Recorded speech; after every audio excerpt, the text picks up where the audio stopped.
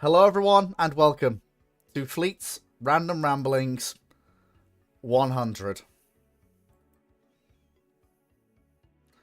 And hello, Discord audience, and welcome to Fleet's Random Ramblings 100. Here we are, after all this time. It is amazing that we have managed to get to where we are, and doing what we're doing. It is honestly kind of insane. Also, I am now about to push the big red buzzer, so because this is a very special occasion. So yes, I am going to inform everybody that this is. It's time to light the fireworks. Yep, from so everyone ping for Ramblings 100.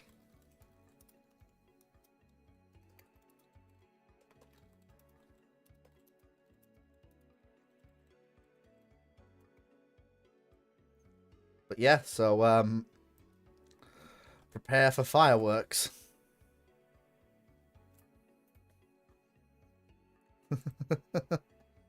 The beacons are lit!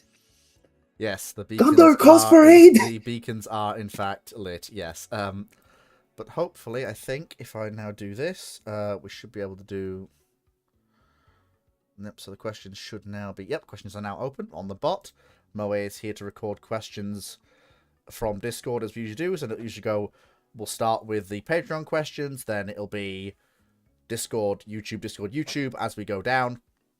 Now, unfortunately, owing to being a little bit ill and the preparations for Japan, I haven't been able to definitively pencil in anyone or anything special for this milestone.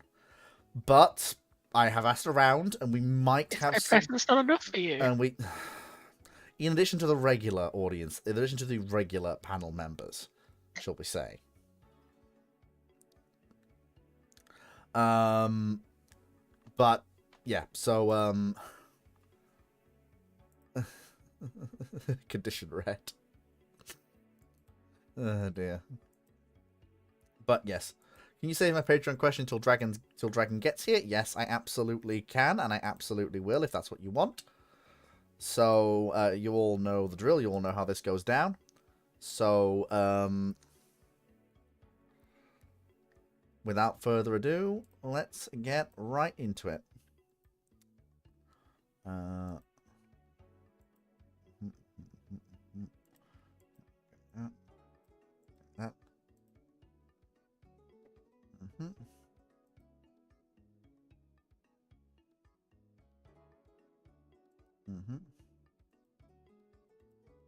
There we go. 1 second. Sorry, just sorting a little something out. Timu Locker asks on Patreon. Panel's favorite small ship, smaller than a cruiser from the Star Wars universe. It can be from the books or the movies / TV series. Didn't he ask for that to wait till Dragon? No, it was Brandon who asked that their question be held till Dragon gets. Oh, never mind. He did literally, as I was saying that, he literally did just ask for that to be held.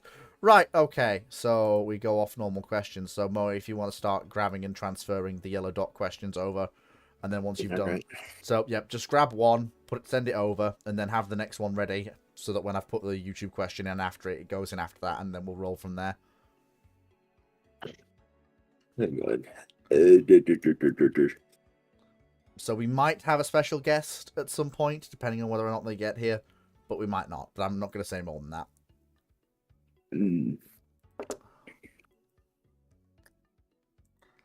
Since it was a little last minute. But yeah, 100 of these live ramblings. It's a bit weird. Imagine so.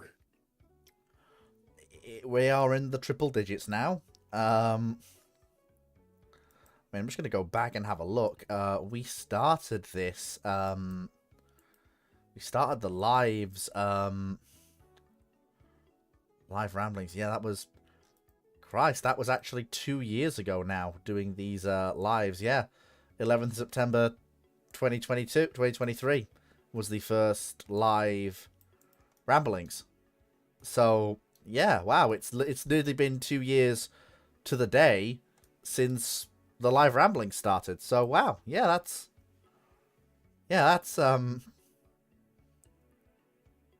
Definitely something. it is something, and I'm not planning on stopping anytime soon. 4 years of ramblings and 2 years of live ramblings, and we're just getting started. Just don't step on the landmines then. Typical Gunnery Officer asks, do you think the Midway class post-1970 refit is just a mid-sized or medium aircraft carrier with a mid-capability since its air wing is limited to a non-combat lineup? Sorry, non-Tomcat lineup. Do you think the refitted Midway class is inferior to the RN's refitted Audacious class? To address the easy part of the question first, no. The refitted Midway is not inferior to the refitted Audacious in any They're way. both shy by the 70s. Well, not really. The Midway is the only thing. The only aircraft the Midway can't realistically operate is the Tomcat, and in the 70s that doesn't make you a non-viable carrier, as far as the USN's concerned. No, but they're both really bad carriers by that point. They are, but the Midway has more. It's just long in the Midway's- tooth. Midway's worn getting out. really bloated now. They're Midway significantly overweight. Yeah, but she's still a And better they're having carrier. structural issues from being overweight. True. Like, on paper, they're good carriers. In practicality, Yeah, Moe, they're both shite. remember you need to wait What? till I've put the YouTube question in after that one. Then- You are being way too slow. Yeah, but you need to wait. You need to wait for. Hurry up! Hurry up! No, we put the questions in as they come in. We don't get ahead. That's just going to. Okay, sure, whatever. But yeah, so no, the Midway is superior to the Audacious class, but that's not really surprising given one is But much it's bigger. a slightly better smelling turd at this point. Yeah, by the 70s, they're both really long in the tooth and really need replacing.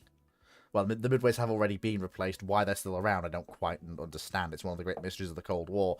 Why the US keeps the Midways around as long as they do, when they have super carriers for days.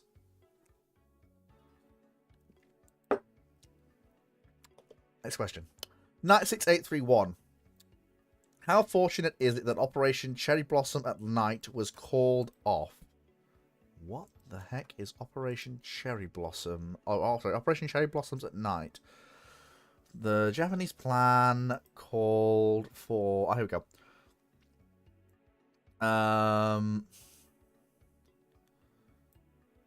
Weaponized bubonic plague.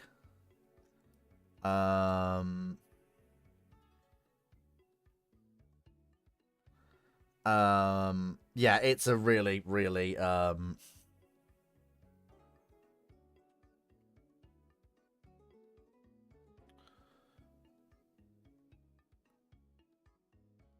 yeah, it was, yeah, it's a good thing that it was called off, because that would have escalated the war to weapons of mass destruction. I mean, I know it happened anyway, but the level of US atomic bombing was a decision taken to end the war. Fun fact, the Americans know about the British stuff like Operation Vegetarian. Japan does that to America. Well, let's just say They've opened the can of worms. They can't close it again. like one of the plans that never went through was stuff like anthrax, the rice fields, and watch them starve. Yeah, like at that point,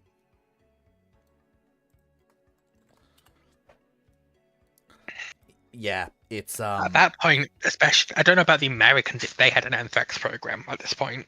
all the sides maintain stocks of chemical and biological weapons. The Americans had Yes, had big but chemical different weapons. ones. Stuff like the Germans are famous for having nerve gas, Cyclone B. Yeah, I mean I don't know if the Americans had the rapid replication, very virulent forms of anthrax yet. yeah, but even so, they still have access to large chemical stocks, and they could start making chemical bombs very, very quickly. You think the firebombing raids are bad? Japan does not have the gas mask reserves. Like, just entire cities just get gassed from the air. Yeah. But the chemical weapons aren't the threat. Like, it's... Basically, it's In bad. this kind of war, Yeah, it's the bad chemical all... weapons aren't the threat. The threat is the biological weaponry.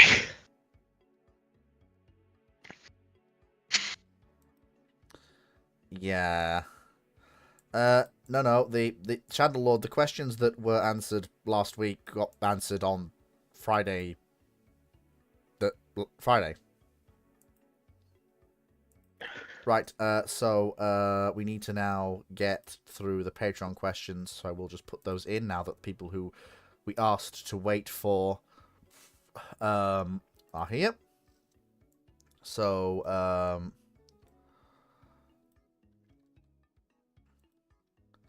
Brandon Larson asks, what if the army of light from the new Sith Wars at its height was transported through time to the beginning of the Clone Wars? How does the panel foresee the war going? And what does the panel think Darth Sidious's Palpatine's reaction will likely be to so many Jedi appearing in the galaxy? This is Star Wars lore I'm just not familiar with. Does anyone have a clue what he's talking about? Please tell me somebody knows about this. Remember. That's why the question is directed to Dragon, isn't it? Probably, I would suspect. That's why the question is directed to Dragon. So you should let him answer. I am going to Sorry, let so him what was answer. it? So... What if the Army of Light from the new Sith Wars at its height was transported through time to the beginning of the Clone Wars? How does the panel foresee the war going? And also, what does the panel think Palpatine, Darth Sidious's reaction will likely be to so many Jedi appearing in the galaxy? Neat. Now shoot them. At the start of the Clone Wars? Probably, because also, to be fair, these guys, well, these are from just over 1,000 years before the Battle of Yavin. Yeah, it was a different galaxy back then. Well, it's not as different as we might want to think, but it is a lot of Jedi. But it's also a case of this can be dealt with. Also, the Jedi won't know what to do with the Jedi. Plus, again, you're probably going to end up seeing an organizational civil war almost. Mm.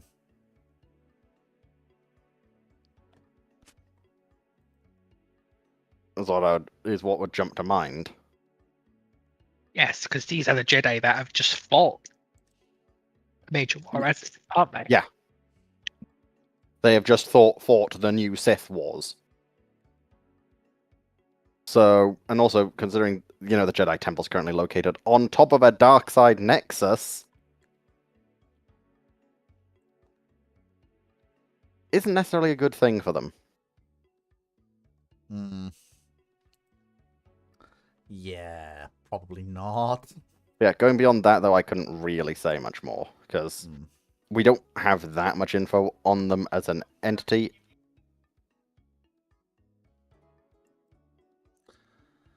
I would say they're basically a footnote.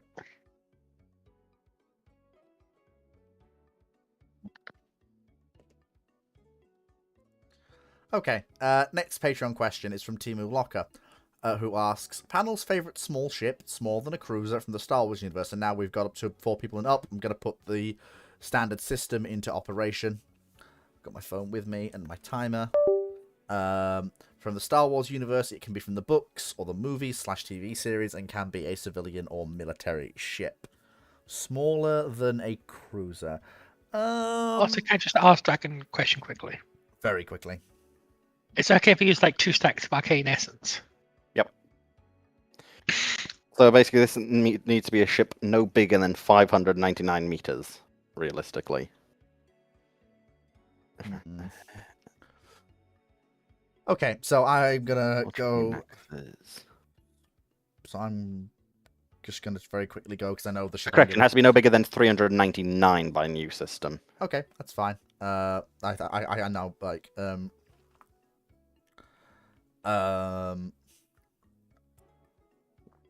I'm gonna go first. My answer is really simple. The CR90. I'm sorry, it's iconic. I love the way it looks. It's a punchy little Corvette. That is reasonably well armed for its size, pretty nippy. Could do with being a little bit better protected, but well, that it trades, protection for speed. That's just the way it is. But yeah, that's my thing. Okay, Foxo, do you want? Yes, yeah. Go, off you go. Off you go. Why are you asking me? Because Basically, Foxer, what's your favorite small ship in Star Wars? If you have one. The Poo Poo Fartinator 5000. I don't like Star Wars. So Millennium Falcon, got it. okay, Moe, do you have a favorite? Okay, Dragon. So this is technically cheating, but legal under the answer of the question. Either the Arquintons or the Class 546 cruiser. Because legally, under the Star Wars description system, they are not classed as cruisers. Hey. At their largest, sitting at 381 meters, by the Anaxes War College, they would only be classed as frigates. Yeah. So yeah, the Arquintons. Yeah. Runon has put in basically B-Wings and Millennium Falcon, basically, and then the Krillin Corvettes. Those are her favorites. I prefer the Raider over the CR-90. Okay. Chandler Lord, naming conventions of the first half of the 20th century from best to worst, ranked for consistency. I wouldn't even know where to start with this one. Naming conventions for what? I assume given that, most of the people here are warship nerds, or warships, I guess, or ships, I don't really look that heavily into names, I'm gonna be honest. I'm not that familiar with exact naming conventions and the why of them. To me, a name is a name. It just is what it is. I can understand why people would create naming conventions, but I don't really have the knowledge to really rank even one set of naming conventions, never mind all of them. I'm gonna hand over to Foxo if she wants any time. Yep. Moe? I like British battlecruiser naming conventions. I guess I don't know. This question is very vague. It is a little bit. Yeah, it's... Go on, Dragon. If you've got anything to say or add, please do so. What about from...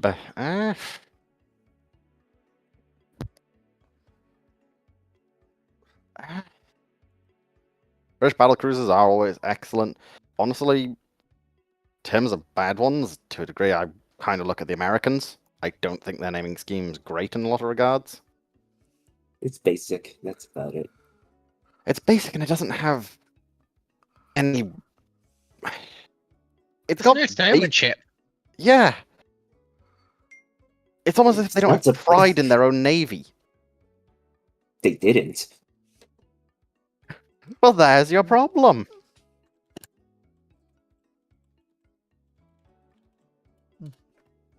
Right. Eh.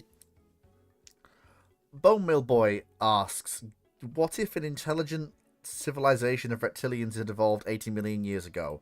Given the oceanographic and botanical conditions, how would their marine technology develop on a rough level? I am literally going to defer and literally read verbatim what Moe has said. Sorry, well, not Moe, It's physically impossible for them to get technology. Next. But also, Ruin has said, write a book. Anything else will be pure speculation because of the massive climate differences between then and now. And we've no idea what their society looks like, how it develops, what technology, if any, they have. Literally, you would have to write fiction. That's all I can really say at that point. Because if we go off what we know of Earth technology, they won't get very far. Because you can't have fire underwater. Well, no, correction. Technically, you can. I mean, 80 million years ago, there is land to live on. Yeah, but assuming underwater. Well, Is it? 'Cause I thought that was the last ice age. So it'd have no, to be under the ice caps. no. It said, well, intelligent civilization of reptilians evolved 80 million years ago. You would assume that they would, be on land somewhere, or at least be semi-aquatic, not fully aquatic. Not specified. Yeah, this is the thing. The It's not question really. also I mean, if they're mostly on land, specified just look at maritime. tech. But yeah, at that point, but anything beyond basic civilizational development, you'd have to basically write a book about it. Anyone else have anything they want to add? This feels like a very open and shut question. Unless Moe No. or Dragon have anything they want to add to this one. If they're on the No. surface, model them of humans. If they're underwater, they're fucked. Typical gunnery officer asks, which US Century series aircraft is your favorite? F-100 up to F-117 counts. It has to be a Century series. It can't be. It has to have those three letters.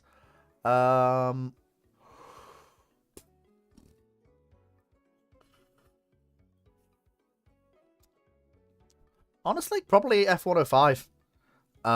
Thunder Chief. I just love my massive single-engined bomb truck. My glorious single-engined bomb truck. It is just, I am going to drop all of the ordnance on your head with just one dude. What's the question? Which Favorite US Century series. Which US favorite Century Series aircraft is your favorite? F-100 up to F-117 counts. You could pick two. Okay, I'm done. Foxo, do you want 6 minutes? F-117. Anything else you want to add to that? Also, hi, James. It's the Hello. based polygon. You could Hello, make it in a Jack. PS1 engine, and it would look true to life. Oh, James, I'm just gonna send you something. We have structure now on Ramblings. Okay, give me a minute. I'm just gonna find a. So while James is doing his thing, I'm just gonna Okay, move give very me a minute. quickly. I'm just gonna sort my mic out. Yep. So we'll go back to. So we'll go to. I actually to ask Dragon real quick. Do we have any blue dye, Dragon? Yes. Can you get me it? Because I'm going to do silent gate stuff. Okay. So. Just message me in game if you need to. Okay. So Moe, your favorite Century Series aircraft? 101 Voodoo. Ooh, that's a pick. That's And then obviously Nighthawk, but yeah.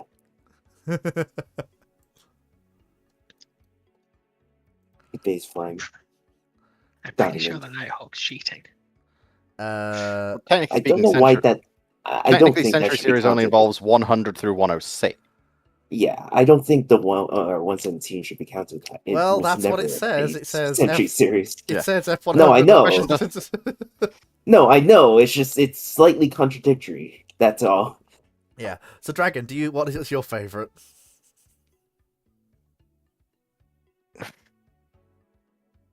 Honestly, I don't like any of the Century series. Fair enough. I think they all look ugly. The only one that looks remotely decent in that sequential numbering sequence is 111. That's That is Century. technically not part of it. And I don't even necessarily like the Aardvark's reputation. I just think it's the nicest looking of all those planes. Fair enough. Okay, if I need to change my answer, if we have to do sort of the 1 to 9, the F-104, purely because it has the same aura that the English Electric Lightning has. Oh, do not. I'm sorry. I'm going to use my input for a No, no, second. Do not mix up the Glorious Lightning with the Widowmaker. Both for Widowmakers. Yes, People forget that about Lightning. But Lightning it's also is a fat. Lightning's a fat pencil. yeah, it's like people at the same time decided in two different offices were high as balls and just went, if I put 2 paper clips on my pencil, that's our new aircraft. And as long as they're not German, the F-104 is not bad. the asterisk being as long as it's not The German. 104 is fine doing what it's designed to do. It's just it's constantly being told to do things that it's not designed to do. Yeah. Okay. Why is your F-104 doing CAS? Anyway, so to restore order for a second, next person in the list, Guy, which US Century series, so F-100 to F-117, basically any of the US aircraft that have that F-1 followed by 2 digits designation, is your favorite aircraft out of that set? Don't have one. Fair enough. James is still fixing his mic, so with that, we will round that question out. Bone Mill Boy asks, what does the panel think? Okay, it was asked on 2 different... Okay, it was asked... Okay, it's the same question, so, that's weird. Never mind. Okay, what does the panel think of the Warfront channel's coverage of current affairs, especially in niche areas like Sudan and Myanmar and military technology, respectively? I have never heard of Warfront at all. It's made by the Vsauce guy. Honestly, I have never heard of it, so I Fire's gonna have no do the talking. opinion. But yes, I'm Yeah. going to pass over to Foxo. As long as he's not talking about military technology, him and the history of everything are pretty good when it comes to that sort of stuff. Yeah, as long as they don't try and talk technology.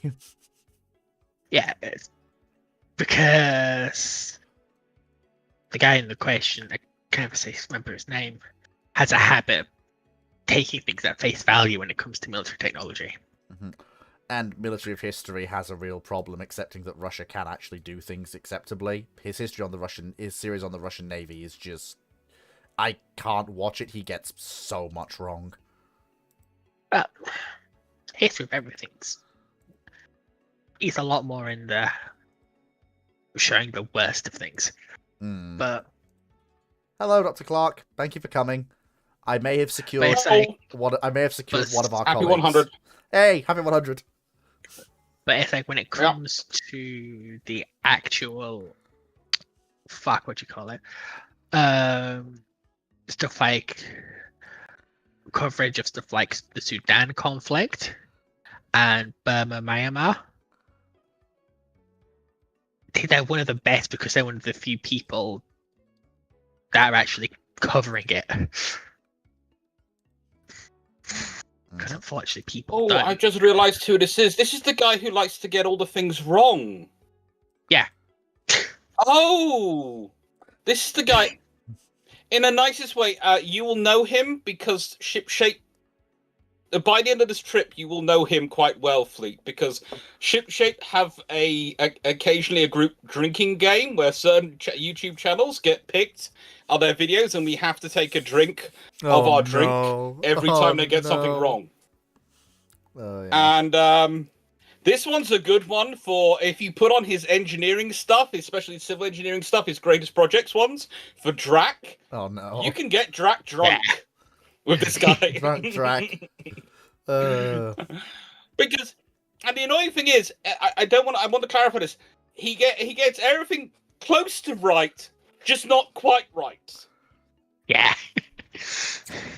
So instead of at a glance, it's right, and then when you know anything about it, you go, "Oh no, that's actually wrong. Oh, that's actually wrong." So you just watch. You know, it's a case of you feel frustrated on his behalf because you know he's trying, but he doesn't just. He needs to. I'm so tempted sometimes to comment below his videos going, please cross-reference your sources. Don't go with one source. Go and get multiple sources and check them. It is your friend. The cross-reference is your friend. Yeah. But no, you will. This is one of the games we do on the nights we're traveling. Right. You'll get used to these games. Yeah. Typical gunnery officer asks, question 1. A dictator wants to build the largest aircraft technologically possible today. It can be both lighter or heavier than air. Technologies from current times. What is the theoretical maximum? Are you willing to stretch the definition of aircraft to include ground effect? Because if you are, you can make a monstrously large, heavier than air asset. Like we can get stupidly big. If you're Secondly- if you're willing to work in ground effect. If you're not, Secondly- then you're looking at something. I have the talking stick. Then you're looking at something that is Nuclear. You're looking at probably something that is either a very Foxo. I have the talking stick. Your turn is next. You will get your turn. She's not talking though. She's whispering. Alex. She's thinking out loud.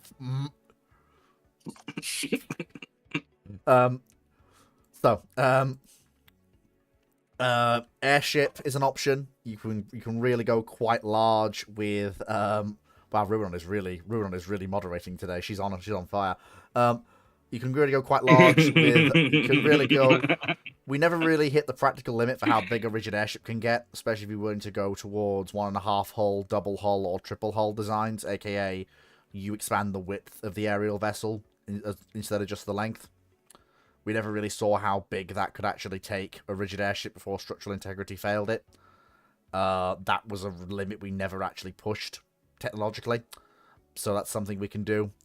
In terms of non-nuclear aircraft, as long as you're willing to have it be a flying boat, then your limit is very, very, very large.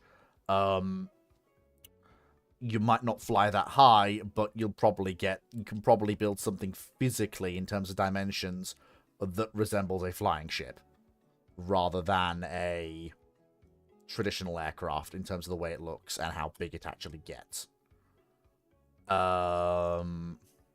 Sorry, it's not from Project. It's not from Gunnery Officer. It's from Senora Gara Mara Mara Mara Mara Mara Mara Mara Mara Man. And yeah, that's basically the different directions you can take it. There's not too many limits on size. Right, I'm gonna unmute Foxo and Dr. Clark, and they are free to go now. Already unmuted. Already I was unmuted. Okay, Foxo, you've got your 6 minutes. didn't Away you manage to go. mute me. It all depends on does El Presidente have nuclear technology? Because the sky's the limit if you're willing to pay the price to have nuclear engines. Because some of the things Boeings have proposed over the years, as long as the government was willing to let them play with nuclear material. Yeah. If we're assuming heavier than air flight and conventional fueling, everyone really you're starting to tap out with the super airliners, the really big airliners.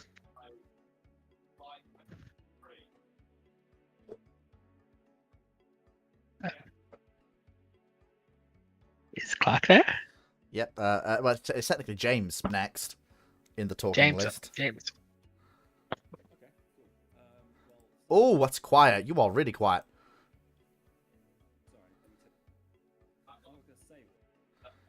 Is that better? A little bit more. Oh, okay. Well, as a shout then, while I do this, I want to make a talking point for you, Fleet, because you're technically incorrect. A wing and ground effect vehicle is actually technically not an aircraft, it's a vessel, as per Colregs, which is International Code of Regulations 1978. So, apologies. I don't know. I'll step. Fair enough. Yeah. Now, Yes. I don't know too much about aircraft, so I'm going to take a pass on this question. Fair enough. Is the mic better now? Yes. You're still really quiet. I've turned it up to 200%, so I can just about hear him. He's 200%. He's still really quiet. Okay, stand by. I think my eardrums blown out. I can feel it.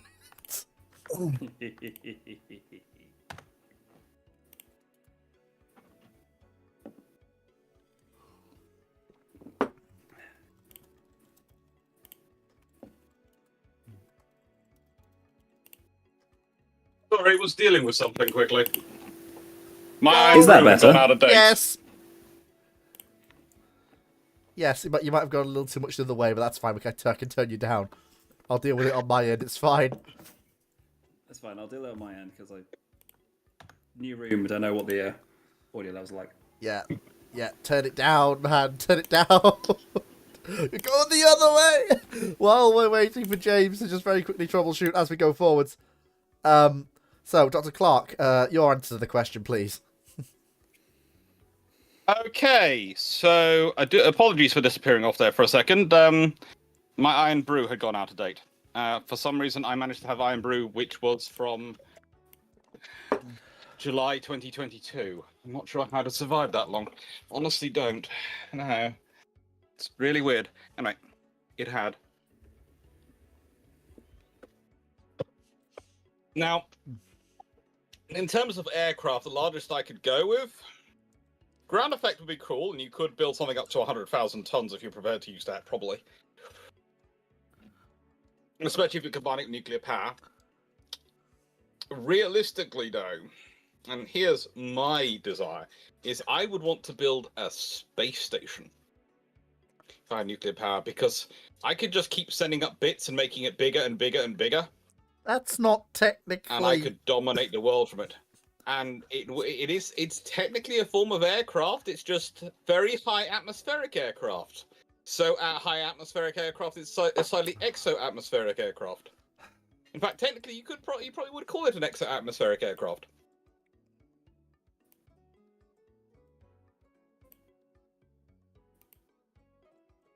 You know, Yeah, I have something up suppose. there which can launch a few ICBMs, you know, the usual stuff. A railgun or two. I don't know why...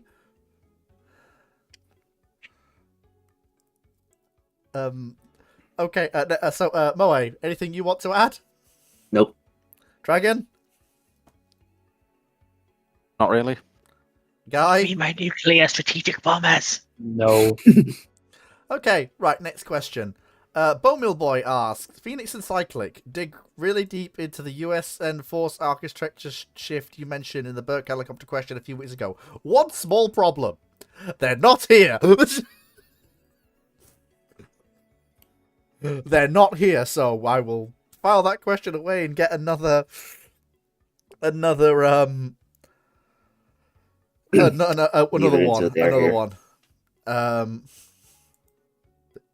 Yes. Right, so the next question is instead, you missed my bit. Did I miss your bit? Oh, the bit was basically... Okay, the rolling on note quickly for the previous question. How much money do you have and how good is your aeronautical engineering? What do you want the aircraft to do? Passenger cargo, large cargo, bomber, supersonic transport, fighter, attack, strategic bomber, reconnaissance? How fast do you want it to go?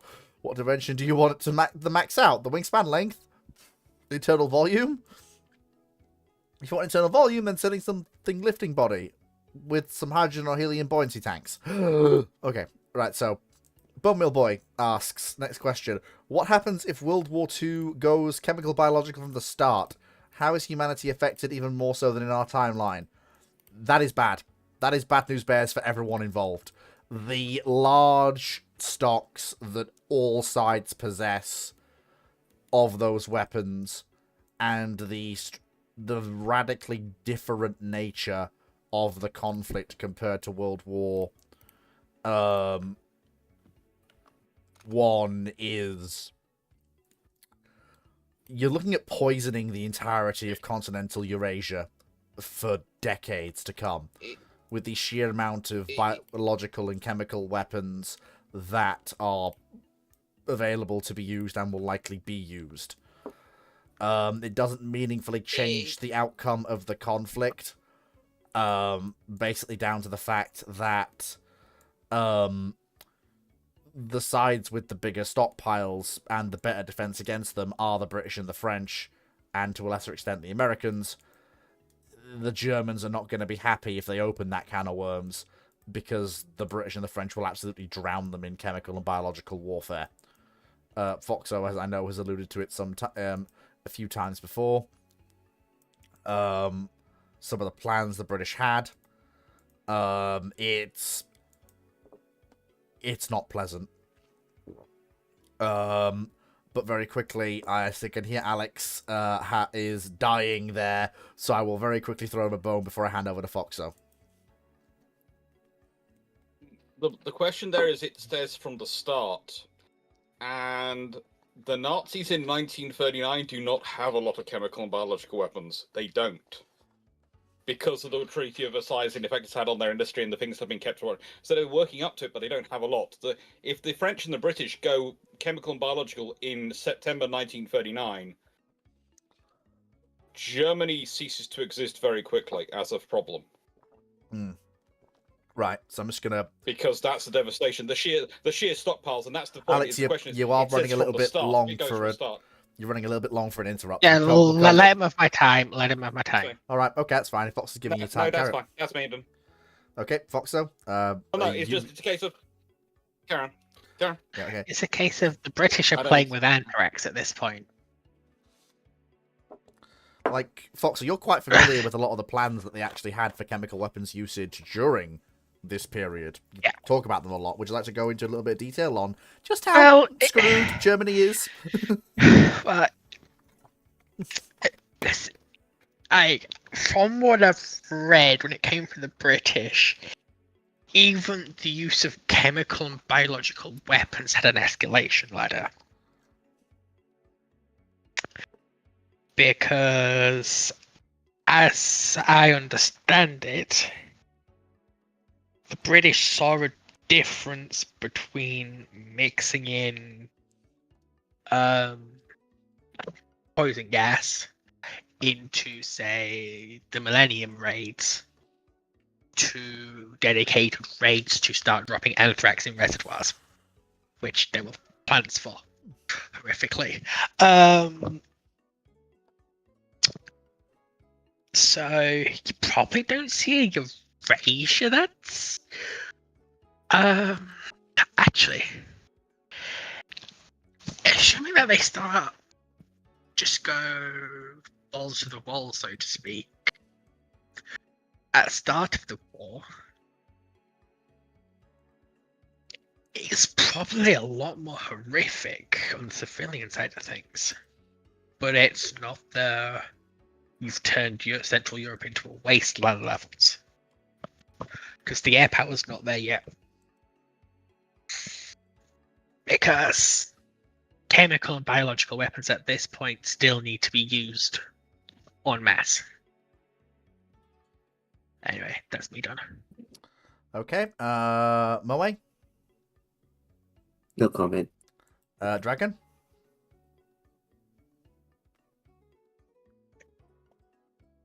Dragon? Yes, mostly with what Foxo said, though potentially, yeah. When was that done? So yeah, by 1942, Germany's dead. I assume you mean And that's literally. not Nazis. But That's actually dead because you've just had over 1,000 bombers with various different levels of chemical weapons potentially doing a single massive strike. Yeah. Like, that cities like Hamburg are just wastelands. and that's me just being generous, going off the pure 1,000 bomber raid, which was May 42. So yeah.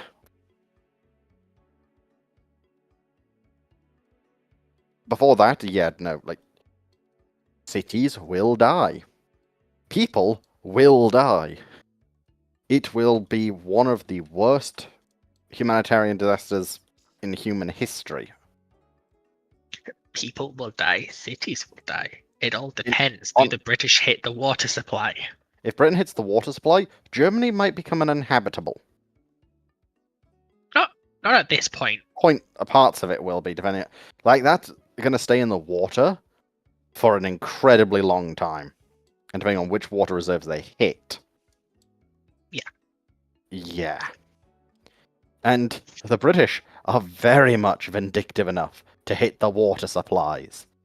Because they remember, especially depending on what happens, if it does go chemical, Think of what Germany might do during the Blitz if they go chemical. We know what happens when Britain reacted to that normally, and it wasn't pretty. It's one word. It's called Operation Vegetarian and Vegan. Yeah. James, do you want to try and do a mic test and give an answer to this question? So, is that all right? Still quiet, but we can hear you at least. To be perfectly Yeah. honest, if I have the mic on and I click my mouse, you can hear it, so I'm muting in and out, so Fair enough. I'll just have to deal with it for now. I have no comment. Fair enough. Ruron has no note on this one, so we'll move on to the next question, which is... Typically gunnery officer, do you think the F-111 is the best Cold War era interdictor and fighter bomber compared to the Mirage 4, Tornado, and Su-24? Now, before certain members of the panel who I know carry torches for various aircraft in this list jump in, I am going to have my say quickly. I don't think the F-111 is directly comparable to Tornado. I think Tornado leans more towards a...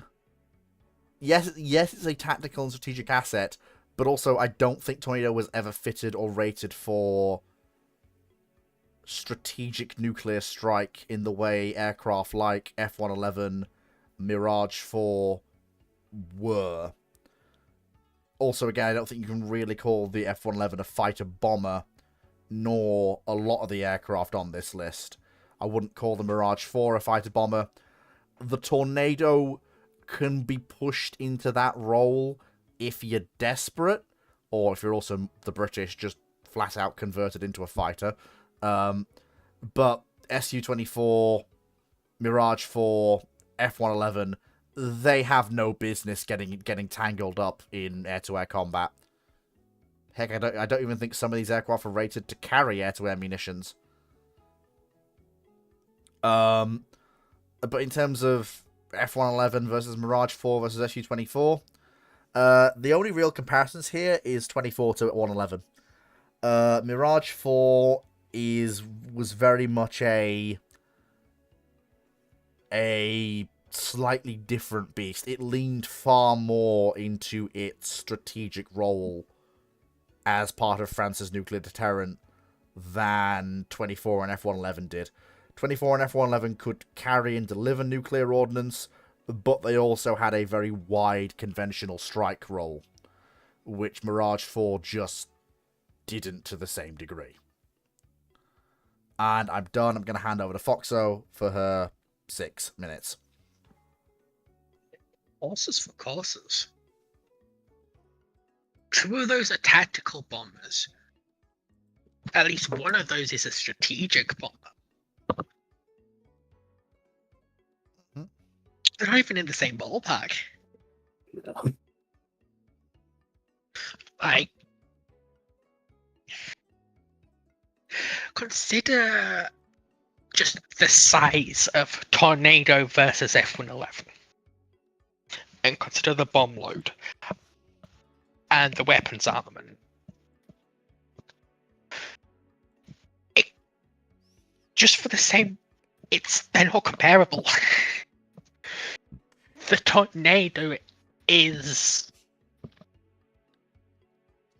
a light bomber / self-defense interceptor when it comes out, because it can carry AM9s, but it's not trying to start fights. But yeah, it's not even a contest. I'm done. Dr. Clark? I'm not sure why you'd want to use them as that. They're kind of important in the role they're doing. It's one of those scenarios where you sit there and go, yes, they can be used very badly in this role if you really want to, or you can convert them, but realistically, you kind of need them in the role they're supposed to be doing. And I prefer to have them doing the role they're supposed to be doing, because I have got less figures to cover that. Which aircraft? You know, in nicest way, if you consider the Su-24, it's a nice aircraft. But in a nice way, there's the MiG-29. There's all those things above it. Yeah, I I think don't need it to be doing that job. Yeah, Dr. Clark has hit the nail on the head that me and Foxer have also hit on. These aircraft are not fighter bombers. Most of them. They're interdictors, they're tactical bombers, and in one case, they're strategic aircraft. They're not... you should not be using them to go and fight things in the sky. Anyway, so, moving on. Moe, anything you want to... Like, just to clarify what you're saying. Like, technically, you could use a tornado as a fighter defensively. And they did see action defensively. But that was only with some in Strakes carrying self-defense weapons to fend off anything that tries to intercept them. They weren't going out and seeking fights. I think it's the same for the Mirage, but correct me if I'm wrong.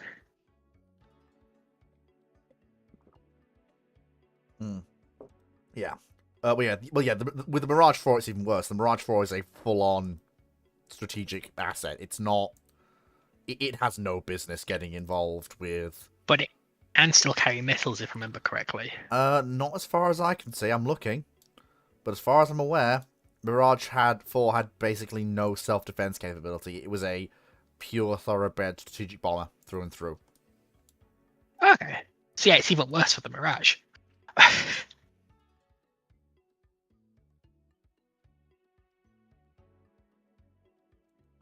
Right.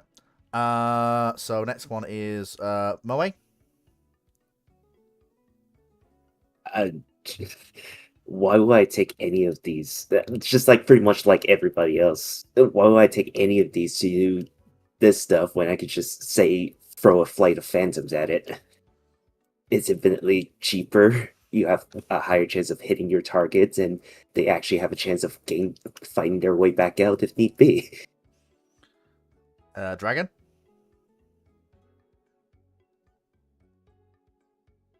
Dragon. Okay, moving on. Guy. I don't have anything to add. Okay, Hood. Anything you want to add? To keep within the bounds of the question. Also, hello everybody. I'm here now. Hello. To keep within the bounds of the question, what do I think the best Cold War era interdictor fighter bomber is compared with those 4 aircraft? If we want to go with as they were designed, it's the F-111 because it's the Aardvark. It is king. However, the Tornado has more capability. If I had to pick one of those 4, I would honestly be pulling my hair out deciding between the 111 and the Panavere Tornado because of that capability. When it comes to, as mentioned, the other 2 aircraft, one of them is a strategic level bomber, which mostly only just carried nuclear warheads, and they were mostly gravity bombs, as I recall. They weren't missiles. Mm-hmm. And the Su-24 is mostly a tactical bomber. That's kind of it. It occasionally did like interdiction by bombing like smaller airfields and whatnot, I believe. But other than that, it was mostly just a tactical bomber. That's it. Yeah. The other 2 aircraft are leagues above the other 2 in terms of their capability. And as Ruinon's notes mention, this is in an era where F-14 and F-16 exist, both of which are mid to late Cold War like aircraft. F-14 and F-16 are deceptively old aircraft. I believe the F-14 is approaching half a century of airtime. The F-16 is not far behind. I wouldn't use a Tomcat for a interdictor role. I personally wouldn't use the Tomcat for an interdictor role. However, the Tomcat is fucking excellent at fighter bomber roles.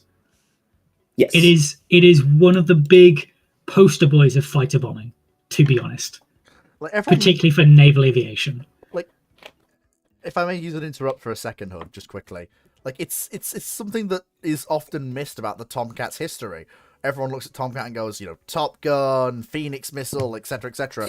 Everyone forgets the Tomcat also just casually sitting there with a bunch of bombs under the wings and fuselage. Casually going, sitting there with enough bombs to actually make at least half the fucking World War II dive bomber squadrons weep in envy. Yeah, it's just on a single airframe, by the way, and with basically no impact on flight performance. with weight to spare for liftoff for extra like air-to-air missiles, because this is naval aviation. They can occasionally still just retask to shoot down a flight of assholes if they need to. Yeah. And again, the F-16, I believe, if certain other users were here, a very good showing for the best Cold War era fighter aircraft, bar none. If you have, and if those two aren't in the mix, then yeah, it's going to be between the F-111 and the Tornado. Otherwise, I'm sorry, but I'm going with the F-14 or F-16, and I'm probably going to lean to the F-14 because I have a love for that aircraft specifically. That's my time done. Fair enough. So it's just James. You got any thoughts? Yeah, so I've got to be very, very careful what I say about the Su-24.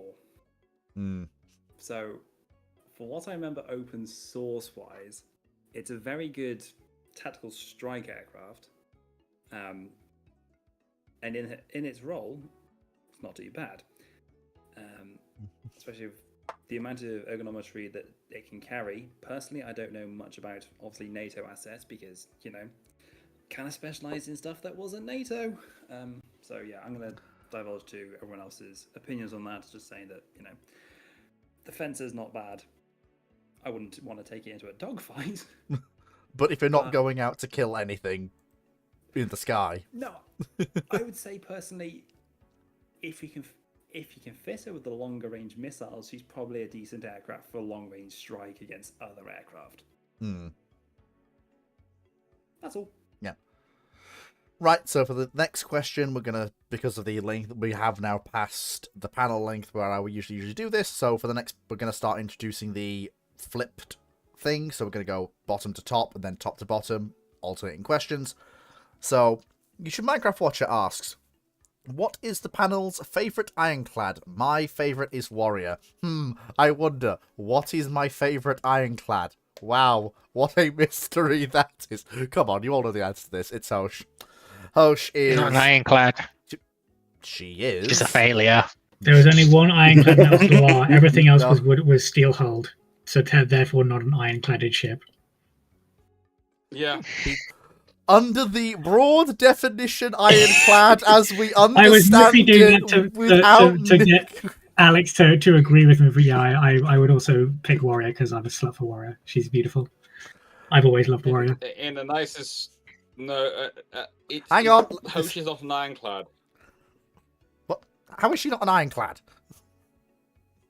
Steel. Well, she's got steel. She's a steelclad. Yes, but when we think of her, she's the last of what we would consider French ironclads in terms of that broad blanket term. I'm aware it's not entirely accurate, but so she's not an ironclad. All right, okay, fine.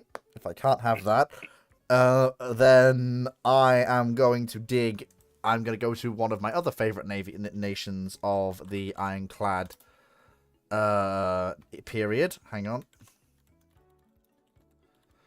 I'm just trying to... I'm going to nip over to Constantinople and grab the one and only Mesudaiye, the long-serving and long-suffering stalwart of the Ottoman fleet. God bless her. Lovely ship when built. Lasted far longer than she had any right to, but... Oh, it was this one. But lovely ship when built. I do quite like a central battery. I'm not gonna lie. One of my favorites is if I'm not allowed to pick Warrior, it's gonna be like oh fuck, what was her name? She was there at Alexandria when they bombarded the port. Inflexible? No, the other one. I got some pictures of it, like literally 2 weeks ago. I need to go back in my wallpaper rotation past all the not safe for work images and find it. If I'm not gonna allow to pick warrior, that's fine. I'll just pick Black Prince. I don't know if Dr. Clark has seen it, but when my grandmother was able to continue painting, I got her to paint one of the most well-known images of like paintings of Warrior and Black Prince in her watercolor style. Oh, gorgeous! It's very good. Right. Unfortunately, she has a trapped nerve and if can't paint if much I- anymore. I'm just gonna retake control just for I this. picked Black Prince. Go Okay. Right. So then, Guy, do you have a favorite ironclad? Anything Dutch isms you can bring out? Because I know the Dutch built some funky stuff. Yeah, I'm trying to find the one with the like 28 Cool. centimeter gun. Oh yes, I'd forgotten about that. That ship of Theseus. Hmm.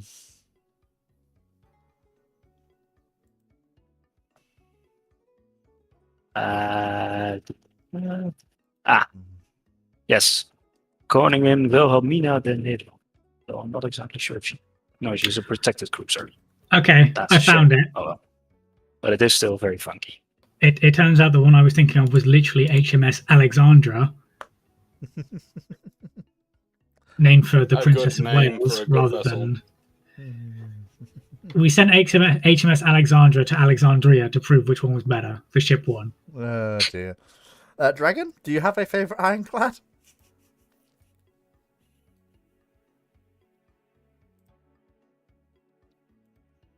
Okay, I think yeah,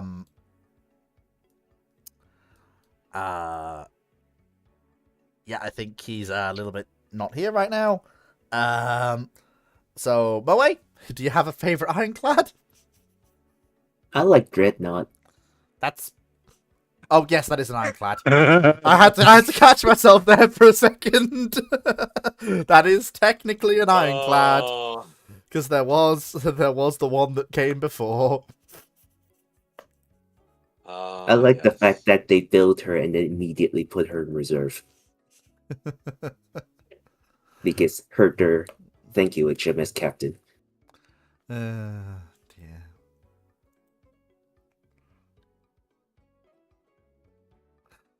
Oh dear. Oh, so can I go now? No, I think it's Alex, then James, then you.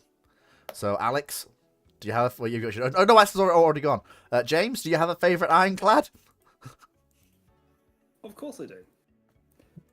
So I'm kind of torn.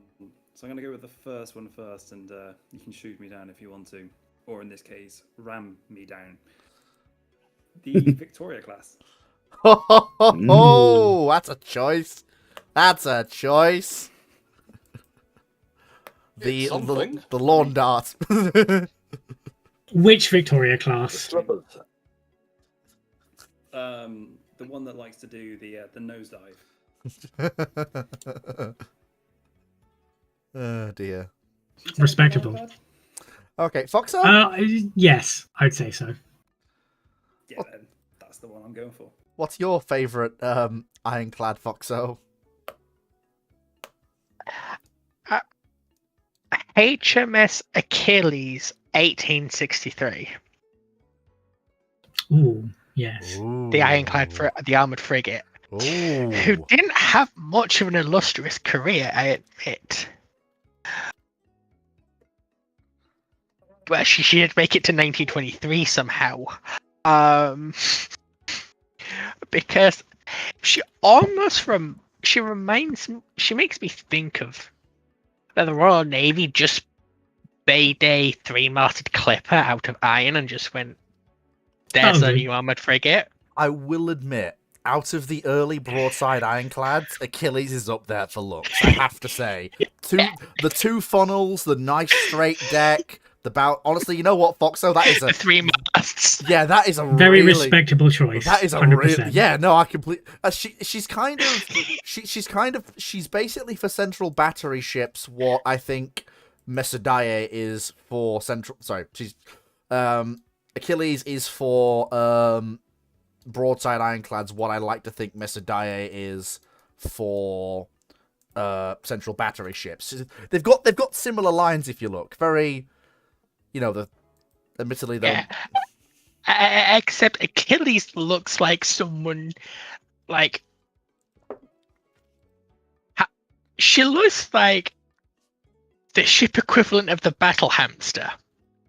Yeah. For those who want to go have a look, just look up HMS Achilles 1863, and obviously all of these ships are in Rambling's text as well. Because we're at the end of the question and we're really rapidly going through it, I'm not gonna bring them up on stream. Like I say, if you are in the Discord server, it is linked. In fact, I will link the Discord server. Once again, just so any people on YouTube can drop in. But yep. So yeah, honestly, good solid picks from everybody.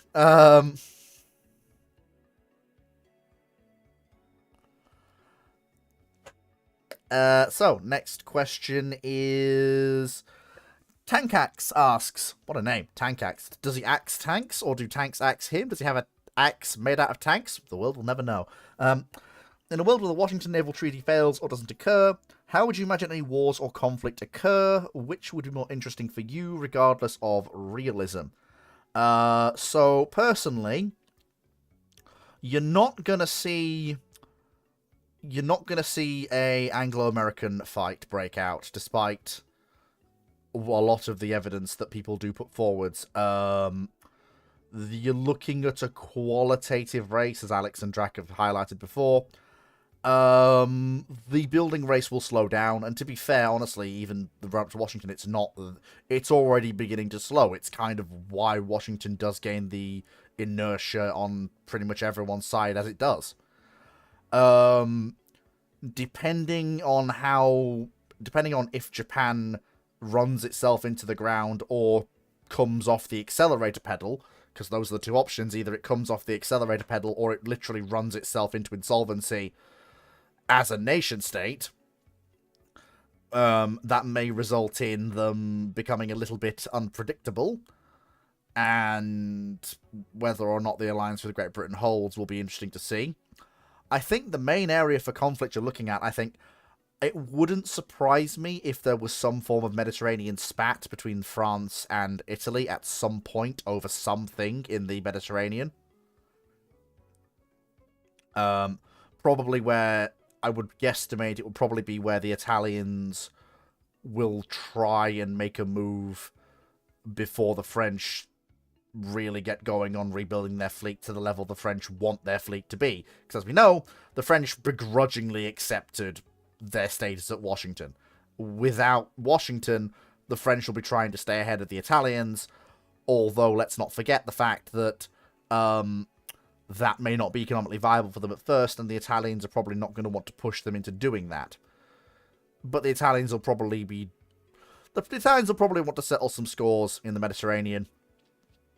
And with there being no Washington treaty system to kind of force the French to cozy up to the British for overseas protection, you might see a much more independently minded France and a much more independently minded Italy come to blows in probably a month to year and a half long conflict, primarily fought at sea and in the Tunisia, Libya area.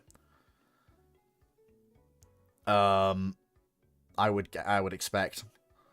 And who would win that would depend entirely on what the state of play with the navies were at that point, because the navies are going to determine who gets to supply their troops and who doesn't. I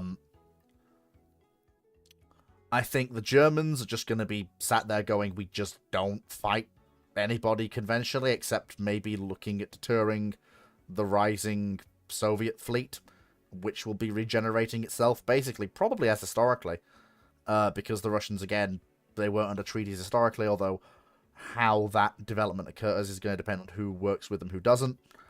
Japan will probably still do adventurism in China. That's just kind of something Japan does on and off whether it's under a civilian government, a military government, or something in between those two extremes. It's in their interest to keep China on the back foot, divided, and semi-vassalized. And I'm done, and I'm going to go over to Foxo, if she wants 6 minutes. Pretty much said everything I would say. Dr. Clark? It's one of those things I get into quite regularly. The question, I want to clarify the question. Does it say the Washington Treaty breaks down or doesn't happen? It says fails or doesn't occur. Well, if it fails, that's a different scenario than if it doesn't have. If it doesn't occur. If it doesn't occur, things probably carry on, as we talked about, a qualitative race between Britain and America, probably, and everyone else is slowly dropping out of it at the bottom, including Japan. And Britain and America probably just doing the occasional. It's basically Britain and America will be building a qualitative race. A case of, so who's bigger this year? Oh, mine's bigger. Oh, now mine's bigger. It's pure ego. It's, in the nicest way, it's basically like Porsche owners getting together and measuring their bonnets to see which one's bigger. It's the same thing with battleships. I'm sorry, everyone, if you're disturbed by this, but this is literally what national identities come down to occasionally. There won't be a war between Britain and America. One of the reasons people also point to is they have plans for this, and you go, well, let's put it this way: which is the most powerful nation in the world other than each other? It's going to be each other. So in a nice way, of course, you have a plan for war against them, because if you don't, and you find yourself in that situation because something really out of the thing happens, you're going to be in really big trouble. So you have plans, but you don't do them. They're also the good ones to exercise against, because otherwise you're exercising against people who are smaller than you, and that's not really a problem if you're doing a theoretical exercise. Oh, Flea. If the treaties break down... Flea, there's someone in the audience that wants to speak. Oh! Excellent! He did make it. Hello, Sorry, I've been here for a while. Sorry, Alex, please continue. No, well, you see, if the treaty breaks down, that's more of a problem, because how does the treaty break down? If the treaty breaks down because Japan's overbuilding, that's going to be very different than if Italy's overbuilding, or if America's caught somehow publicly lying over the Lexington clause, or something like that happens. Then things are very different, because if the treaty breaks down because one of the partners is found to have been lying or has withdrawn from the treaty early, that's going to cause repercussions. That's going to cause people to react to it. And that's something you can't really predict unless you're talking about a specific scenario, because, well, good thing about having Dracula is we can bounce off each other. If, for example, if Italy suddenly withdraw from the treaty in 1926 because Mussolini decides that he really wants to take over Corsica, let's say, then that's going to have a different reaction than if Japan in 1927 turns around and goes, no, we don't want part of the treaty anymore because it's not in our national interest. We're going to build this, and we're going to build a dozen aircraft carriers. It's going to cause different responses. Look at the way the treaty starts to fracture at the end. Anyway, with the London treaties and the breaking down, when Italy and Japan withdraw from it, and then ours starts to, there's France, Britain, America trying to do a treaty together, and then going, hang on, this isn't working. This is not working. No one's really helping us. This is not really going to work in our favour, but the politicians still try to keep it. So, yeah, it's the treaty system breaking down has impacts depends on when it breaks down. Because if it breaks down before the Great Depression, then most governments are going to look at the Great Depression and going to go, "What's our normal response to a depression? Oh yes, build ships now." Right. There you go. Is that your okay? Right. So, Drac, Yeah. if you want, you've got 6 minutes to just have a crack at the question, if you like. The question being, what if the Washington Treaty breaks down? Yeah, I'll read it verbatim. In a world where the Washington Naval Treaty fails or doesn't occur, how would you imagine any wars or conflict occurring? Which would be the more interesting for you, regardless of realism? Okay, so, I mean, a lot of what Dr. Clark just said. I think there's possibly two primary scenarios where this could happen, because the Washington Treaty itself breaking down is relatively unlikely during the 20s, because everyone, once it's been signed, everyone kind of wants that break. And yes, there are a few designs that push the limits, but even in those cases, the limit breaking designs tend to come about towards the very end of the 20s and more so going into the 30s, which is technically speaking under First London. Whereas most of the what you could term technical violations of the Washington Treaty in the 20s tend to be people finding interesting loopholes, like the one that the Japanese tried to exploit with Ruggiero.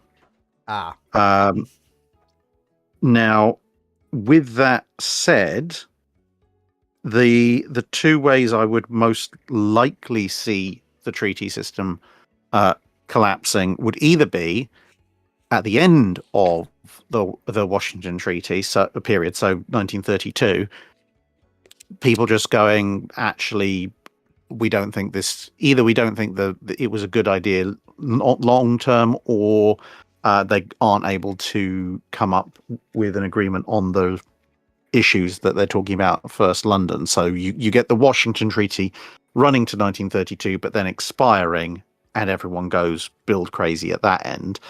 And the other way is just the treaty not working in the first place back in 1922, which is more likely than you might think, because there's a lot of different factors that go into why the treaty actually happens to work, and a lot of it is to do with who exactly is in power in at least the US, Britain, and Japan. Who's in power in Italy and France does make some difference, but Italy and France are so hopelessly broke at that point, it almost doesn't matter who's in power. They kind of have to go ahead with what the other powers say. They don't have that much of a choice. But if, for example, you had the US election at the beginning of the 20s go the other way, so you don't have perhaps a US Navy, a US government that is quite so isolationist, they might want to reduce public spending. There'd probably be still a decent amount of pressure to reduce public spending. And maybe it's a very close election. So in order to get some of their other policies through, they have to make a compromise with what historically was the winning party.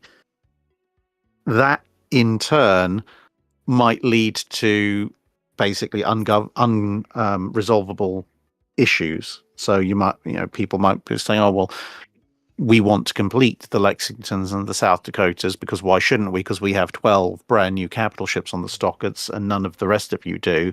So why should we give this up? Because we're giving away the most, and therefore we should gain the most. But there's no way that Britain is going to let America take top dog spot by treaty. So that could be a collapse, for example. And if that happens, you're going to end up with a slightly weird scenario of a lot of people's ships being on hold, because of course the Lexingtons, the Amagis, the Tosas, everything pretty much except for the N3s and the G3s goes on hold while the treaty negotiations are going on. And the only reason the N3s and the G3s don't is because they exist only as keel plates. So if you get a kind of the G3s, we have. Haven't we found? Was it you and me who found a photo which suggests that at least one had its keel plates laid down? Yes, but the point I'm getting at is when you look at the Audacious class in the post World War II environment, so Ark Royal and Eagle, especially Ark Royal, you look at the issues that ship had in later life, because it was left half completed on the stocks for several years before they finally finished it. What you could then end up with is the Lexingtons, the Tosas, the Amagis, and the South Dakotas all being resumed and entering service slightly ahead of the G3s and the N3s. Then the G3s and the N3s come into service, and then the Japanese and American ships end up having significant mechanical and maintenance issues because of that same kind of water infiltration, and other problems that you have when you leave a ship on the stocks too long, which Oh yeah. I think might actually end up inflaming tensions, because if the British are sailing around in the late 1920s and they're like, well, we've got, there's not really much argument. They've got the best battle cruisers at that point, and the N3s are a pretty solid choice for top capital ship, and they don't have mechanical problems. There's going to be, at minimum, an awful lot of attempts to circumvent that by building the next class in the States and in Japan. And that's going to go two ways. Obviously, Japan is going to hit economic crash out, which worst case scenario. I'm sorry, Drac. You've literally you have run out of time. I'm sorry to say. Ding ding ding ding ding. So I will just let you, as we usually do, I'll let you finish the point you were just making. So then we'll Yeah, move on to the my next person. time. I was just going to say that the worst case scenario would be Japan crashing out in the late 20s from the naval arms race, because then it would be taking the hit from its economy, sacrificing itself for the military, just in time to then take another hit from the Great Depression, which is going to be very, very bad. So while if Moa, you are willing to offer Drac your time, that's fine. But I'm just going to let James come in with his time quickly, and his take on this. Hi, Jack. Drac can have my time. Everyone's giving Drac their time. Okay. Okay, then. Okay, off you go. Another 6 minutes, and if you need more, we'll add the other 6 on top of that. Fair enough. Add something in. Yeah. Just add something in, because it actually gets worse as well if you're the Americans and the Japanese, because as you and I know, there's quite advanced plans for turning at least one of the Admiral class into an aircraft carrier. Admiral class hulls into an aircraft carrier. They probably get, if you're in a scenario where the M3s and the G3s are built, you're probably talking about the 3 uncompleted Admirals all being turned into aircraft carriers. And that means, as the Americans won't have converted the Lexingtons into aircraft carriers, so suddenly the Royal Navy will have the biggest aircraft carriers in the world, the best battle cruisers, and probably the most powerful battleships, and the only ones which will probably not have too many issues. Yeah, and that's going to cause a lot of tensions. Yeah, it's going to cause a lot of tensions, because the Japanese crashing out, an economy that crashes out, especially a double whammy like that, is an incredibly unpredictable economy, and you never know what they're going to do to try and get face back. And for the Americans, it's going to be a little bit odd, because they will have more modern ships, but less reliable modern ships. Whereas the British will have individually better modern ships, and that's going to cause a lot of problems, because if the Americans go double or nothing and go, okay, well, whatever happened there, we're going to build another set of ships that actually work properly, that's going to force, obviously, the British to build another set of successor ships. And then you have a US-American arms race, but with the Americans in the paradoxical situation of both wanting to catch up, but also having a numerical superiority. And if the admirals are kept on the stocks long enough to be turned into carriers, I can then see perhaps towards the end of the 20s, as whatever the successor to the Lexingtons turns out to be starts coming into service, I can then see the US Navy trying to kill 2 birds with 1 stone by pulling the worst performing Lexingtons in and going, right, stuff this, we're going to strip these things down to the bone to figure out what the heck is wrong with them, and then build them back up again as carriers, because they then they have the numbers to afford to do that. But also it possibly solves some of the problems they're going to be having with their reliability, which will... Do they really have the numbers to do that? Because the British have all the 15-inch gunships as well, so that's their baseline. Yes, they're not as powerful. That's what's there is an advantage on the 16-inch versus 15-inch, but the British battle line is going to be faster as well. So realistically, it's going to be quite a complicated scenario for the Americans to sort of start equating to. And I guess, especially as a qualitative race, people aren't going to care so much about the mass. They're going to care about which, this is the thing with the qualitative races, they don't care about the mass so much as they care about which one's the, how to put it, top trumps. It literally is, qualitative races are about top trumps. That's Yeah. literally where we get the top trump cards from. So But might be what more of a what case I'm of they don't thinking really- they might do be they want that?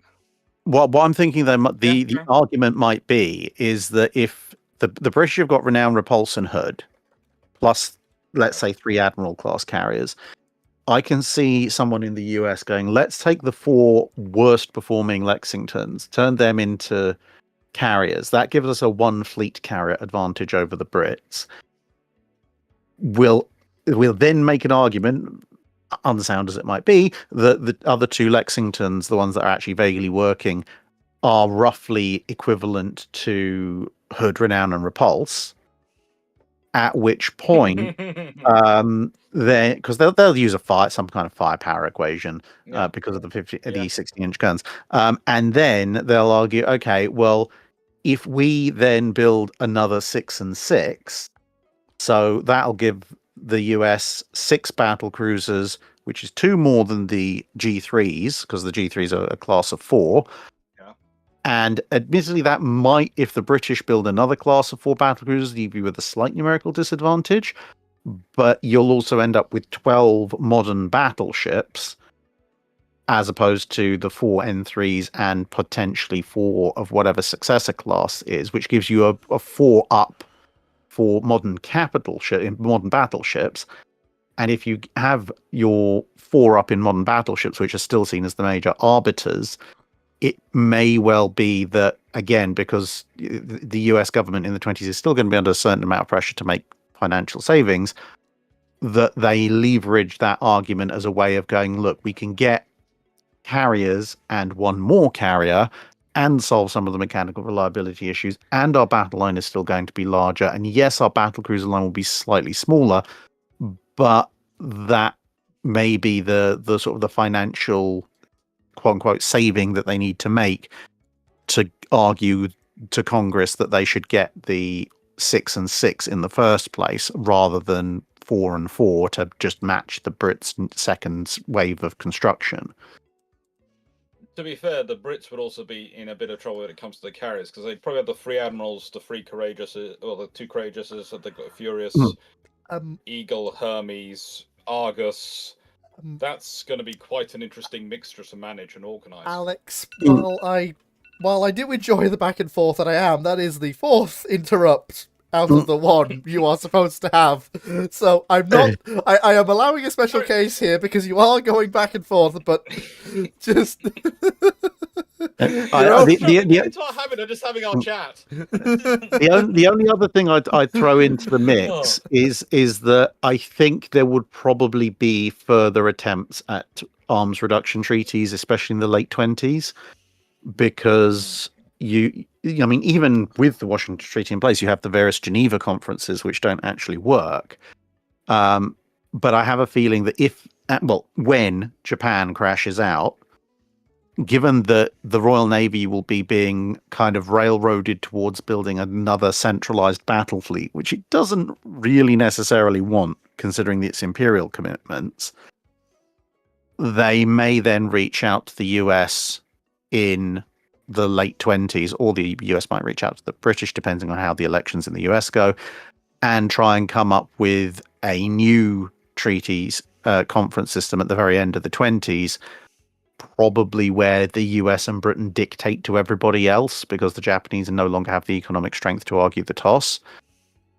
And at that point, especially if the negotiations are ongoing while the Wall Street crash unfolds, you might actually see some very, very interesting treaty terms being drawn up, because they're going to have to take account of all these mega ships that have been built in the 20s. But as Dr. Clark pointed out, the governments are going to be caught in a rock and a hard place of they don't have as much money to sustain this arms race anymore, but simultaneously they need to try and maintain some of the industry with some kind of build program. So at that point, especially if everybody's been funneling money towards capital ships and carriers, you might see a 1929-1930 treaty that then blocks off the construction of, let's say, anything above 10,000 tons, maybe 11, 12,000 by that point, and just says, no, you can't build anything bigger than this for 5-10 years, which then allows both, well, everybody involved really, but realistically mostly America and the UK, to reconstitute their cruiser fleets, which probably haven't had a huge amount of investment in the 20s, and reconstitute their destroyer fleets, which critically provide a lot of work spread out across a lot of yards, but aren't anywhere near as bank breaking as massive capital ship races. Which in turn means you're going to end up in the rather interesting situation of, come the late 30s, if Nazi Germany and fascist Italy are on the rise, etc., and assuming that Japan somehow manages to unbreak its economy, if we are heading for a roughly historic World War II, you're going to be ending up with a much, much stronger British and American set of ships, but also with build restrictions running probably considerably longer than London 1 and 2 did. So you'll end up with bigger and more powerful ships, but somewhat older ships going into the war, as compared to the North Carolinas and KGVs and stuff. And that's me. Well, that's a new record. Since this new system came in, that's a new record. Right. Has anyone else, Moe, Dragon, Guy, anyone else got anything they want to add to this question? Yes. Oh. Are we gonna see South America round 3? Ooh. Yeah, that's the point, actually. Probably not. And what about the other mining nations? Their economies aren't in the place to do it. Aw. Their economies aren't in the place. So you might see something with the interesting thing is going to be what does Stalin do in this scenario, because a later treaty might actually lead to Russia joining the treaty system, and that's going to be an interesting thing. And also, I wouldn't be surprised if it ends up with some, even if you do limit the construction later on, which I do agree with Drac on this one. If you have a treaty come in the late 20s, early 30s, and it does limit sort of the construction, it might limit some of the capital ship construction more than the cruisers, etc. Although I think they could probably be closer to 15,000 tons by that point for some of the cruisers, because I wouldn't be surprised if Britain built some of them. The question is going to be, if you are Italy, which probably crashed out quite early in the qualitative race, because I don't think the Francesco Caracola will have been completed, and I'm not sure if they've built anything else since then. In this scenario, in France, Japan's probably crashed out, so they haven't built that much, and so Germany. I think if they're going into World War II, I think they're going to be building very differently, because I can't, in the nicest way. Scharnhorst and Gneisenau are built the way they are because they're the biggest they could build at that time. They couldn't build anything bigger and better than Scharnhorst and Gneisenau when they built Scharnhorst and Gneisenau. It's the same with Bismarck and Tirpitz. In a world where you've got 18-inch gun battleships wandering around, where you've got G3s wandering around, let's be honest, a G3 bumping into Scharnhorst and Gneisenau is a case of, hello, you look like dinner. It's not a fair fight. They need to. Yes, we're talking about a battle. We're talking about basically a fully armored battle cruiser taking on fast battleships. But still, they have 11-inch guns. The G3 has 16-inch guns, and is going to be meaner and faster. Like at that point, you've basically got to commit to basically building. If you want to build those ships to be survivable outside of the Baltic or staring at the Russians, you've basically got to build them as battle cruisers. You've basically got to sacrifice their armor protection against guns bigger than the ones they carry, and just try and push that speed up as fast as you possibly can. Well, you've got to sacrifice their armor protection against anything but cruiser armaments. They're basically going to be armed against probably 10-inch guns, because let's be honest, 9.2. The British are probably going to end up with a 9.2-inch gun cruiser in this scenario, because if you consider the way the battleships and battle cruisers are going, you're going to want something with bigger guns than 7.5-inch for your station ships for the Australians and the other things. So probably going to see a batch of 9.2-inch gun cruisers produced. I actually have a question for Guy, and in this world, given the fact that Japan has probably crashed out, but after building a large fleet, even though they've crashed out, they still have this larger fleet. and given that there are a lot less restrictions on exports from other naval powers, do you think that hands more ammunition to the Dutch Navy to try and get more modern cruisers and possibly some small battleships or battle cruisers? Or do you think that actually hands them less ammunition? I think it's probably going to be less. Also, that's a good way of bringing the war sooner, because we all know when the Dutch actually get round to ordering decent ships, that's when war begins. Yes. So fleet, that's just basically starting World War II earlier. We know the moment the Dutch government orders a big ship, they finally order some decent ships, finally decide to do it, that's when war begins. World War I, World War II, they are 2 for 2. This is why every time I see the Dutch Navy about to get new ships, I get worried. Yes. Right, so, since we've had, so that was last question was top down, so this question will be bottom up, but after Alex had his say, since it is directed at him. Alex Lamb asks, question for Dr. Clark. Do you think the design of the Lord Nelsons and Dreadnoughts would be different if Sir William Henry White was still the Director of Naval Construction? Probably not going to be massively different, because he trained everyone who was involved. But the thing is, White, and if you consider some of his later productions and his later works, he was a big fan of the triple turrets. So there is an option that he might have, to give the Lord Nelsons an advantage, have gone for a triple turret version for them, for their main gun, for their 12-inch gun. And in which case, if you got a triple turret design in the Lord Nelsons, then the Dreadnought would be based around the triple turret design. Goodness knows how they put a triple turret on the wings. They probably don't. They probably end up going Italian form, and Drac and I can debate this for ages. But the one thing that might happen with White involved is triple turrets. That might be the difference. What do you think, Drac? Hang on. Hang on. We'll get to Drac in a minute. Okay. Well, it's in trouble. He and I'm used to debate. When he's here, I'm used to chatting with him. Protocol, my system. Okay, no! protocol. Okay, so I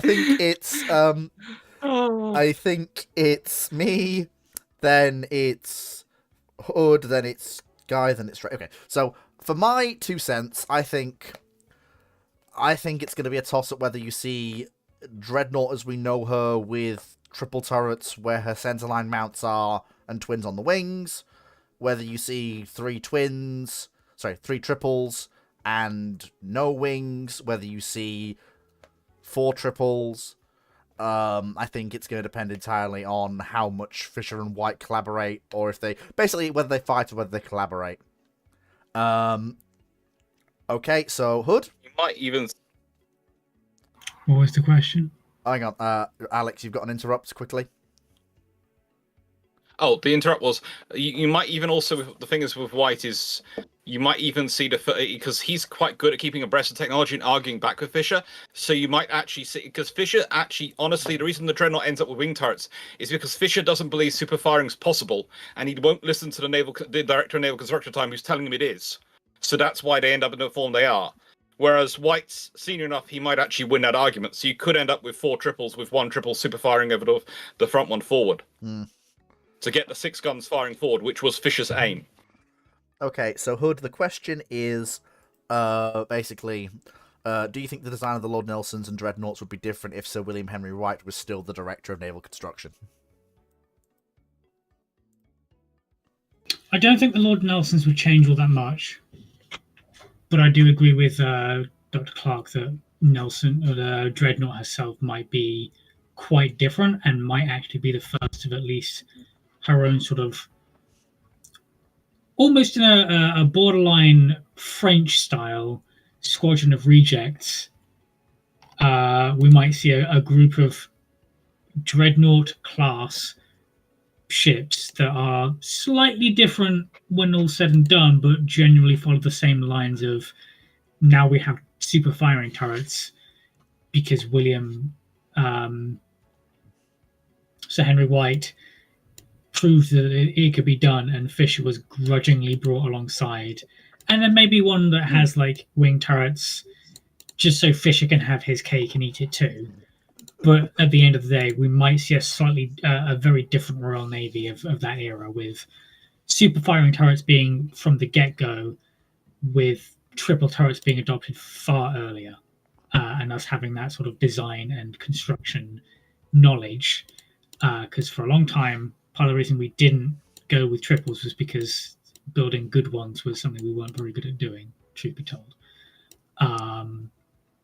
So when it came down to it, twins were the go-to because they were very reliable and we were very good at building them. But if that's not the case, having a dreadnought class of 4 or 5 ships that are slightly different but not that different with triples in super firing configuration would mean that we'd have a very different Royal Navy of the war as well as of the interwar period.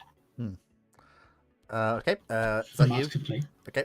Guy, anything you want to add? Don't have anything to add now. Okay, Dragon, anything you want to chip in with?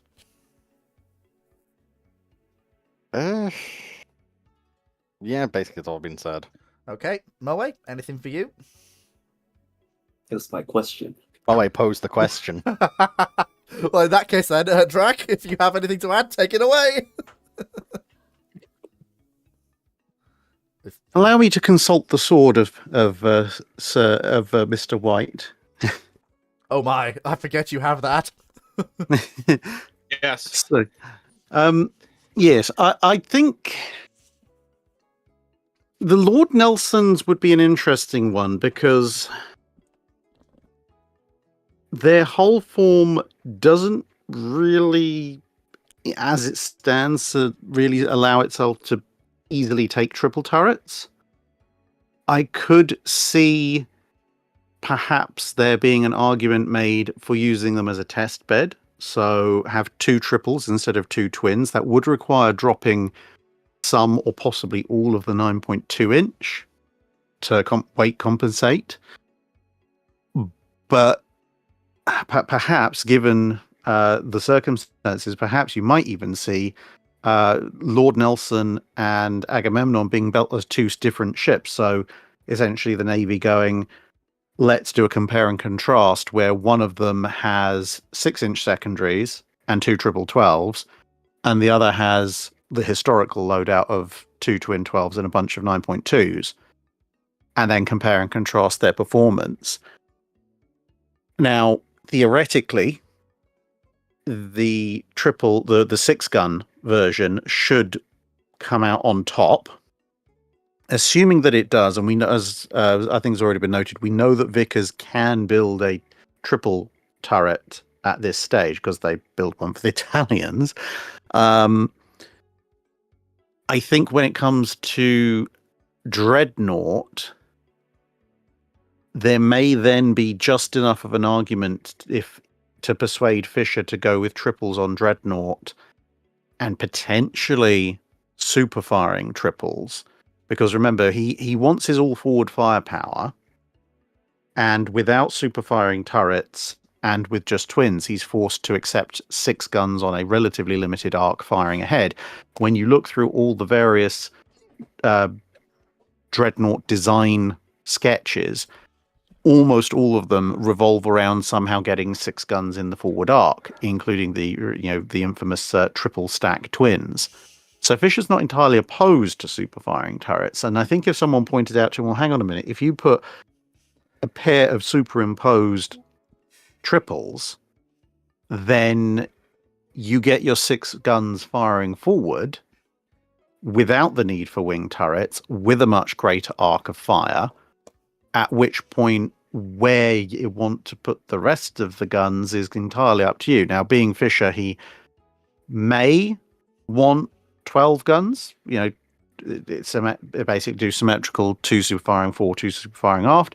He may want for weight and stability to have 2 triples aft, but basically on a flat deck level, kind of like the twins are historically. He may go for a Q turret and an aft turret position, and these are all assuming that he goes for a 12 gun ship, or he may just go with a remarkably sort of late battleship looking 2 triples forward, 1 aft setup.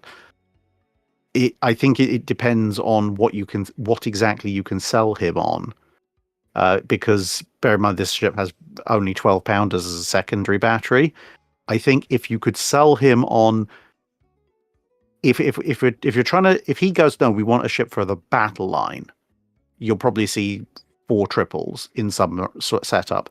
But if someone points out to him, well, if you can get 3 triples, that'll be only 1 gun less than the 10 gun designs you were looking at before. It's still vastly more than everybody else. And that frees up a bunch of space midships for more machinery, which might allow you to push Dreadnought not just to the speed of most heavy cruisers, but just to the speed of any armored cruiser, i.e. push it from 21 to 23 knots.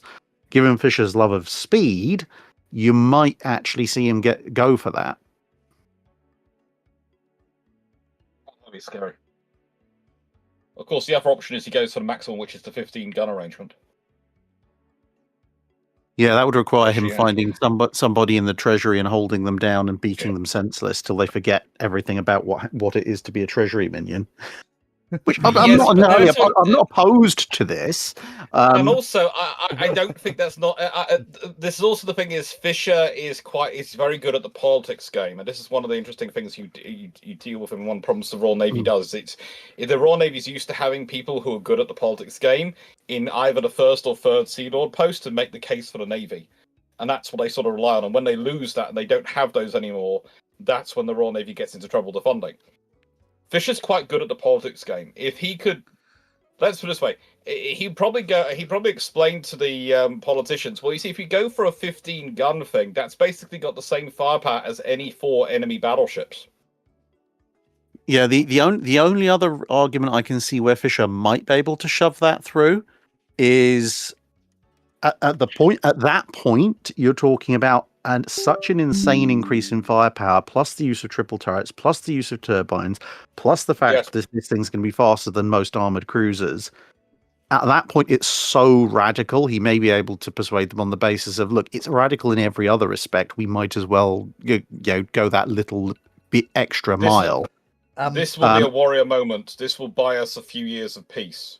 Yeah, and also I think, given that even by the time of Dreadnought, he's already percolating thoughts about the 13.5-inch gun, he may also be looking at it from a perspective of replace like for like triple 12s for twin 13.5s, at which point having a 3-turret design, he might go, I don't want 6 guns, at which point he's going to want a minimum 4, possibly 5 turrets so that he can get 8 or 10 13.5s in his next design, which I'm sure he'll already be sketching. I hate to interrupt you two when you are on a roll, and I really... The next design could be 15, 13.5-inch guns, but the thing is, in this scenario, oh god, okay, do not mess with Ruinon. She is moderating today. She really is. Oh dear.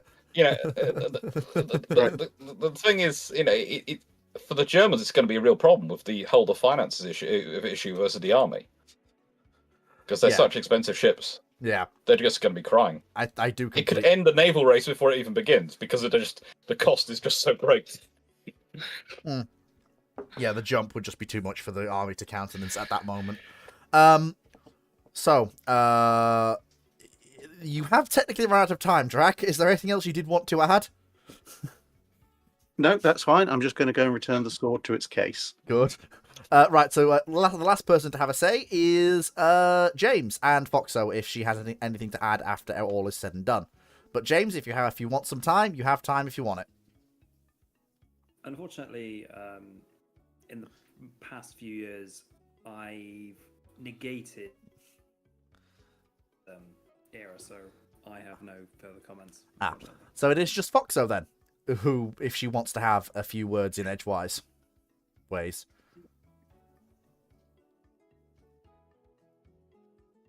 Okay, I'm going to take that stunned silence as a negative. Typical Gunner Officer asks, what is your opinion on the TBD Devastator? Do you think it's the worst torpedo bomber in World War II, unlike the Albacore or the Swordfish? Which are the best which are the best torpedo bombers in World War II?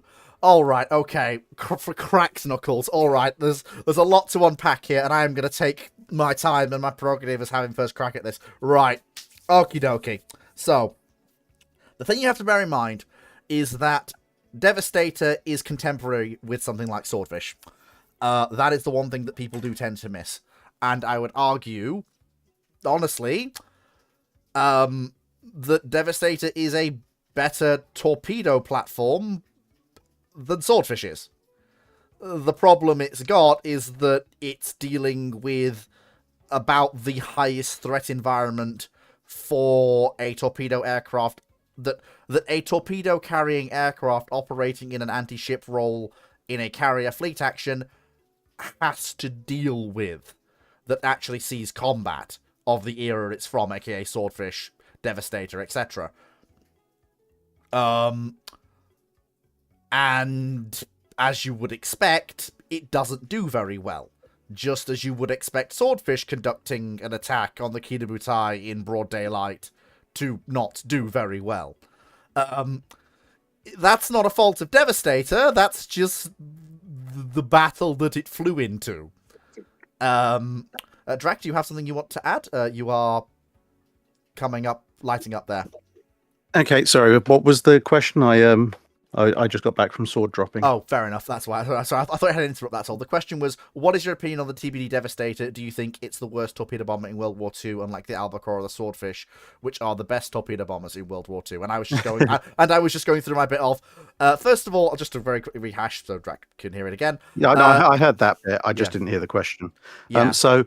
Yeah, if you do have an interrupt, now is the time, because I thought you had an Fair interrupt. Classic interrupt then. The Devastator is not the worst torpedo bomber of World War II. It's probably the worst carrier-based torpedo bomber. But there are a fair number of aircraft I could list off that were actually worse torpedo bombers, but based on land. The reason I'd say it's the worst torpedo bomber on a carrier is because in some ways it suffers from what I'm going to loosely term the Galena problem, in that you look at a Swordfish, you look at an Albacore, you realize these are fabric covered biplanes. There are only so many scenarios in which we can actually put these into a torpedo attack profile, and you only break that in circumstances of extreme desperation, such as with the Channel Dash, and we see what happens there. The problem with the Devastator is it looks just modern enough to convince everybody that you can use it like you would use a, relatively speaking, high-performance monoplane torpedo bomber, but it's just low performance enough that you really, really don't want to. And you only find out the hard way. I mean, it's the Kate is not that much better in terms of on-paper stats, but it's that little bit better. It makes a difference. And that can make all the difference. Now, the only other caveat I would put on that is that the Devastator does suffer from another of my randomly named syndromes, which is it suffers from Regia Aeronautica syndrome. That being that the Regia Aeronautica, if war had broken out over the Abyssinia crisis, would have been the single most advanced and modern air force on the planet.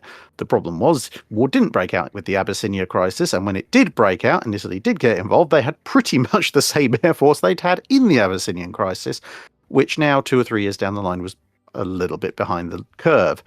And the same problem you have with the Devastator, in that when it is introduced, it is a quantum leap above, well, definitely what it's replacing, but also a good chunk of other torpedo bombers out there. The problem is that is 1937. And by the time it's heading out into action in 1942, that's 5 years down the line. That's a lot of time in the late 30s and 40s.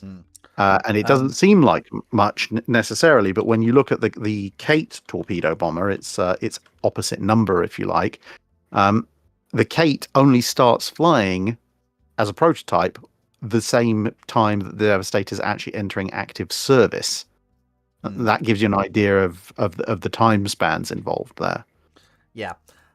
Just to very quickly, if I can, Drake, just take back control for a bit, just because I was still technically on my Assuming bit. direct control. Just, hey, Fleet, Yes. just one quick admin thing. As a point of order, interrupts paragraph or less. Sorry. Just to remind everybody of that. It's fine. It's fine. It is your first time on. You're fine. I'm just Ruinal's making just sure everybody doing- knows. Yeah. But just it's fine for now, but just like in future. But like your turn will come, the time will come, it's soon. Anyway, don't know why I went full god mode there for a second, but hey ho. Just to very quickly wrap up, Drac has said a lot of what I was going to say. But what I will say, in mild disagreement, is I would say that losses the Devastators do suffer, it's not just down to the it's basically almost in a way it's not down to the aircraft, I would say, at all. I think it's down to the fact that it's basically like when the war breaks out, the Devastator is being replaced, the TBF is being built, and they do have moments of glory, Coral Sea for example, but again I think the real problem here is doctrine and inexperience. US torpedo attacks don't really get good in a major sense until late 42-43, even when they're rocking full TBF VTs. You do have problems and high loss rates. But that's me done, and I'm gonna hand over to Foxo for her 6 minutes if she wants it. Nah. Dr. Clark. So, okay. I'm still getting over the fact that Fleet decided to say the Devastator was a better torpedo bomber than the Swordfish. In terms of deploying its torpedo, no. The Swordfish is actually far more reliable at getting the torpedo into the water in a belly flop, which is what is required. The Devastator hasn't. Let's put it this way: the Americans have the Avenger, which comes after, which is excellent at dropping torpedoes, and the aircraft before the Devastator is very good at dropping torpedoes. The Devastator itself, they try a bright idea, and the torpedo dropping ability, as in the number of torpedoes which are dropped and how many run, goes down. This combines with their doctrine is what's so devastating for them at various operations. This is not to say the Devastator itself is a bad aircraft. It's a whole combination of bright ideas. As me and Drac do both love to comment about about things. Sometimes when you get comfortable with stuff, that's the worst, because then you start listening to the bright idea fairy most, because you're sure you know what you're doing, and that's when things go wrong. I still believe that every single design office and decision office in government should be equipped with someone who's a bright idea fairy monitor with a shotgun. And basically, you should be able to explain your idea to the person with a shotgun in enough time, within 5 minutes or less, in a way which is logical sense, or they're allowed to shoot you with a beanbag from the shotgun. Okay? Not permanently damaging, just a beanbag, just something embarrassing, okay? I think it'd be I think it would be an absolute massive improver in capabilities. But when we're looking at all these aircraft and getting them through, realistically, the best torpedo bomber of World War II from a carrier operation perspective is the Avenger. The next one, if we're going for probably operational overall capability, it's probably going to be Kate. But then after that, it's probably the Swordfish, because the Swordfish is the most reliable torpedo bomber of World War II when it comes to putting the torpedoes in the water as belly flops. And that's what you want for your torpedo, because if your torpedo dives, it tends to go too deep and can hit the bottom. If your torpedo goes in at weird angle, it tends to break up on hitting the water. It's actually one of those things. The amount of you have to. It's a fun thing to do with a class, is to talk them through the amount of torpedoes, for how many torpedoes are launched by aircraft, how many actually run. Don't even hit the target, actually run. So don't hit the bottom, don't break up on entry into the water, all those things. And when you start looking through that has an amazing impact on how you view the aircraft involved in torpedo bombers. That's me. Okay. James, anything you want to add?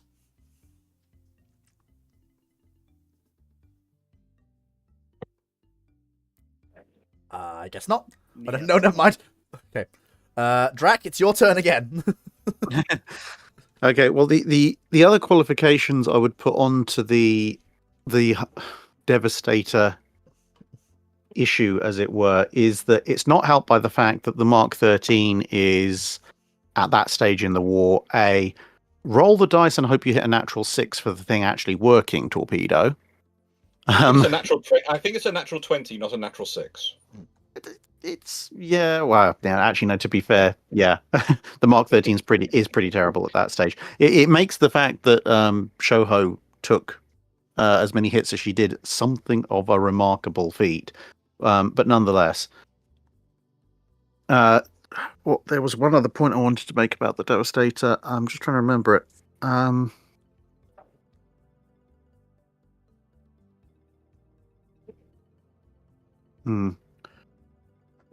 Was it to do with the reliability of the Devastator, or the speed, or?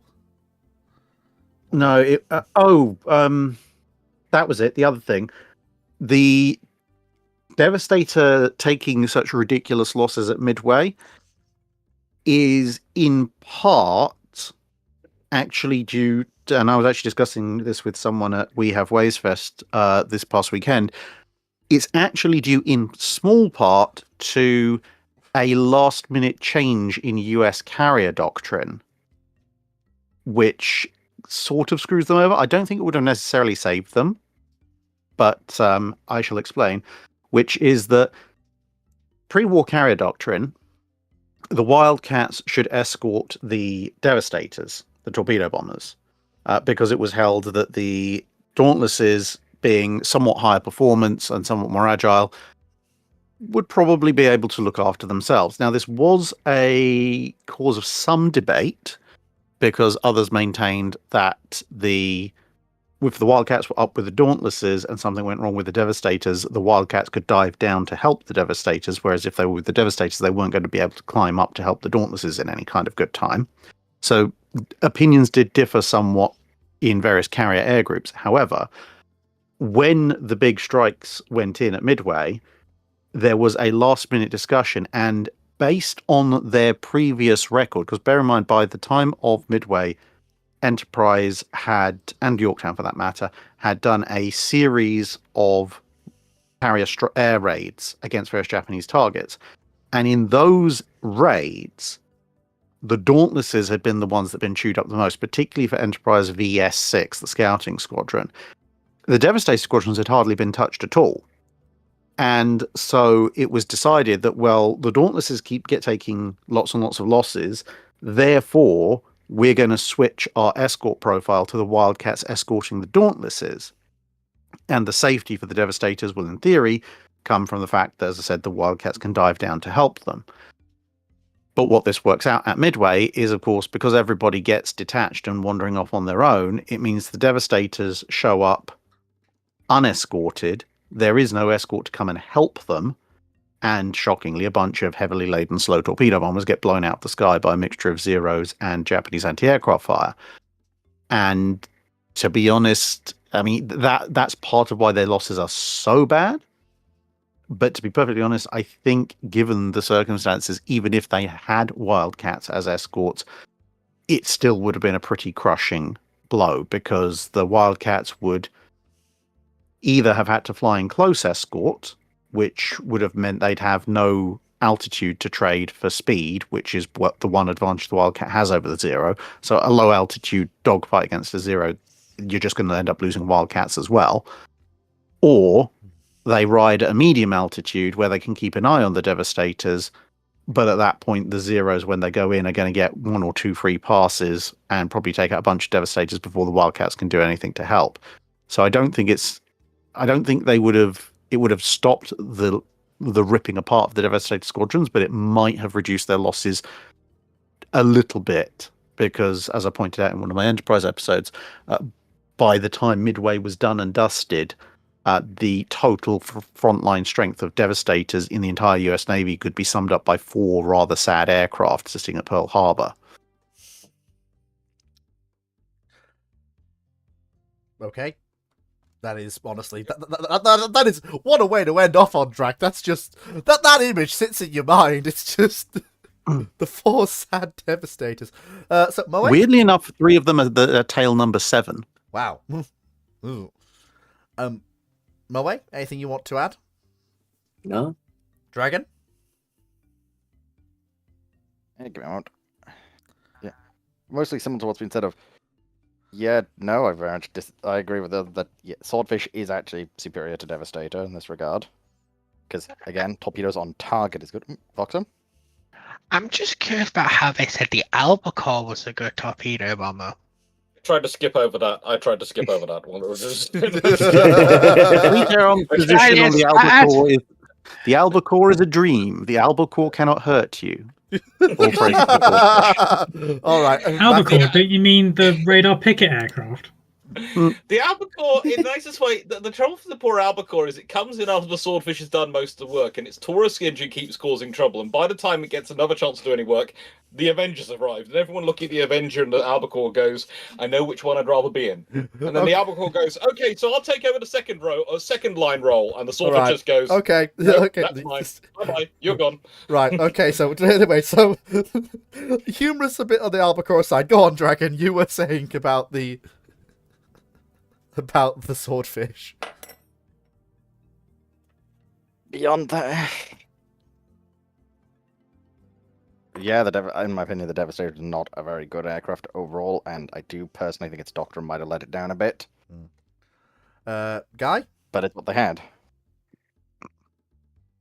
They should have done better. Yeah, do better. Guy, you got anything to add to this one? Not really, no. Okay. Then it's just Hood is the last person, and Ruinon are the last 2 people who need to have a say if they want to have a say. I've got nothing else to add other than lol. Okay. So then let's see, is there a Ruinon note here? Yes, there is. I think the one thing that makes a Swordfish as good as as good as it looks to be is that it was designed for a very specific style of operations, which proved fairly workable in World War II, and there's a fair deal of rose-tinted glasses, as it was such an underdog in the age of the sleek, all-metal, single-wing strike aircraft. I think that's a nice way to round off that question. Right, so, YouTube Minecraft Watcher asks, what is the panel's favourite flying boat? I'm torn between the Sunderland and the BV-138. Ooh, favourite flying boat. Now, that's... Well, my old friend, here we are again. Favourite flying boat. Now I must admit, if you'd have asked me this question a couple of weeks ago, I would have said the Saro Princess. However, I have since rediscovered my love for the Pan American Clippers, specifically the Sikorsky S-42. I had forgotten quite how much I loved the Sikorsky S-42, and having since rediscovered it, I have refallen in love with the Sikorsky S-42. So, for me, it's the Sikorsky S-42. I love the way it looks. It's got the 4 engines on top. It's all one aircraft. Although there is a very, very close second, which is the aircraft that did come after the S-42 that really expanded on it, which was the Martin M130, which also is just... It's that same aesthetic, but with the extra added bonus of having a fully blended wing fuselage setup, which I also love. And if you've ever seen one from the top down, it does just look very, very nice. So, going from the top up, so it's Hood, what's your favourite flying boat? I don't have a single one. But for me, the top three is the Sanders Row SR45 Princess because it's fucking gorgeous. I wish I could own one. If I ever come into fuck you money, one of the things I will do is I will have someone design a modern borderline super yacht, but flying using modern engines and whatnot. That's just styled to look like an SR45 because it's gorgeous. Then there's the venerable PBY Catalina. One of my favorite aircraft of all time, to be honest. And I'm a really big fan of the Short Sunderland. I just like it. It's cozy. You just think it's neat? Yeah, I'm a unapologetic fan of the Short Sunderland. It beats out the Short Empire for me, just because of how I like the way that the Short Sunderland looks over the Empire. But they're both really nice flying boats. So, Guy, do you have a favorite flying boat? Dornier 24. Ooh, now that is a pick. That is a pick. The Dornier 24. Again, it has that similar aesthetic with the blended wing and the engines on it. Solid choice.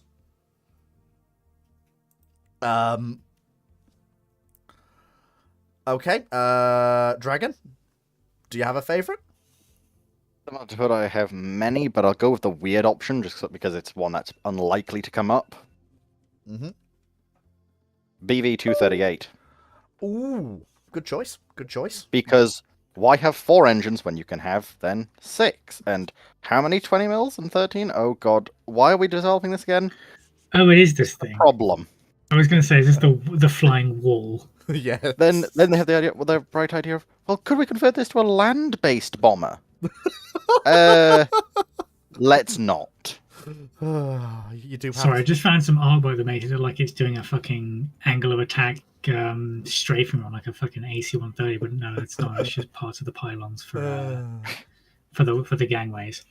Moe, what's your favorite flying boat? I'm torn between two. I really like the Shimewa US-2 as it's a air sea rescue flying boat in the JSDF at the current moment. Oh, yes. The thing that refuses to leave my mind is the Canadair CL-415s that's been flying over basically my house for the past few years. Every single time there's a forest fire, there's always one there. I will admit, they are quite nice. Yeah. I like how stocky the US-2 looks. Yeah. Okay, Drac, your turn. Hey. Okay, I have 3, and whichever one is my favorite tends to vary on a day-by-day basis. First, the Supermarine Walrus, because it is Solid just choice. hilariously versatile. Also remains pretty much the only flying boat of World War II which can be merrily catapulted off a cruiser, land in the sea to pick up a pilot, take off again, then deploy its landing gear, land on the carrier, drop off said pilot, and then motor on back home to the cruiser. Now, yes, I know things like the Catalina have landing gear, but it would take a very brave man to try and land a Catalina on a carrier. I don't think any were like. I don't think any successful landings on carriers actually were performed by the captain. But I do know of one attempt that was attempted on, I believe, midway post-war. What do you mean? Our wings missing? So, my second one is the Felixstowe F5 from World War One. Partly because of the sheer madcap nature of it. If you look at photos of it, it's instead of having a bigger tail, they put vertical stabilizers on the upper wing. I will admit that is a solid pick. But to be honest, the main reason that's in my top 3 is largely on the basis of the fact that they're big twin-engined biplane flying boats. And at one point, having come across German fighters over the North Sea, a Felixstowe pilot decided, I am outnumbered 5-1. Clearly, the best solution at this point is to dogfight them. That was the F2, right? The Felixstowe, Yeah.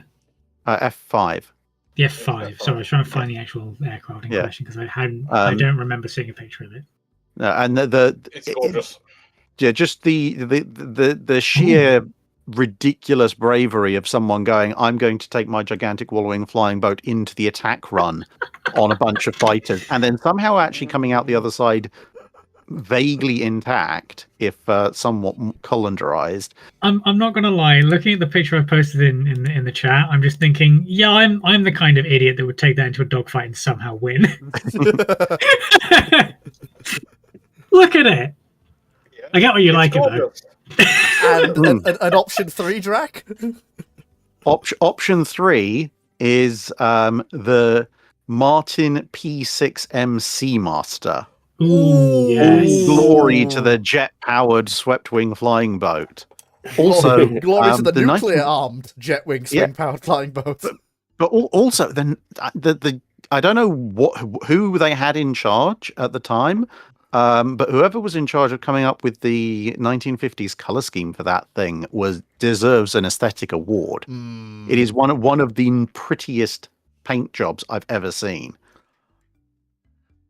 And when it's on the takeoff run, it like the bottom white part blends in with. This is the paint job in question because I can look at that. That's just nice. If you took off the rear tail, like moved the fuck, I can't remember the name of them.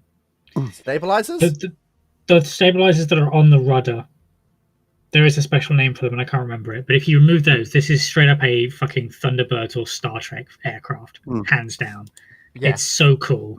One of the things I really, really like about the Seamaster is that it has something I came across when I was reading up on the background of Star Trek First Contact with the design of the Sovereign class, which is they said when they designed the Sovereign class, they wanted to make it look like it was going fast even when it was standing still.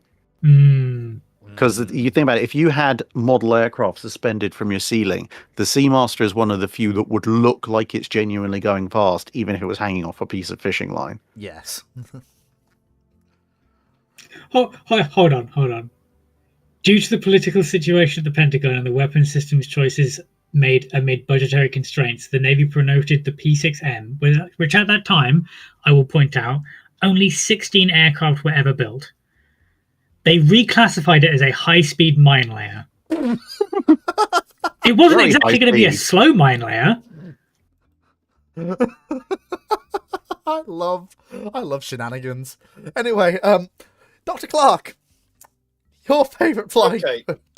In the nicest way, Drac, you're not helping our case that we do not share a single brain cell, because not only do we end up picking the same dinner, we're basically 9 times out of 10 we're in a restaurant.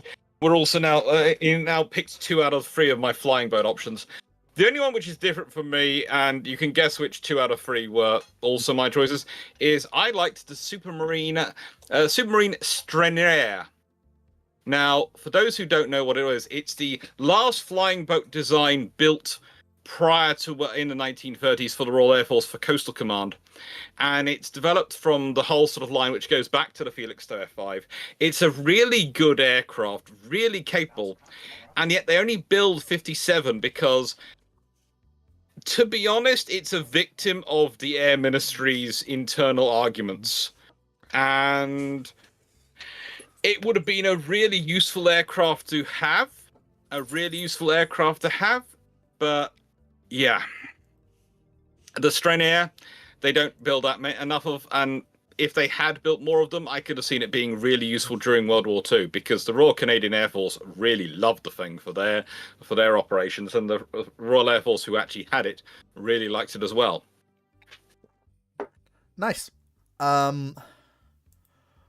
I think it's James, then Foxo.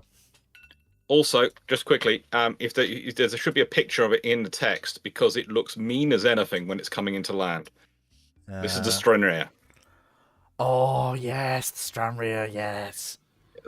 That looks mean as anything coming into land. It's like a really big walrus, which terrifies me because the walrus is quite a Yes. small float plane. It's basically a walrus, but it's grown up. Yes. This is the adult walrus. Don't talk best- to me on my float plane son ever again. The best thing about this being angry is it's coming back with its ordnance still on board.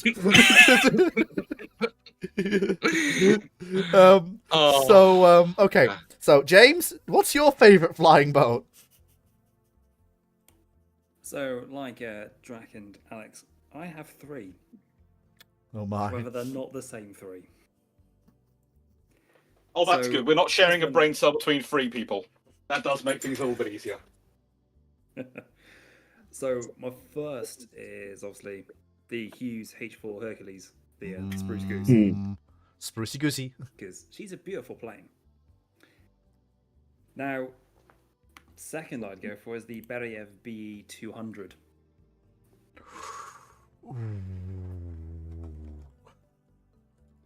So, Yeah, 200. in the chat. And then third, I'd have to say is the Short 184.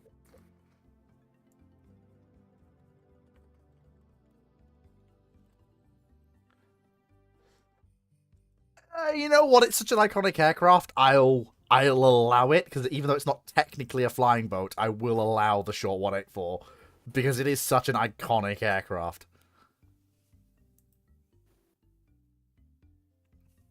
Meh. But yeah, that Tomatoes. yeah. Foxo, do you have a favourite flying boat? I've got 2.5. Oh, two and a half. Okay. I say 2.5 because 2 of them are very similar aircraft. So the first 2 is the short S8 Calcutta and its militarized version, the short Singapore.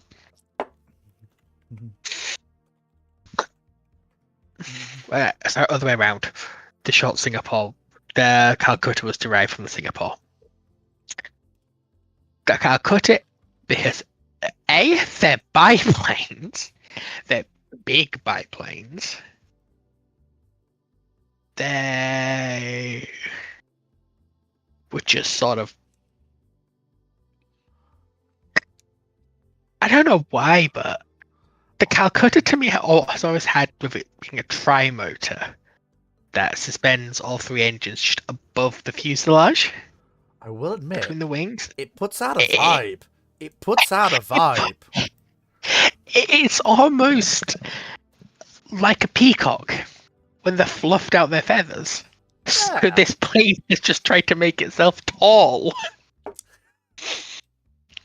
And consider the image on the wiki, I'll post it in chat, is while it's in the water, it's taller than the outside of the water. Hmm. And it's just sort of, how do we make a wall fly? And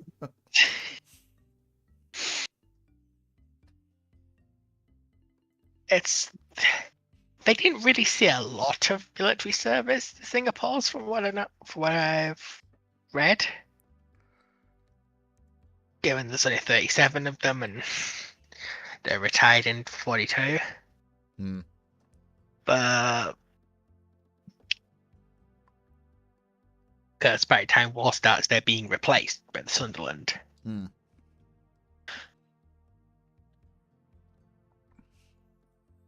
Yeah, although they did sink a submarine. Yay! Victory! Well, the New Zealanders killed a submarine with them. Well, of course the They're angry just- Kiwis used the flying boat biplane to kill a sub. Why am I not surprised? They also sank small boats in the Spanish Civil War. They're just sort of peak imperial sort of post-steampunk design. It does. Before you would see the optimization of aircraft kind of vibe. Yeah. You know, I'm actually gonna. Hey, Drac, you're the dystopian wars expert here. the Calcuttas and the Singapores in Rambling's text, they do look very dystopian wars, I think. Yes. Especially the Calcutta. Yeah. What we need now is a steam engine, and we got ourselves a hit job. Mm. Oh dear. Right. Because they look like they should be out of the cartoon. Yeah. As for my last option, I know it's pretty basic, but the Short Empire. Nothing wrong with that. It is a classic. Yeah, it's the civilian version of the Sunderland, and it was just a good plane. And one of the things that got me into flying boats was seeing pictures of those on the Ganges Delta, just sitting there in the water like a swan. Mm-hmm. What the fuck is this game? Anyway, moving on. Also, before we move on, I have to read the Ruin on note. In all capital letters, Grumman Goose. Cute, cuddly, and Grumman. What more could you ask for? I think, yeah, honestly, I can't actually argue with that. The Grumman Goose is cute and cuddly. Typical gunnery officer. Opinions on heat shells in today's warfare. Do you think it's useless against enemy tanks, especially with composite armor and ERA tiles? Are we going to see heat being phased out? So, let me if I'll have first crack at this, because that's how the system works. No. Heat is a very useful battlefield utility shell on the modern battlefield. You can use it against soft skin targets like trucks and IFVs, etc., for which it will still be basically total overkill against those targets. You can use it to some extent to crack hardened positions, depending on how the position is hardened. And you can use it on older tanks. It will still, like, if you're up against a T-55 and you're in a Challenger 2, you don't need to hit him with a armor-piercing, fin-stabilizer, scarding saber. Just nail him with a heat round. That'll see him done. And again, that's just talking about tanks. If you're talking about stuff like, heat shells, shape-charged warheads are still the core components of a lot of guided and unguided anti-tank munitions. Things like RPGs, NLAWs, tow launchers, javelin, etc. They are still, admittedly, the way they break through defenses is somewhat more complex than it used to be, but heat still is, for a lot of those systems, the primary way they get through armor. And I don't think that's likely to change unless someone comes up with another way to penetrate armor not dependent on velocity to meaningfully replace heat. And with that, I'm going to hand over to Foxo if she wants 6 minutes. I won't the full 6 minutes, but we're already seeing heat replacements start to enter service with stuff like the multi-purpose high explosive rounds, which are basically, as they understand them with their programmable fuse, heat plus. So it's less of a case of heat's obsolete, more the fact that its fuses and its uses are evolving. And because stuff like Challenger 3 going this move while gone for the programmable fuse high explosive, it's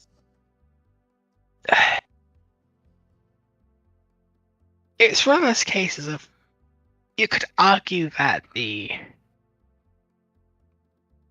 how you think of the traditional Cold War heat round is going obsolete,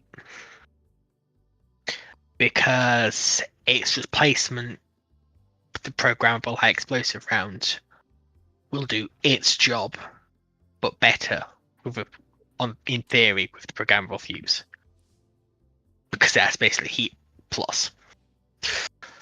Yep, there we go. Okay. Next.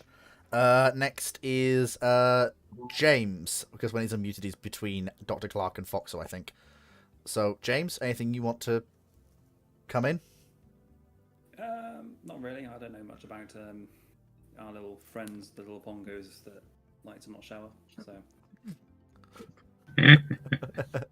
So, Dr. Clark, you have 6 minutes if you want it.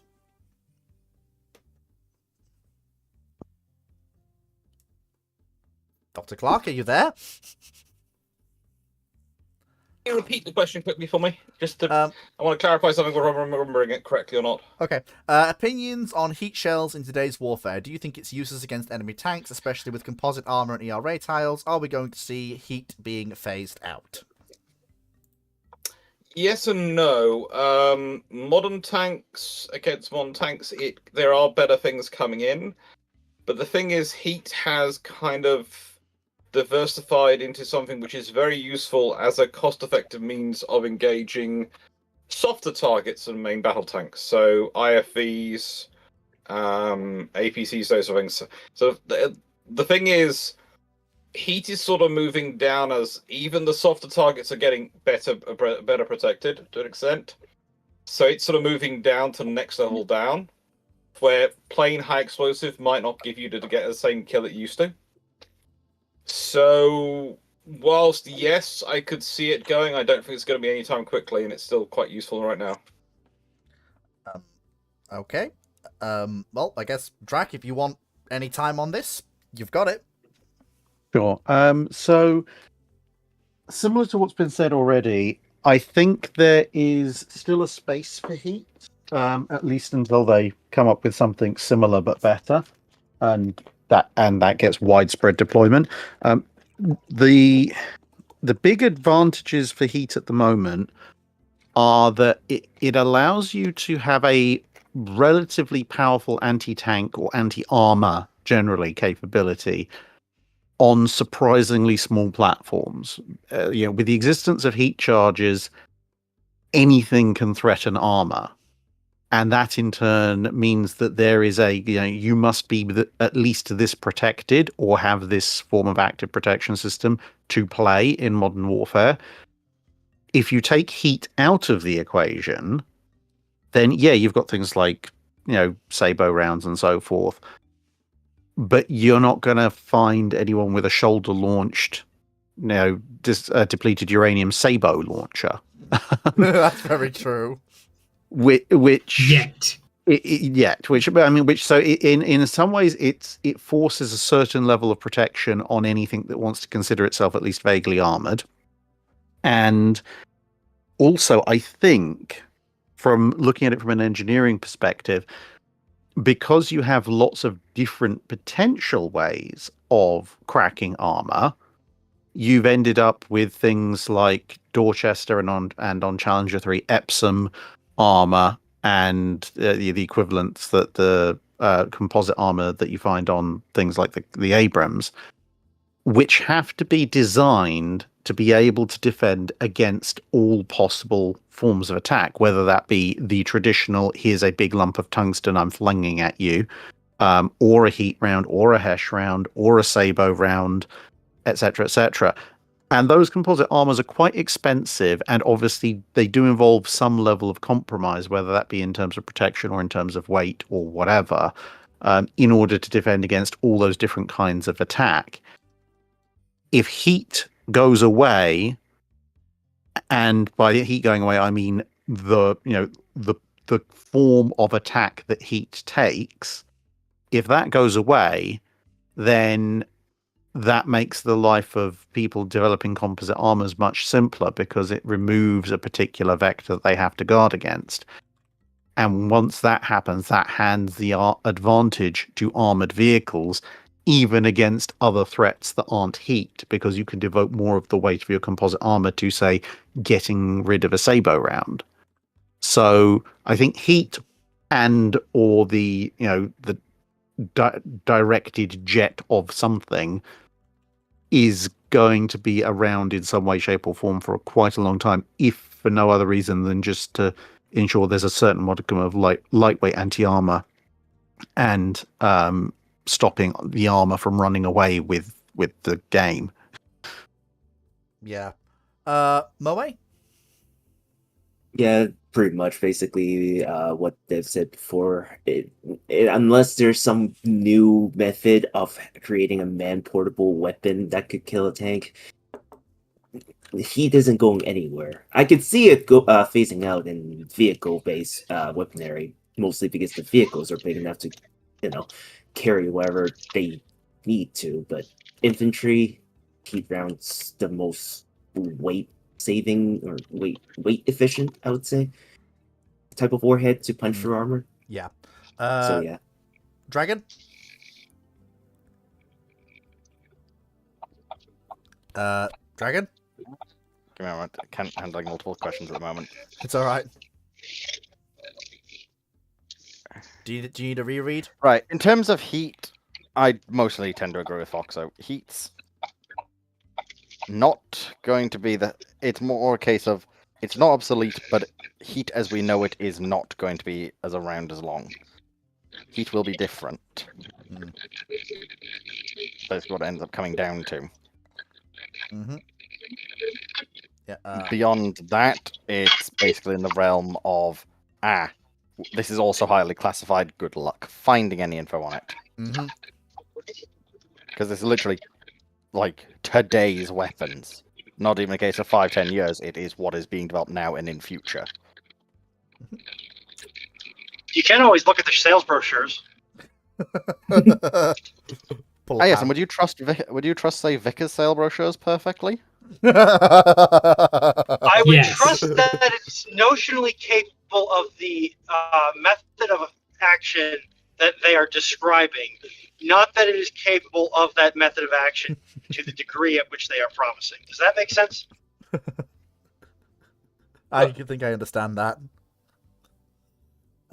So go on, Alex. So Alex, have his say what he needs to say, and I'm going to throw it to Hood. I'm just going to say, in a nice way, when it comes to arms dealers, when they're talking about sensors and they're talking about engines and operational capabilities of ships or vehicles in terms of things of what they can do, just remember they're giving you the stated capabilities of what they can do, not the actual capabilities, the ones they're prepared to let the public know about and everyone else know about who can has access to open source information. When it comes to weapons performance, I tend to say like the speed given for a ship is in all weathers and conditions. The weapons performance is given under laboratory conditions. So it work as long as everything's set up exactly as it was supposed to be. It will work as that way. 99 times out of 100 in real life, it won't work that way because it won't be set up perfectly. Makes sense. Hood, have you got anything you want to add to this question? No, I think everything that I was going to say has already been covered quite succinctly, so I'll simply repeat it and say that it's not going to be phased out. It is simply going to be shuffled down the line of what do we use this system for. As I believe both Drac and Dr. Clark have mentioned, there are a number of things that heat is still hilariously effective against. And to be fair, heat is still effective against modern MBTs, even with ERA. Heat is the primary form of ammunition used by most ATGMs, even in top attack mode. Spike NLOS, Javelin, both of which utilize heat warheads to kill their targets from a top attack vector. The only way to really try and take that out is to eliminate the man carrying the system. If the enemy cannot push a button if you disable his hand. The enemy cannot fire that warhead from that man portable launcher if you blow up the man himself. Yes. When it comes down to what you're going to use heat for, I mean, look at what a modern 105 or 120 mil heat round does to a BMP3, a BCR-80, or even a Bradley. Not good things. They don't work so good afterwards, and it's a lot more cost effective than using a dart like an APFSDS dart, and it's easier to get onto target and deal with that target with this still very good frontline ammunition than using the 1 or 2 rounds of whatever else you have because it's the one loaded in whatever. If you fire a dart at an APC or an IFV, that IFV is still not going to have a good time. You are 9 out of 10 times going to mission kill it if you don't outright kill the crew. And a tungsten carbide dart traveling through a Bradley from front to back is going to do horrible things to that crew and some of the dismounts. Even if it punches directly through it from one side to the other and goes out the other side. Horrible things happen when physics are messed with like that. But TLDR, it might be shuffled down the line. We may end up seeing it phased out in, 50 years' time when we have plasma weapons and shit like that. But for now, heat is a very good weapon or very good piece of ammunition to utilize for basically anything. It's simply going to remain around because it's that good. Okay. It's been done. Then it's just Ruinon, if she wants to read her Ruinon note. Won't keep verbatim because I'm doing this slightly intensive test known as driving. But essentially, heat is, as somebody also said, heat's a really nice way for Joe infantrymen to be able to at least make a tank reconsider its life choices, if not kill it outright. To piggyback or touch on something that Fox was saying earlier, I'm going to be interested to see what sacrifices were made with regards to AP capability on the programmable fuse HE round that the DoD has semi-recently put into production and I think service, and what the field exercises and hopefully not, but it's the best data you'll ever get, operational experience in a real world environment say about how its balancing is. I wouldn't be surprised to find that Army and other branches or departments within those branches that would use that round or the heat round may say, the programmable fuse is good, but the heat has just that little bit better of an edge. We'd like to still keep stacking the heat. And gunnery officer, I think it's in 4 questions, has another question specifically referencing how heat is going to play off of programmable fuse, HE.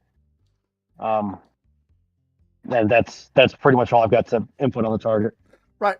Okay. So, unless anyone else has anything else they'd want to add quickly before we move on? No. No? Right. Then we shall move forwards. With Alex Lamb, who asks, what developed during the interwar period that saw the rise of task group formations centered around a few capital units instead of the traditional battle line formations for naval operations? If I may very simply get in ahead of this, as is my, basically as I do, there aren't that many capital ships around anymore. If you want to put too fine a point on it. Just for reference, even the minor naval powers of the World War One running up to the World War One period, places like Austria or Austria or Italy, you could still reliably field at least 2 4-ship divisions of capital units to form a battle line out of that force's dreadnoughts and pre-dreadnoughts. There are very few navies that can even do that by the time you get to World War II. In fact, I think it's literally just the big 3 that have the potential to pull off something like that. The French can't. They don't have enough ships. And the Italians can't for the same reason. That's the difference in scale of capital assets that you're talking here. There is a chronic lack of that level of availability to form those sort of formations for the sort of engagements where they would be useful. You're better off having these task groups with these ships in them, rather than trying to form up full fleet-scale formations for... I mean, yes, you might have a full fleet-scale deployment, but it'll be spread into battle groups, like the Mediterranean fleet was under Cunningham when it engaged the Italians those various times. They were... Yes, the Mediterranean fleet had sorted, but it was very much in formations rather than one massive homogeneous mass centered around the battle line of battleships. That's just the way tactics basically had to develop as the numbers of capital ships available steadily decreased. It just became a fact of life that navies had to deal with. And especially if you're talking about certain Axis powers, like the Germans coming back into things, they don't really have that doctrine to fall back on, because they've not had the ability to do things like that for 30 years. So they're not going to go into this looking to build a battle line. They're going to go into this looking to build...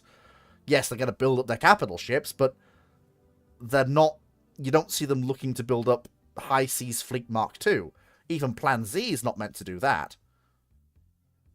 And I will now hand over to Ruin on next, because we're going up from the bottom with this one. Largely, remember my note, but also the other flip side of it is that most of the Axis powers adopt the rating doctrine, where they're sending out one or two heavy cruiser or heavier units and trying to attack isolated allied units or allied shipping. The Japanese tend to are so focused on trying to attrit the U.S. forces so they can get their decisive battle, that they tend to lean on their carriers as the tool of attrition. So they build task forces around the carriers. The Germans just, as Fleet said, don't have the ships to warrant anything more than a couple of quote-unquote squadrons detailed to them. And they rarely have all of their capital assets in one place at one time once the war kicks off. So there's no need for a vast Royal Navy capital fleet to be sitting off of that harbor. The Italians are probably the ones that come the closest to sorting for a fleet battle. And then Taranto happens. And that's no longer an option. Mm-hmm. So it's a combination of, like Fleet said, you just don't have the numbers of assets anymore. Anybody does. The Germans are the poster child for this, but every major power is facing this issue in World War II. And the doctrine for the aggressor powers is a surprisingly defensive one, where they are doing raids and small surface action group sorties, by and large. They're not sortying for a high seas fleet Jutland style battle, because their doctrine changed. That's me. I'm done. Okay. Hood? I'm simply going to piggyback off what has already been said and directly follow on from what Ruinon was just saying. When it comes to a lot of the other Axis powers of the war, Germany's been mentioned a fair amount because surface ships, what are those? Submarines, they're pretty cool. Whereas when you get to Japan, which for the first half of its war fights very aggressively with a lot of big actions against smaller powers, we'll call them that, but it's what ended up being the case when it came to the other European colonial holdings in the Far East, as well as China. But then we get to them steamrolling through British possessions and then stealing the Philippines. And Japan's doctrine changes from we can stamp on anything that gets in our way, because when it comes down to it, the IJN can't exactly curb stomp the entire Royal Navy if it suddenly shows up on its doorstep. Or, as it turns out, the US Navy. What it can do is set up an engagement where they can in fact control the range and then stomp them at a place and time of their choosing, which is where the decisive battle doctrine kicks in.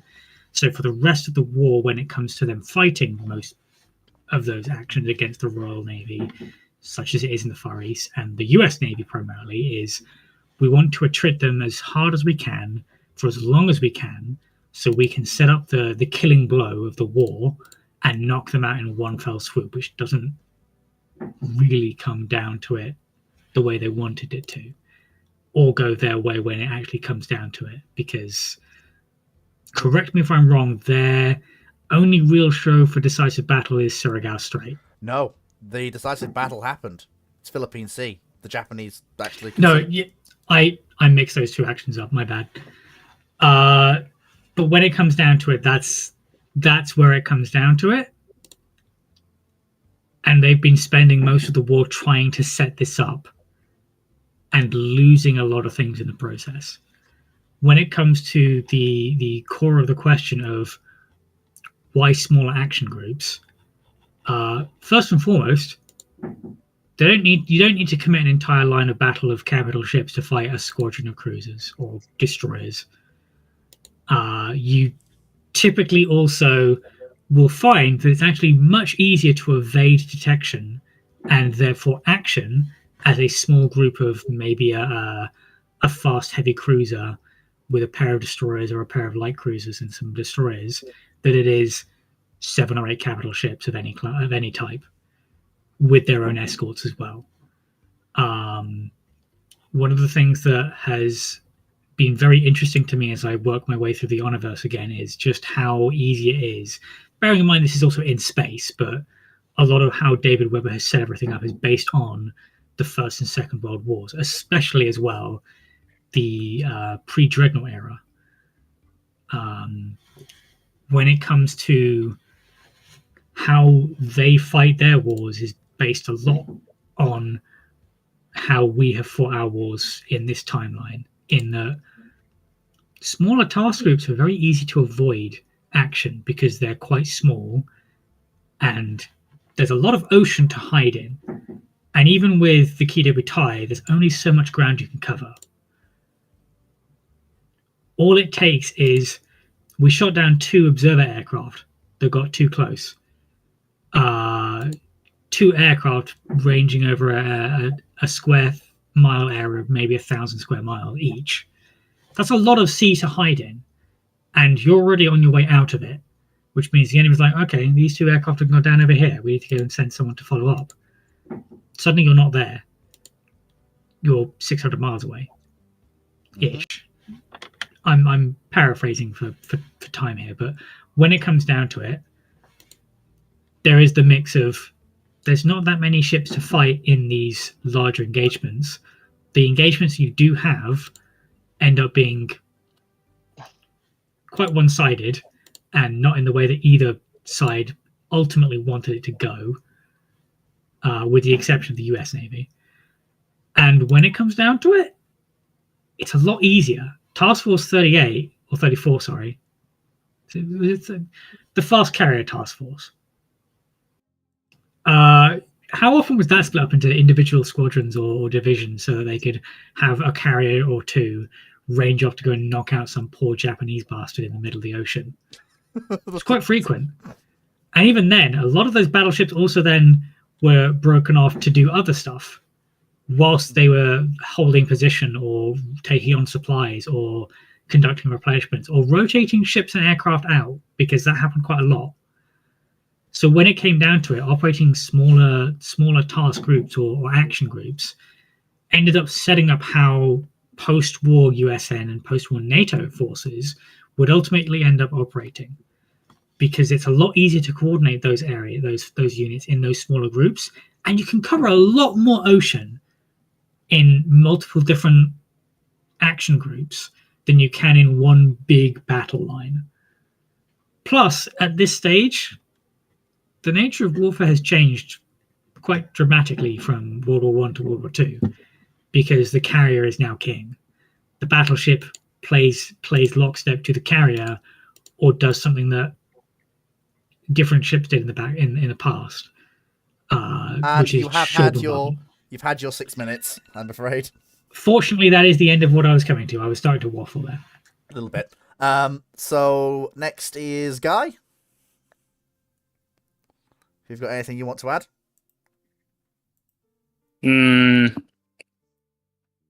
Not really that much. Like, another thing that I would in that case I kind of like to add is, and also if you were to look at how things went in World War One, how often did you have a large scale engagement with giant battle lines? You can count those on one hand, because you simply don't want to commit those forces. Or yes, Dragon.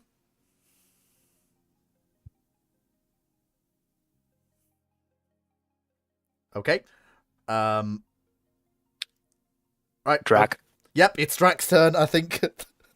I think Drac and Dr. Clark will have a lot to say. So Snacks, don't worry. Do you want to combine time, Drac, and we just do this as a twosome, or shall we do this individually? Phrasing. I want to have access to Well, look, soundboard. in nice way, Rudon, we don't all have your dirty mind. So, Drac, do you want your 6 minutes individually, or do you want to? I will donate my time to both of them. What? Since I said like only one thing. Fair enough. Drac, are you here? He's We killed going him. green. He's getting the sword again. Don't worry. No. He's getting the sword or something. Right. Tell you what. I'll start the timer, and then I'll let Dr. Clark go, and then Drac can jump in as Dr. Clark's going on, probably because he's just away doing something, I would suspect. Yeah, well, it starts off with, okay, so the Anglo-Dutch wars are famed for having huge amounts of ships in battle. So every fleet's basically combined into one fleet, and they basically fight each other. So you get these battles of hundreds of ships. By the time you got to Napoleonic Wars, they are spread over a far larger area. There's battles taking place far more places over the world, and you get task groups sort of coming up. We consider them fleets and lines of battle, but when you look at them, the Battle of Trafalgar, actually, Nelson's fleet at Trafalgar is one of the smaller fleets the Royal Navy's operating at the time. This is what people forget. It's one of the smaller fleets the Royal Navy's operating at the time. They have multiple fleets running around. And the Royal Navy had noted this. One of the reasons why they start off with the G3s first is because they're looking at it and going, well, the geography of World War One that we were dealing with, where we were basically dealing with a threat just across the North Sea from us, means we had to concentrate everything to deal with that threat. But that's not exactly the normal for run-of-mill for naval warfare. Naval warfare by that point was already very much a task group orientation, very much forces all over the place doing different things in different parts of the world at the same time. You know, things like the Battle of Tsushima, etc., they're unusual. They're not the way it normally goes. So, realistically, it was always going to be coming that way. And then you have the fact of the reality of, yes, we have fewer capital ships, but capital ships by that point have become sort of the first and second rates of the fleet. And then you've got cruisers as your third rates, providing the vast majority of your heavy power, but also, in an affordable package. And aircraft carriers are coming, but they don't. Let's be honest, aircraft carriers in 1939 are not aircraft carriers in 1945. There is a point in World War II where the aircraft carrier does surpass the battleship, and there is a debate over when that is. But it is not 1939. It is not, but definitely it is done by 1945. Because the aircraft on them just aren't. They just haven't got it up to the level that they are going to be comfortable with it. So yeah, you're a task group formation. You have to be in multiple places. You have to interfere in multiple, be able to manage multiple things. And this is also part of the scenario of communications, because one of the reasons why you had the fleets being combined together as much as they were is, despite radio communications coming in World War One, you were still relying very heavily on visual communications, on signal lamps, on flags to transfer information. By World War II, that's very much a secondary. You can have an admiral sitting in Alexandria, as Cunningham often was, coordinating forces operating in multiple different places in the Mediterranean, and coordinating air power with them and all sorts of things. And he's able to do it effectively because they've got the communication, which makes sense again with naval power. And also that then serves to break up your fleets, because if you keep your fleet together in one big mass and the enemy's appearing from multiple different directions, you're in trouble, because you can only deal with one thing at a time. So you have to go down task groups. So basically, everything had been leading towards task groups for generations, for hundreds of years, as communication had got better. It's just the natural order of things, of how things develop. Now, again, as we talked about, and I think Hood brought this up, you have the ability of smaller groups to be able to more effectively break out and hide and maneuver around things. But also, you have the ability of hiding from your enemy what you're doing far better. If you consider the whole Massacre of Oka, which goes into the Taranto operation, where you've got convoys going backwards and forwards, you've got this force going off to Greece, this force going off to Malta, this force going to Crete, this force going... all these things happening, and the Italians are honestly not sure what the Royal Navy's doing. They think it's over, and then Taranto happens. Alex, if I can use my interrupt for a second, which is the first time I Yeah. actually used it this week. So basically, if I'm hearing you correctly, and you're basically saying that the arrival or the appearance of the battle line engagement as something people thought was becoming commonplace was almost an aberration per se, and the concentration of fleets in one place was an aberration compared to the normal. Yes. Okay, carry on. World War One is really weird, because World War One, if you think about it, all the naval fighting that's not between the major powers realistically takes place in very defined places. You've got the Adriatic and the Straits of Otranto, and you've got the North Sea. For most of World War Two, where's the naval fighting after about the first year? It takes place mostly in those areas. There's occasionally Goeben and Breslau doing what they're doing in the Eastern Mediterranean, but realistically, it's all in these two geographically fixed places where you've got full fleets engaging full fleets. That's not a normal scenario for naval warfare.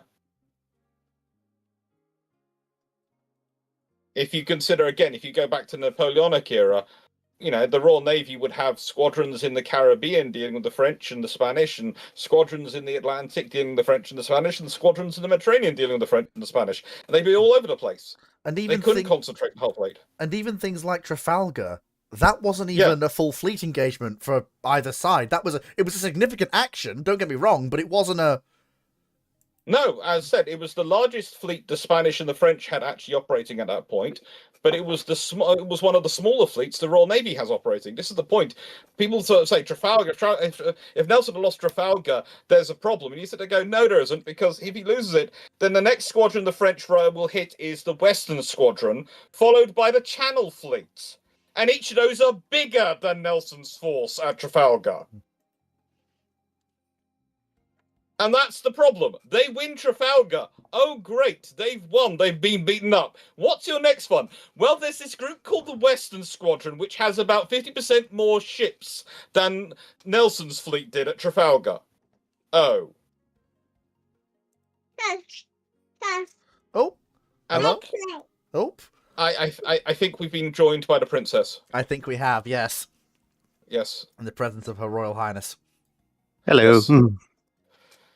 Yes. So it is a bit of an aberration, the fact that World War One, as I said, being this whole concentration of the fleet line, it's an aberration, and it's one of those things which you see, I would say more often than not, non-naval historians who wander into naval history talking about it being a major thing. They're all concentrated on the battle line, and then of course it all changed, and most naval historians are looking at it going, No, that was because of geography that the battle lines and the big concentration of fleets happened.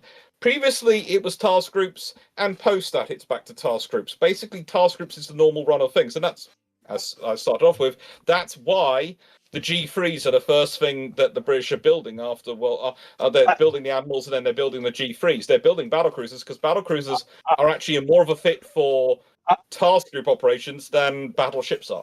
I'm just going to drop down into the audience so I can go and get some food because I'm starving. I am going to poke my interrupting here just to make an observation. The way you said regular historians who wander into or other historians who wander into naval history gives me the image of just a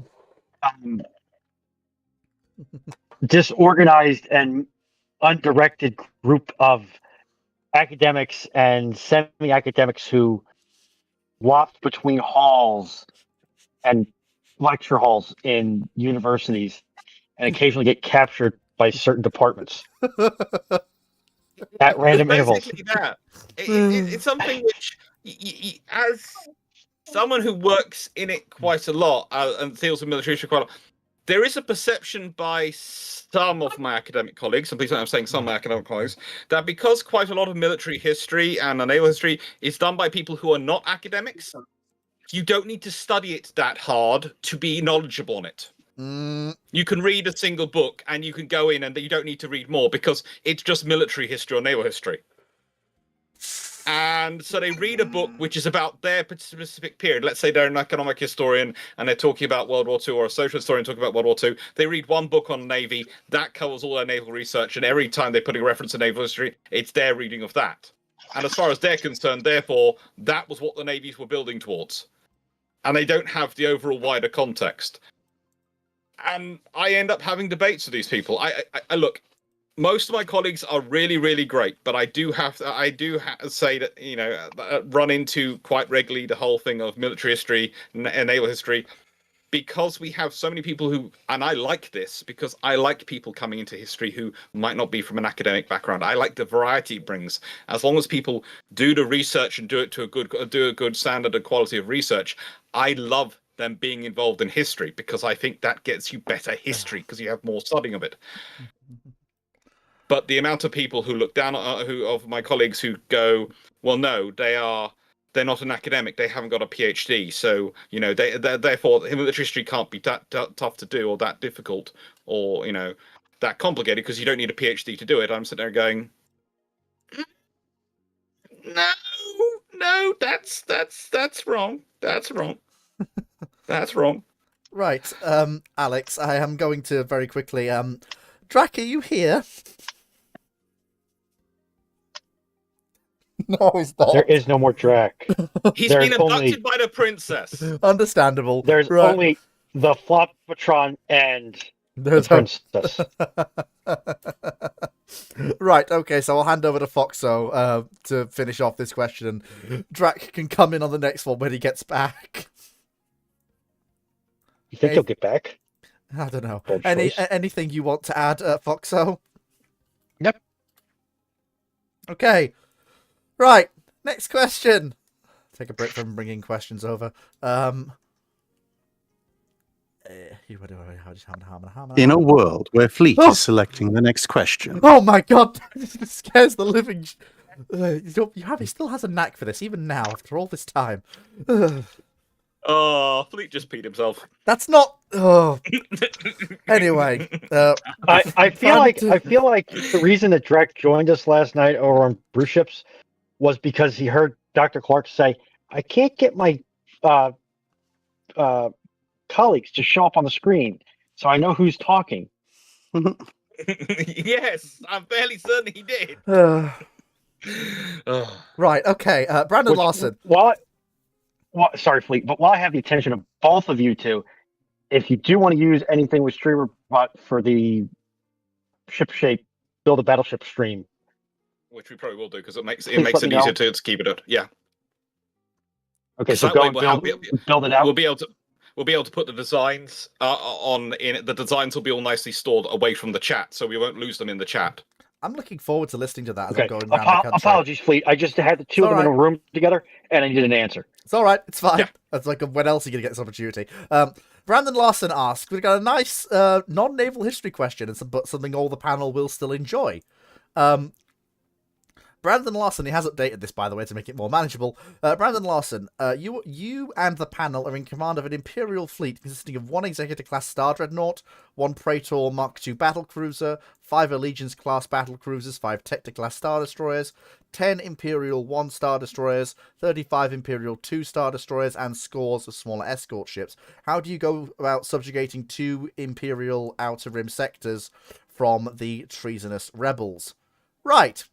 Okay, so starting from best principles, we probably want to. I probably want to sing Bazai. This is my show. I guess I'm the quasi Moff Grand Admiral in charge of this whole mess. So I probably want to start by securing a base of operations within this area of operations. So probably a planet with a decent-sized shipyard, if it isn't already loyal, will be made to be loyal by a I believe the correct term here is a metric fuckton of firepower appearing in orbit. Probably show up with the entire task force fleet at the start of this operation. Then once I've got a base of operations, then basically you push out on first principles. So we keep the Executor will probably stay back around the shipyard because that is just a vital target that I just cannot afford to lose. And honestly, the Executor is a bit overkill. So I'll probably have a fast reaction group centered around the Praetor and the 5 Tectors as an asset that can be deployed if a major fleet action or a major naval blockade is required. I'll probably have each of the 5 allegiances working with a flotilla of escorts, preferably some light carriers, as mobile patrol groups. So the allegiances will be with, let's say, each allegiance will have 2 Tonfalks, probably a bunch of Carracks and Lancers if I've got them. And then they'll just be roving around the sector. Not with any set route. They'll be at their captain's discretion, basically. Obviously, with me having oversight and override, but unless they mess up, I will be basically letting those groups roam around as basically the rebels basically have no concrete information on where they're going to be at any one time. Each of the Imperial ones will be garrisoned over a vital planet, so probably a major population center or industrial world, since that is something that Imperial ones do quite well on their own. They've got the point defense, they've got the fighters, they've got the ground bases, etc. Actually, no. I'll have the Imperial 2s plus escorts doing that over areas that are under control. Because at that point, they will be... because they can be in orbit as orbital protection. What I'll have the Imperial 1s doing is, with their expeditionary capability and their sort of ability to basically go as a ship and do something, they will be the first thing that appears to troublesome planets. So if a planet is rebelling, if it's having rebel problems, the Imperial 1 will show up, deploy its complement of ground troops, and if it cannot control the situation by itself, it will summon reinforcements, either one of the roving Allegiance battle groups, or if it's a serious problem and the rebels commit capital assets, we'll call in the Praetor group, so the Praetor plus the 5 Tector class Star Destroyers. And that would be how I would go around dealing with that. Also, of course, lean on the ISB to actually do intelligence work for a change rather than infight. Right, okay. Moving to Foxo first. Foxo? Okay. Remember, she doesn't do Star Wars. Oh, yes. So, Dr. Clark. So, because you've gone the nice route, I'm going to go the slightly nastier route. My first thing is going to be turning up at whichever planet I consider to be the likely heart of rebel operations, with the full fleet, and glassing it. Good Not luck. even stopping to lay down. Not even stopping to lay down troops. Just turning up and glassing it. It's Delta Entirely Zero. annihilation. Then I will go and find a planet which I use as my base, which will probably be a shipyard-based planet, but also something which I can control access to quite easily. At which point, I will send out a message asking all the planetary leaders to come see me. And when I say message, I will be sending out my IS-2s to come pick them up. And basically be a case of, do you want to come? Good, you want to come. That's so nice of you. Alex, And I'm once they've sorry come to see me, I'm sorry to interrupt, Yes? but like you said IS-2s, all I can see now is gigantic Soviet tanks turning up in orbit of these various Yes. planets. Sayur would work. Hiroshima. that would work. That would work. I'd be quite happy with those turning up. But then basically, come see me, whether you like it or not. And then once they're with me, I'll go, well, you saw what happened when I got annoyed. So, you can deal with your own internal issues. As long as there's no rebel problems, I won't notice anything. If there are rebel issues, well, you saw what I did. I'll do it again. If you give me peace, I will give you peace. If you give me problems, it is less paperwork to annihilate you than to try and fix you. So we've basically had two alternatives here. We've had the Thrawn-style doctrine, which is me, and then Alex Clark really subscribing to that Tarkin doctrine over there. Oh no, not the Tarkin, not the Tarkin doctrine. I'm not going to build any sort of blooming super Death Star or something like that. No, I'm going with what was realistically the Roman doctrine for empire control. It was fairly effective for them. Okay, so just want to point out quickly that Fleet said his is the Thrawn option. A, it's not, and B, it's going to get a lot of Imperials killed Okay, for no reason. Okay, we can come to that In in the a minute. nicest way, no one in this chat is as smart as Thrawn is. What's the question? Oh, It's a Star Wars one. I'm making food, but okay. It's my turn here for it. It's a Star Wars one. I just want to know what the question is. You and the panel are in command of an Imperial fleet consisting of 1 Executor, class Star Dreadnought, 1 Praetor Mark II battle cruiser, 5 Allegiance class battle cruisers, 5 Technic class Star Destroyers, 10 Imperial 1 Star Destroyers, 35 Imperial 2 Star Destroyers, and scores of smaller escort ships. How do you go about subjugating 2 Outer Rim sectors from treasonous rebels? Do you have anything you want to add to that, Foxo, before Drak goes? Yeah. I try to get the locals to as much of the fighting as possible. I sort of plonk myself down on the biggest trade lane, start charging imperial taxes in the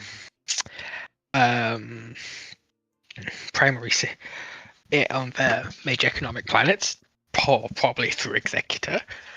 If they refuse to pay, well, blockade by fleet, and if that doesn't work, how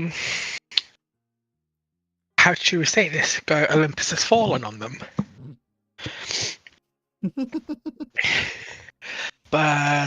And because the rebels have a lot of connections to the criminal underworld, I would then push the train, use stuff like black market and questionable bounty hunters to try and keep the rebels quiet without how to say this, forcing me to deploy the fleet in the open. Because if it's going to make me look weak and create more rebels if I keep having to go full military force on them, as it shows I cannot control my populace. But if I can, through subversive means, delay or keep the rebels quiet, then sort of... You've kind of won without firing a shot? Yes. Because rebels beget rebels. Violence begets violence. Right, so Drac, it's your turn in command. Operation Psychological Warfare is a go. Oh god. So I'm not going to appear with anything like my full fleet. I'm going to take my escorts, Carrack, strike cruisers, stuff like that, and they're going to start patrolling the various systems that I know are inhabited. Meanwhile, I'm going to take something, probably one of the allegiances, and I'm going to send that out on a series of scouting missions to patrol the systems that aren't inhabited, or at least aren't officially inhabited, to basically try and work out where are the holes in our intel. So the initial aim is to eliminate all the systems that aren't inhabited and track down all the ones that are but aren't on record. And so what it's going to look like to everybody is the Imperials are trying to do some general police keeping work with the smaller escorts in the inhabited systems and snooping around with one ship that is large enough to plausibly be the flagship of the entire operation. And they're looking for, where is the rebel base and that kind of stuff. While this is going on, I'm going to adopt a little bit of the ideas from the previous idea of putting out feelers amongst the criminal underworld, offering bounties for information and that kind of stuff to help narrow down my search parameters. And then I'm going to, as I sort of draw in roughly where the rebels are, I'm going to start drawing down the patrols. So whereas the patrol might have before been 2 or 3 escort ships working together, now there's only 1 or 2, and then there's only 1, and then maybe it's just a corvette. And the idea of this is it's going to give the impression that the Imperial fleet, A, was pretty small to begin with, and B, now they're beginning to lose interest because maybe they haven't found what they were looking for, and they're just keeping a general eye on things, because I know that if there's one thing the rebels really like doing, it's stealing ships. And the odd corvette or carrack wandering around is a very tempting target for rebels. What the rebels don't know is that each and every patrol that I've ever sent out has had an ISD or a Tector or an Allegiance sitting beyond the system's Oort cloud, beyond the heliopause, just waiting for someone to pull something. So they're never really at any risk, but they don't know, but no one knows that apart from me. Meanwhile, I will have a small strike force that's split into 2 task groups, one centered on the Praetor, one centered on the Executor, with any spare Star Destroyers that I have. And what I'm doing is waiting for the rebels to make the first move.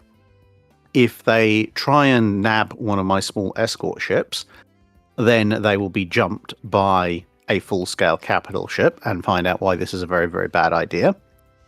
And if they don't go for any of my small escorts that are floating around the inhabited systems, I'll just keep doing my patrols with the Allegiance and my efforts with the criminal underworld until I do know where the rebels are based. And when I do know where the rebels are based, then drawing on the lessons of Ultra and plausible deniability, I will have a small escort patrol just happen to wander past that particular system and planet, and they will just happen to discover the rebel base and then motor off in a panic because, hey, there's small escorts. They're not equipped for this.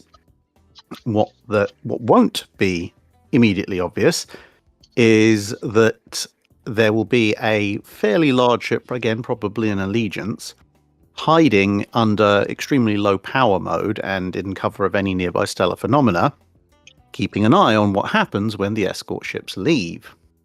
So the rebels, now knowing that they have been discovered by the Imperials, will need to scramble, and that means they're going to have to bring in all their capital assets, if any, to facilitate a fast evacuation.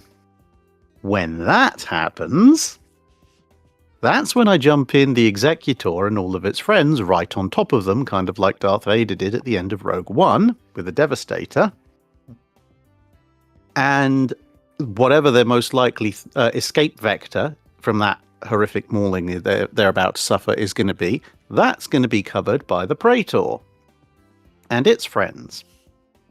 So the rebels, right up until the very last minute, will be thinking this is a relatively small deployment of escort ships that have searched for their base and over time maybe found it.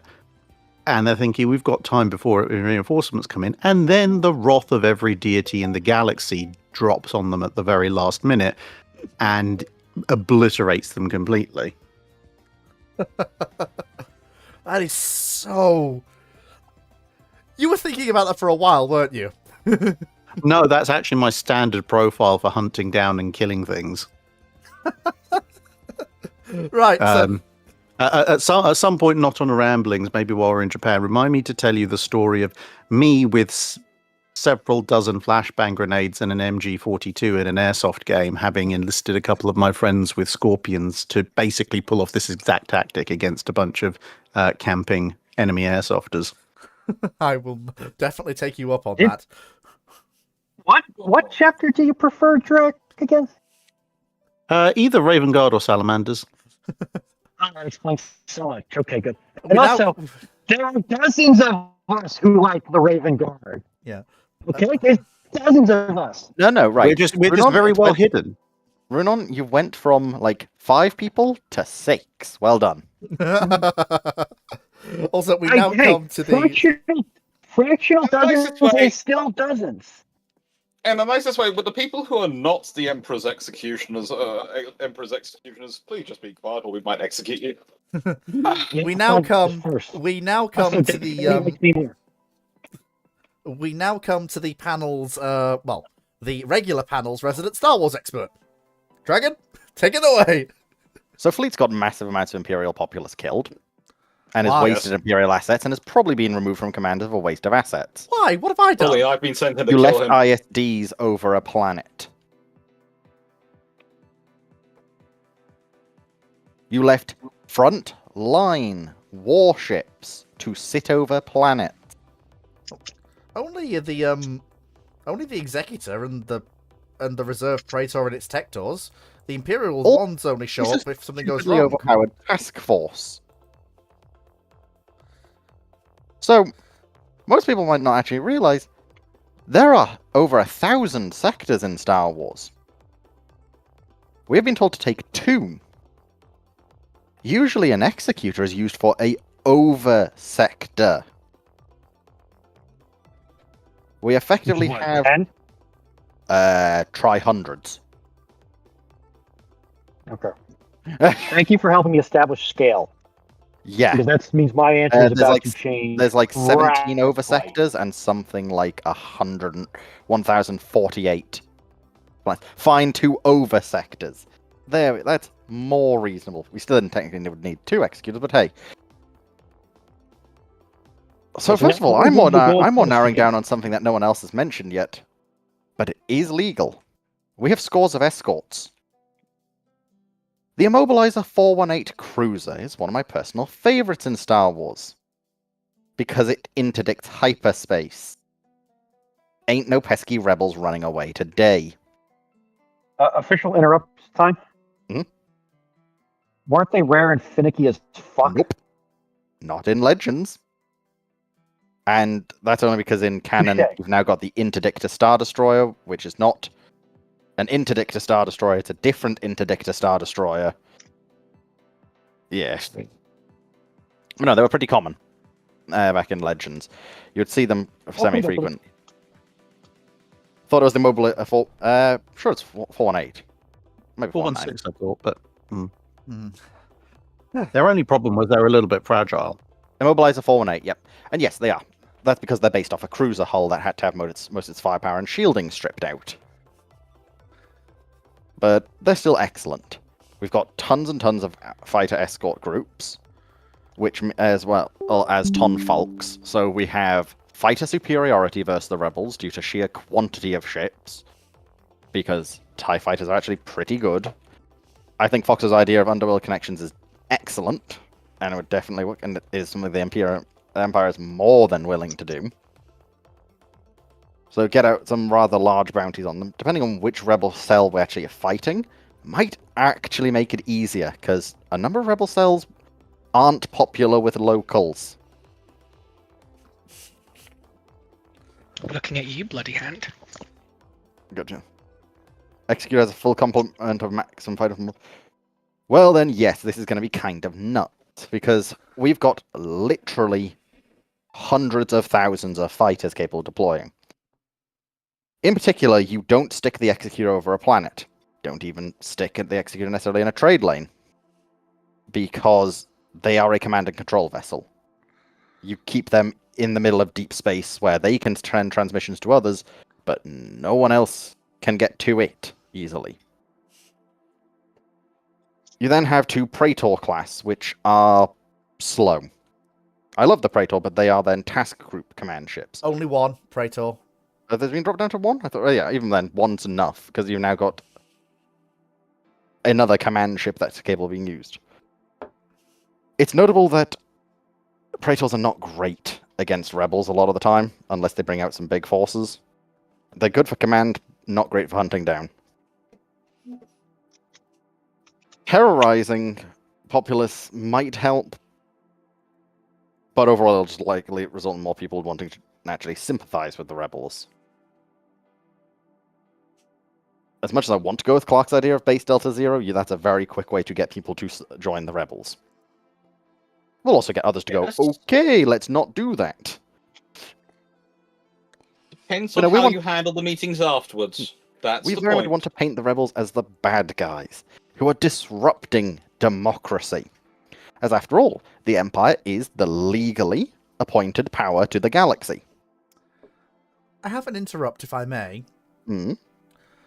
No. You said that I was going to get thousands of Imperial servicemen killed with my doctrine of locking down one key planet and then basically spreading out with patrol groups and everything else. And having my Imperial ones as a rapid reaction force to basically go to planets in need as like sort of a armored cruiser / station ship if anything goes wrong. And then, you know, having the Allegiance battle groups patrolling and my normal escort ships patrolling as well. And the Imperial 2s basically, you know, on standby if in case they're needed. Why do you say that's going to get thousands of Imperial Because servicemen Imperial Star killed? Destroyers have Class 2 hyperdrives. They can't arrive in time. Yeah. You have now just put an Details. ISD out of position, which is capable of being attacked. And as loath as I am to admit, a squadron of Y-Wings carrying heavy ion bombs can disable an ISD enough that even a couple of rebel frigates and cruisers can take out an ISD. So your solution will get the Imperials killed, and having the escorts wanting to wait on an Imperial gets them killed. This is why you go with large task groups. Now, a number of situations that you see an Imperial fleet consists of 1 ISD, 3 raiders, 2 cruisers, give or take. Double to triple those numbers at minimum. Throw in a couple of Tonfalks, so you have overwhelming fighter superiority. None of this nonsense of, oh, only launch 1 or 2 squadrons. No, launch all squadrons except reserve squadrons. You keep 1 or 2 squadrons back in reserve, but you don't only launch like 12 fighters, which the Imperials like doing. You have 72 fighters, usually split between roughly 24 TIE bombers, and then the rest of being TIE fighters or interceptors. No, you launch almost all of those interceptors and fighters.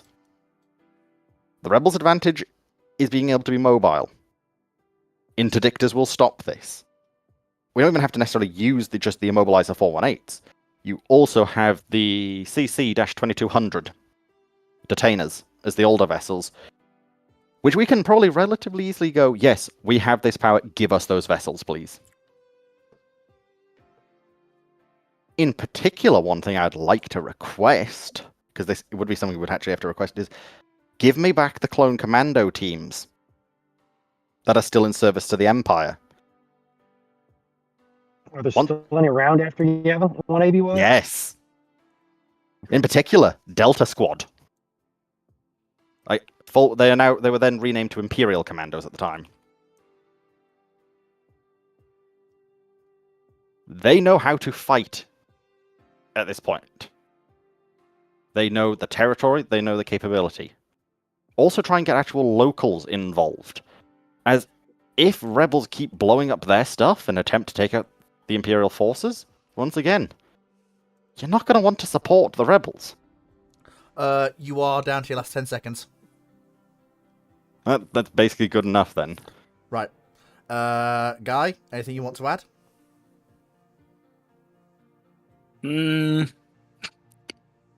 With the information gathered so far, I have calculated a plan. Oh boy.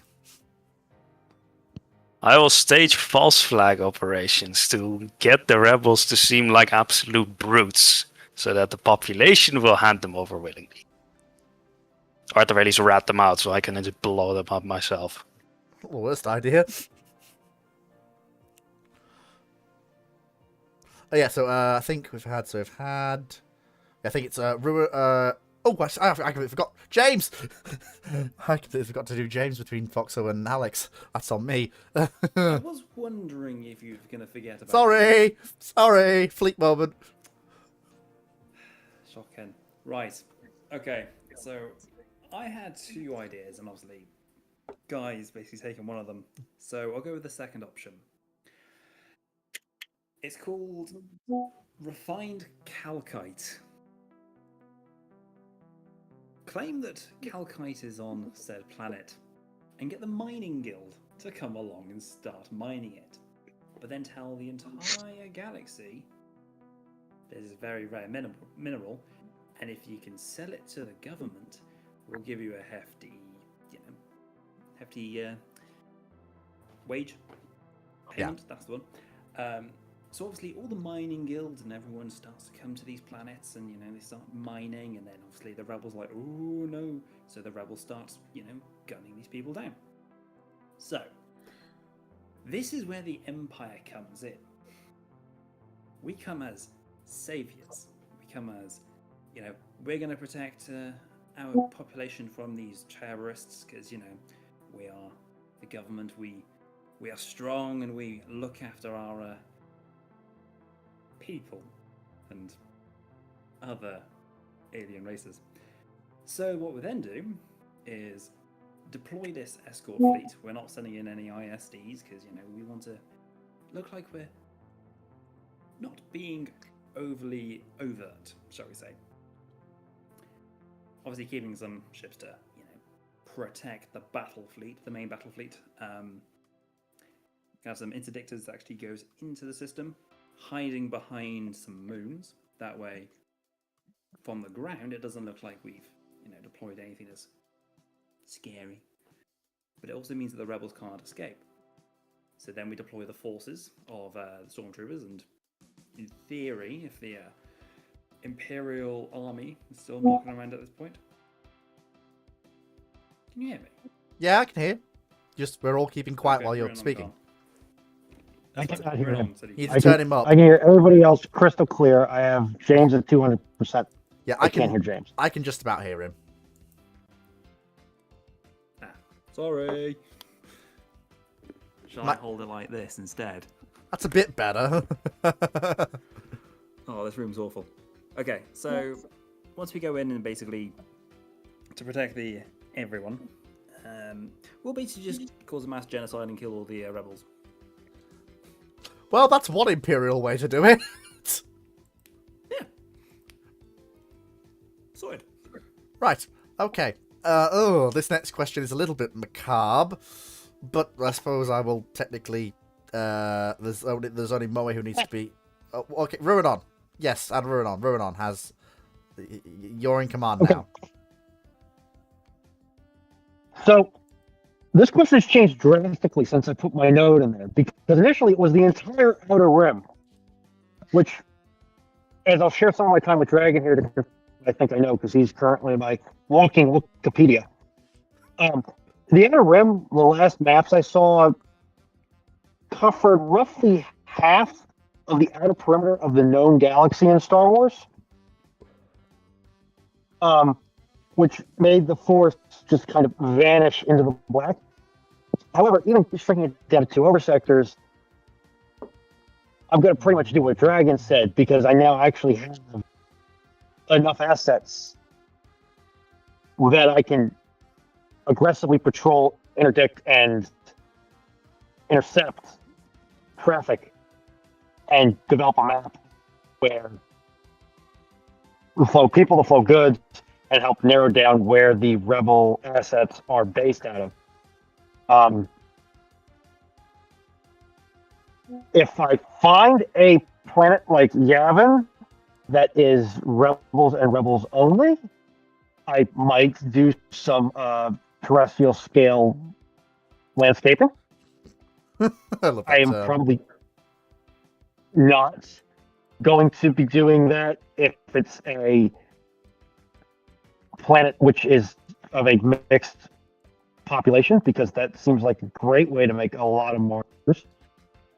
Sorry, Doc. Just that seems like a great way to make a lot of markers. And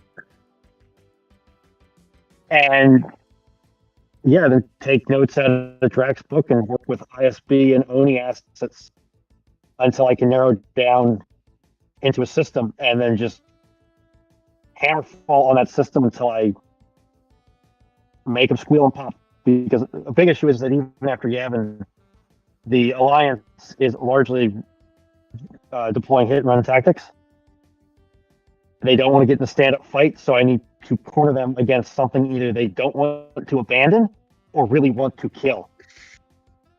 Or just surround them with interdictors so that they have nowhere to run, and then hope that they don't snipe out one of my interdictors. That's my 3 cents. Right. Although, one very important question is, am I being sent there as the sector, over sector admiral? Or am I being sent there as a go pacify this region and then get back? Because if I'm being sent there as the regional authority for an indeterminate amount of time until I piss somebody off back at Coruscant, then I'm going to want to go slightly slower and slightly more sure, so that I don't create problems for myself in the future. If I just need to say, yep, sector pacified, and then go home, and somebody else replaces me, I might be more inclined to bust more heads more sooner. I've added another penny, so we're at 4 cents now. Right. Okay. Next question. Bone Mill Boy, and I don't want to spend too long on this question, as it is modern politics, and it's also not really something that I'm keeping that many tabs on, if I'm honest. So we'll just open this one up to comments rather than going with the normal system. Bone Mill Boy asks, whilst in the previous ramblings it was established that the people of Sudan will lose, which political faction does the panel think will win the Sudan war, and to what extent? Honestly, given the very basic surface level information I have on the current conflict in Sudan, it's way too early to call. Way too early to call. There is no way to know who's going to win that conflict. And I open the floor to comments from anyone else, or is there anyone else who wants to comment on this, or are we going to move forwards to the next question? No. Good. That's what I was Having hoping. done Everyone. a bit of research into it, it's highly likely that even on a uniting Sudan again level, nobody's going to win that. So from what I've read, Sudan's in that bad a shape. Where most of the population has been relegated to subsistence farmers again. Mm-hmm.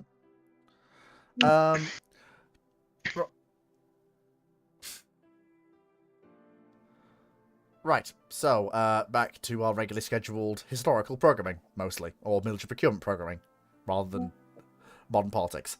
Typical Gunner Officer asks, question 7 related to this. This is related to his previous question on heat shells, and a lot of people did discuss fused tank rounds at that point. So I will, again, because of how related this is to something we've already discussed at length. Again, I'm going to open it up to general comments, just for this one. Related to question 6, opinions on timed fused tank rounds like MPAT or DM11. Do you think it's more useful in today's battlefield than heat, especially against trenches, flying objects, etc.? I mean, I'll read the Rowan on note because it does serve quite well. Horses for courses. They're two fundamentally different rounds and will have appropriate different use cases.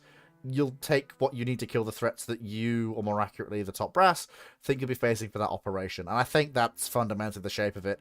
The timed fuse tank rounds, especially timed fuse HE, which is coming in, are not really heat replacements in any meaningful sense.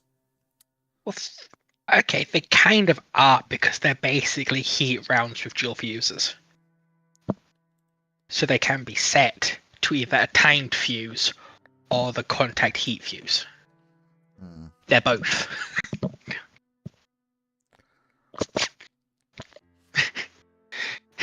That should answer the question. Does anyone else out of the panel have anything they wish to add to this question, given we did already discuss heat and time fuse HE at length in the previous question? Big boom is big boom. Right, now we'll come to an actual question where I think a very nice, and honestly, given the time frame, probably round out and finish off on this particular question. So, Douglas Yoti asks, what would the USSR do, be it geopolitics and militarily, in a post-war scenario where Japan joins the Allies instead of the Axis in World War II? Well, I think that's going to come down to how the war shaped out, what the post-war settlement is in places like China, and how Japan emerged from that conflict as an ally to, you know, the West, in this case, US, France, etc. So I think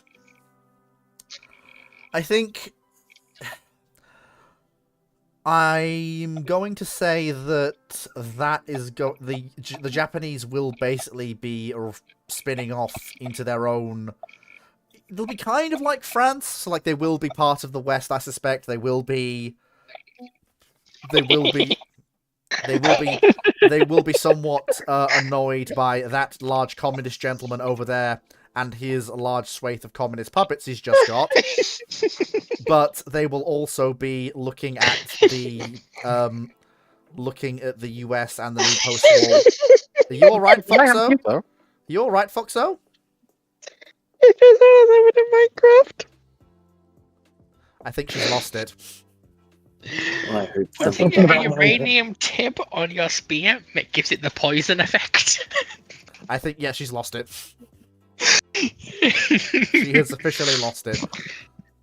But I'm just gonna very quietly let her chuckle in peace for a second. So getting back to it, so yeah, I think you're looking at a Japan that I think the reality of the conflict will have basically, if not taken the wind out of the militarist sails, it will have at least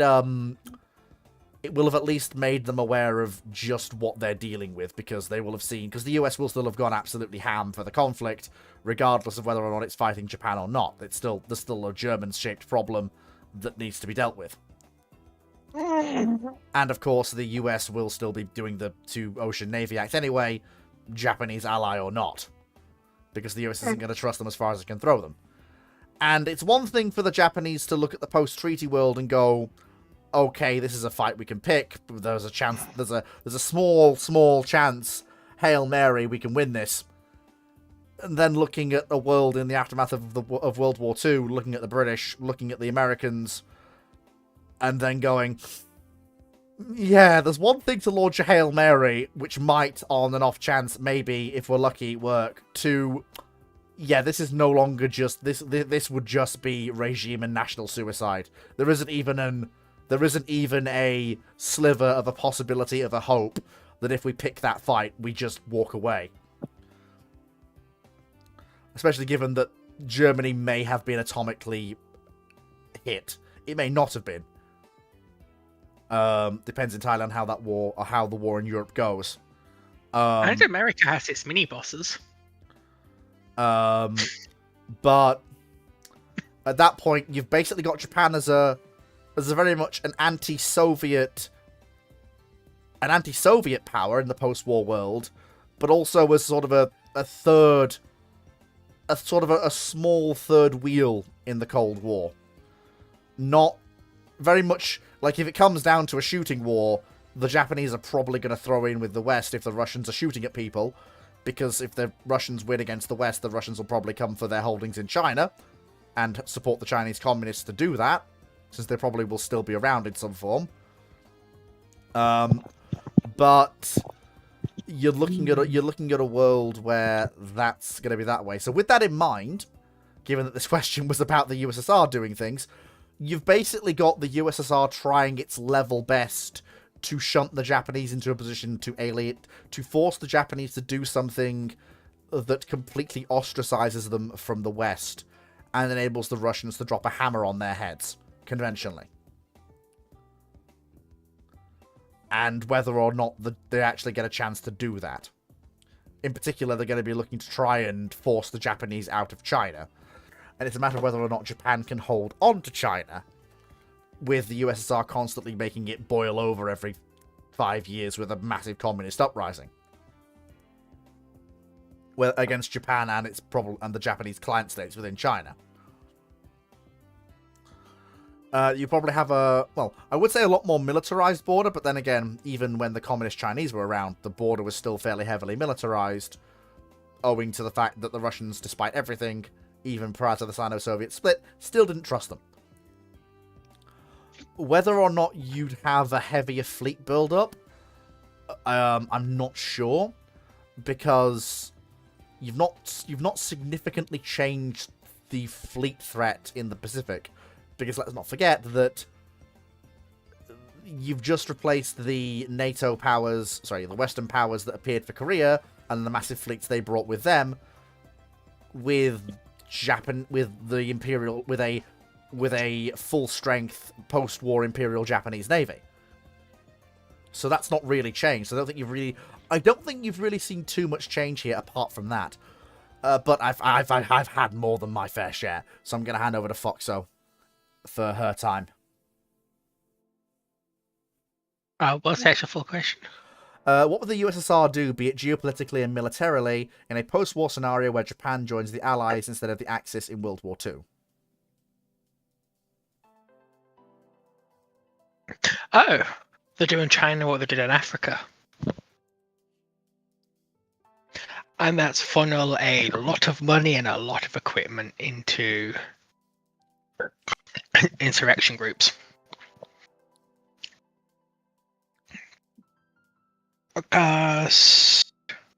Actually, just to clarify, what states Japan joining the Allies in? I assume, given that a lot of these questions did spawn out after the zeros over the Mediterranean, I assume this is the basically the niche but still technically plausible scenario of Mitsumasa Yonai coming in clutch at the last second and steering Japan away from the path of fight everyone to fight with the British to kill the Germans to gain face and gain favour for other options. Okay, but are we looking at a Japanese Manchuria or a Greater Japan situation? I would assume Neither.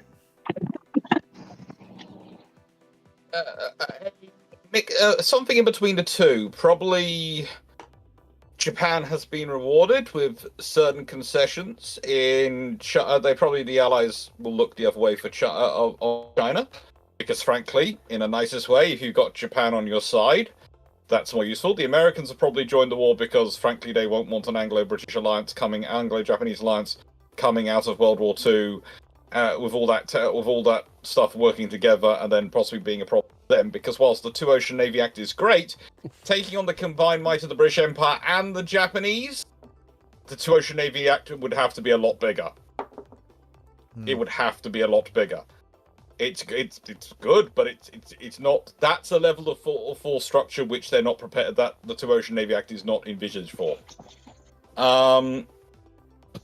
So they joined the alliance, and the main thing you have in that scenario is, and this is going to sound strange, but Japan would join the alliance before the Soviet Union was invaded.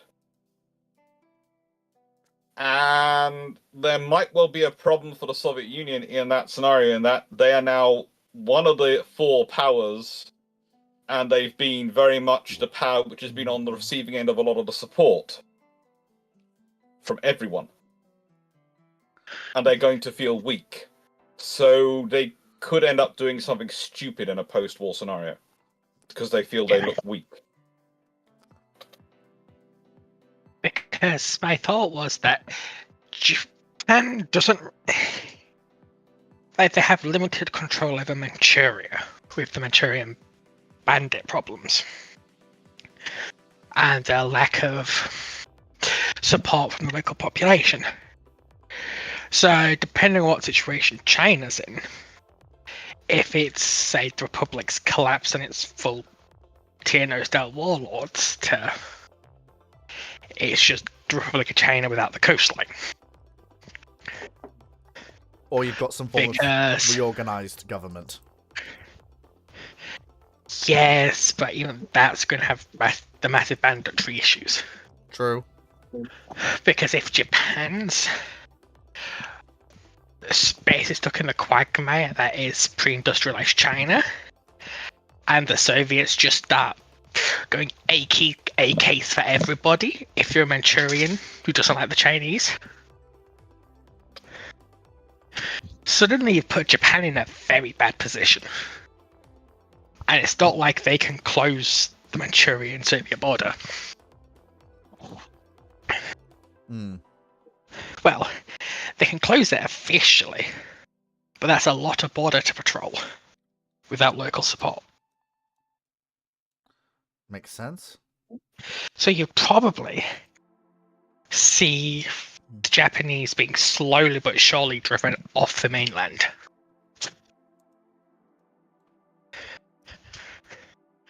Because a war of resistance supplied by the Soviets probably would, as it did with the colonial powers, drive them out eventually. It's going to be bloody, but they will get there. It's going to be a long, bloody slog, but they'll get there. And you'd probably see that with in China, depending on how far south they go in China, or if they've got any heavily supervised states in China, you'll sort of see a attritional death. Because Japan doesn't have the size to do what the Han Chinese have been able to do in the region. Which, by that I mean settle enough of the local population in the areas to stabilize it. Makes sense. Right. Yeah, so the Japanese Empire screwed either way. Yeah. Right. Dr. Clark? Everyone's sort of covered it, really. The more interesting scenario I've often found is if considering the Japanese and the recent Russo-Japanese war at this point and the various agreements going on there, there's almost a scenario where, if you consider Russia's invasion in Poland and all the stuff going on there is a possibility that Russia finds itself on the other side against the Allies, and if the Axis don't invade them longer term. If for some reason Hitler decides not to invade because of what's happening in the Mediterranean, because basically my view has always been, if the Japanese turn up in the Mediterranean and the Italian fleet is basically wiped out by the double punch, the 1-2 punch of the Royal Navy attacking Taranto in the nighttime, and then in the morning, oh, here come the Japanese! Oh, that's great. And then North Africa collapses, and you don't get to, you probably don't, in a nice way, the Germans probably, you don't probably achieve the conquest of Crete. You might not even achieve all the victories in Greece, if that, under that scenario. You probably do, but maybe not. At that point, Hitler might still want to invade the Soviet Union, but he's in a very different strategic situation, because Italy's been knocked out of the war, and his forces don't look invincible anymore. Single. And so he might try and do something else. He might try and make it, tell the Soviets, okay, well, you attack the Japanese in China. Oh, hello. We can ally up. Hello, Renan. You alright? Okay, carry on, Dr. Clark. But it's doubtful.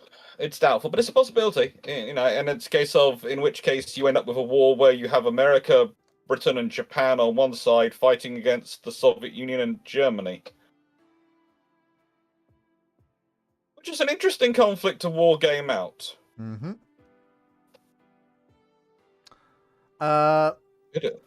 Drac, do you have any comments on this outside of what the various members of the panel have already said? Yes, I actually had a very interesting conversation related to this about 2-3 weeks ago. I met up with a historian called David Chesham while he was on a visit to the UK. Mm-hmm. And we were discussing how could Japan win its part of World War II. And he pointed out that there is one way this could happen, which is sort of similar to what Dr. Clark was talking about, but basically involves Japan turning around and declaring war on Germany and Italy around about the time of the fall of France.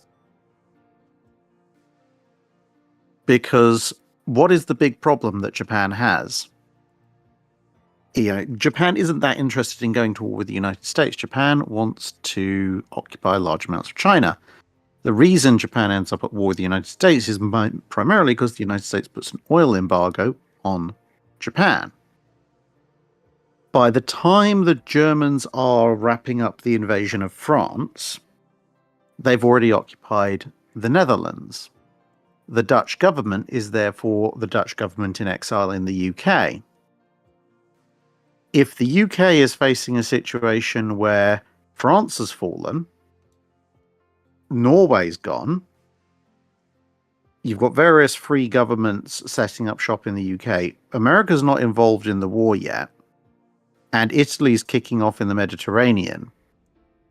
If Japan turns around and goes, when we nicked a bunch of German colonies in the Pacific last time this all went down, how about you give us basically carte blanche to go after Axis colonies in the Pacific and the Indian Ocean and turn a blind eye to what we're doing in China? And in exchange, we'll send you naval aid. Oh, and by the way, we really need oil. Could you have a word with those lovely Dutch chaps in the UK? Britain's not really in much of a position to say no. Because ultimately, the only thing they really need to do to get a whole other fleet come and help them is to go, Dutch government in exile, can you sell some oil to the Japanese? That obviates the American blockade or embargo, because the Americans don't control the Dutch East Indies. The Japanese now have access to the Dutch East Indies. They didn't need to expend any military power to get them, and they can go back to busily working away in China, which will make the Imperial Japanese Army happy, and the Imperial Japanese Navy can go over and beat up on the Regia Marina and the Kriegsmarine, which will make the Japanese Navy happy in between nabbing various colonies. Now, the reason I'm talking about Japan a lot when we are asking what the Soviet Union would do is because, as Dr. Clark also pointed out, at this point, the German-Soviet agreement is still in place.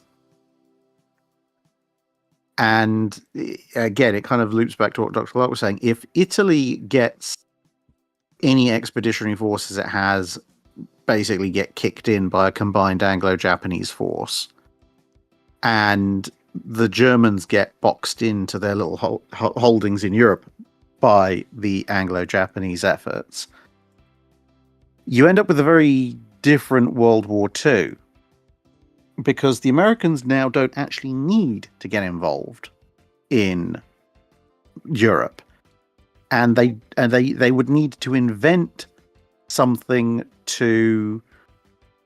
They would have to invent a reason to go after Japan in the Pacific, which isn't going to be massively popular with their populace.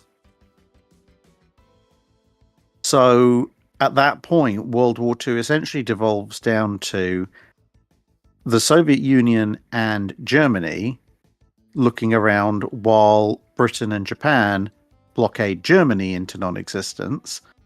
And also, since the Japanese fleet can very easily deal with what small remnants of shipping the Soviets have in the Pacific, the Soviets aren't going to be much help either, because they can't bring anything over the Pacific.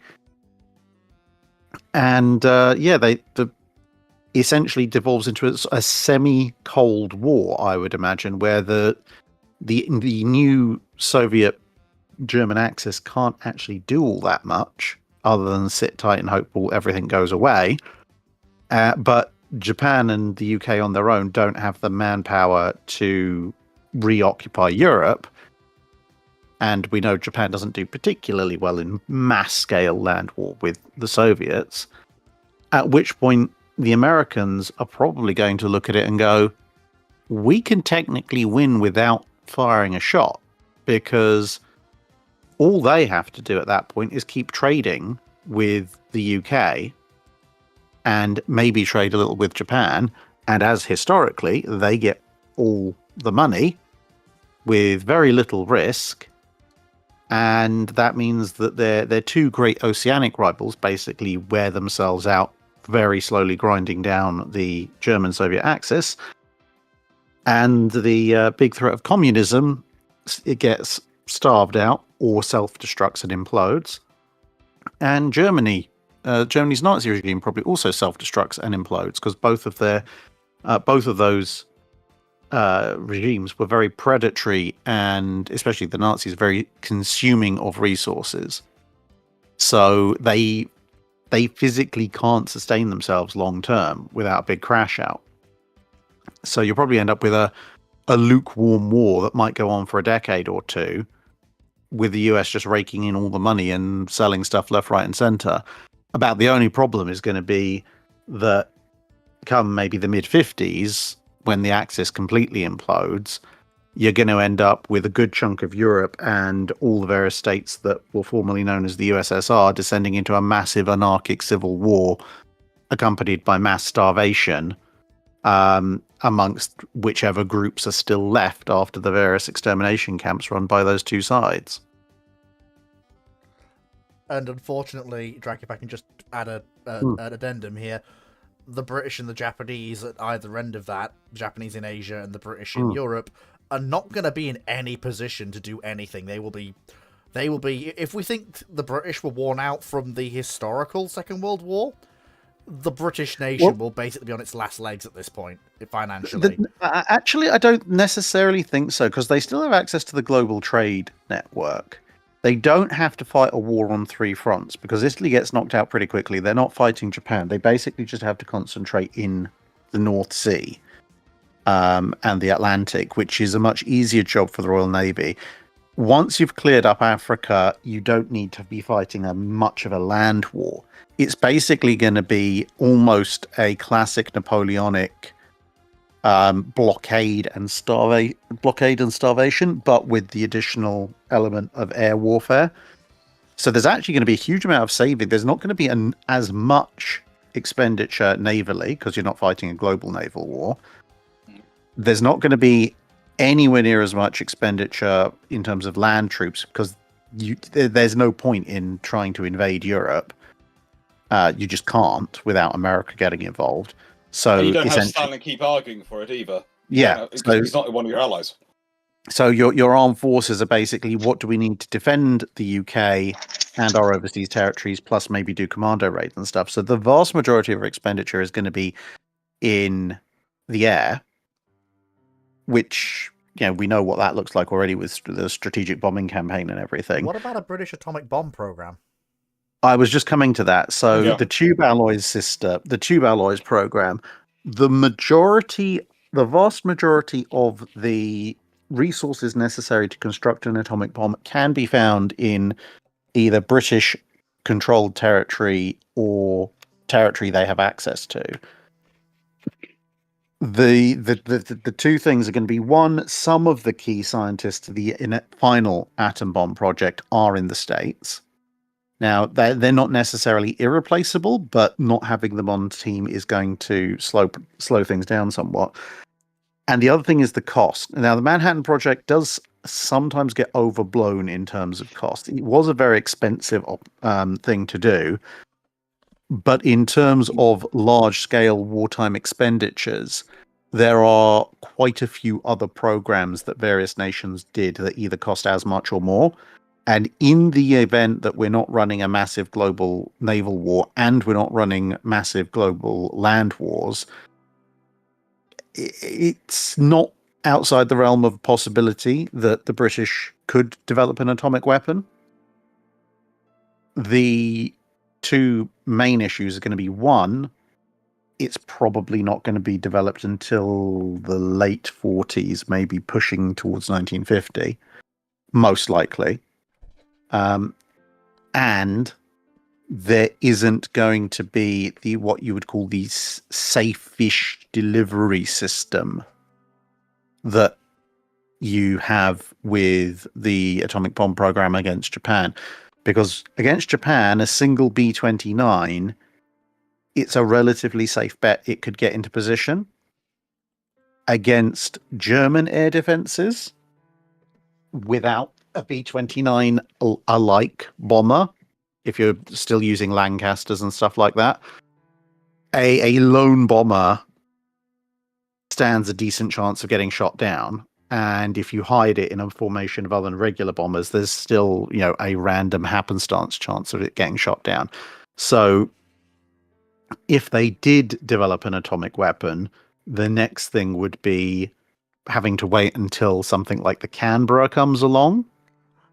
And then scaling the weapon such that the Canberra or Canberra-esque aircraft can carry it, and then just doing a ridiculously high speed pass, which is why I say kind of the war probably comes to an end in the early 50s, because that's probably when you can start thinking about deploying atomic weapons relatively safely in terms of your launch platform is actually going to reach its target. There is the other option. There is the other option with that, in that you could do, and this is what they did actually sometimes do for precision strikes, is they would be launching a mass raid on let's say, Berlin, which would suck all the enemy fighters in, and one bomber would go into a different target.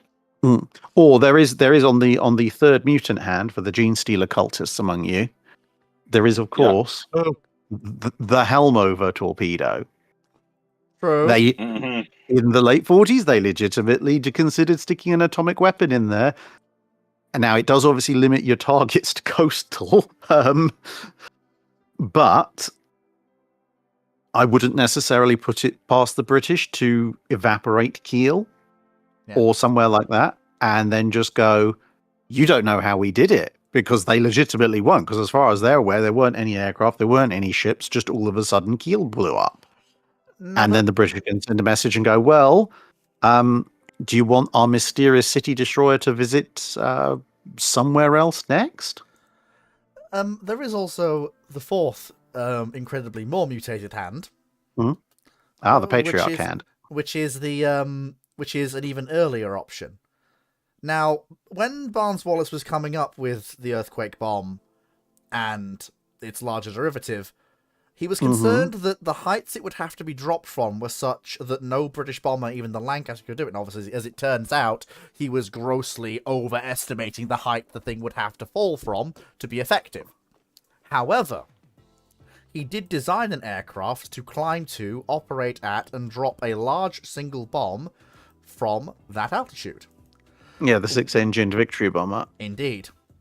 Now, if we're yeah, in such the a only wo- reason I did just for qualification, the only reason I discounted that was basically I was thinking to myself, if we're going to be spending a lot of money developing an atomic bomb,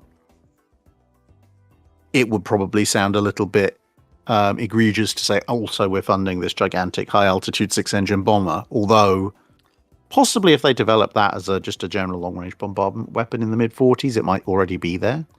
Think that's what I'm thinking. We've got not a demobilization of the economy, but a yes, Ruben. It takes me 10 minutes to drive from where I got my pizza to home. I'm now home. Look, it's a good question. I'm just saying you've got it is the last question we're doing. 4 other people here? Yeah, no, I just want to finish off this little bit on this bomber before we just hand over to Dragon and then through Guy and everyone else. As we've said, you're dealing with a world where you haven't got large ground forces committed. You're not demobilizing the economy, but you are trying to take the pressure, try and extend the landing strip you've got of economic survival as much as possible. But that does give you an awful lot of room to maneuver. You are basically fighting primarily an offensive air campaign, not just against Germany, but against the Soviet Union, which means you need a bomber like this of that level of range and payload anyway. So my thought process is then, well, it just seems like an obvious choice.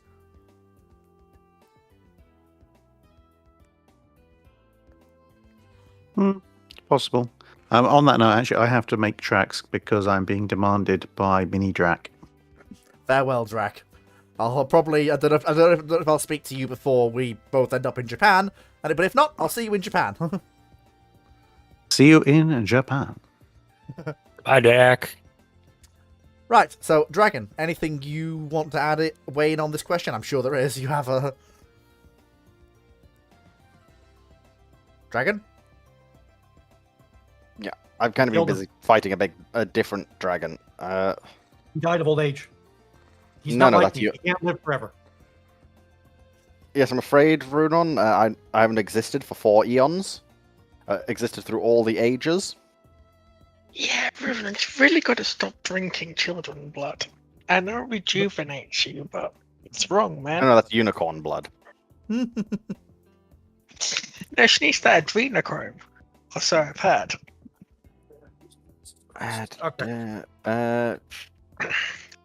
A hell of a lot changes. Like, honestly, to borrow a rune, I'm afraid, write a book. Like, there's so much there that would change. I'd have to look into that. Yeah, there's not too much I can comment quickly. Fair enough. So, the guy that everybody likes. In particular, I'd like to ask you a question in relation to this. Could the Dutch... What is the question, even? In regards to what Drac was saying, could the Dutch government be persuaded to sell oil to Japan? Oh, so this question. I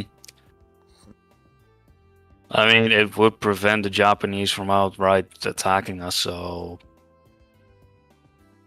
Seems logical. I suppose you could charge them through the nose for it, since they are desperate, and it is a bargaining chip, which would mean they could pay for war material to fight the Germans with, from the US.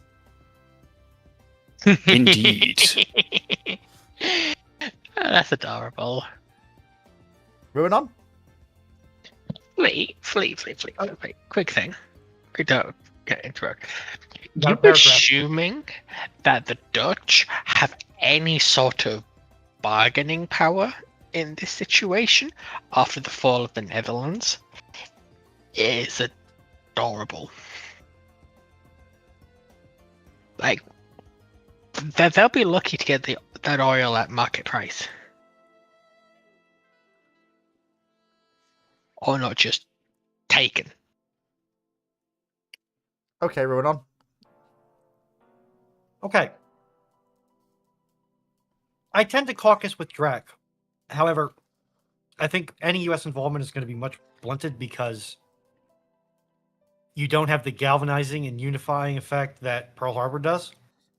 I think you'll see for the U.S. at least a much more World War One-esque environment. That's pretty much my involvement. That's pretty much my only input on this question.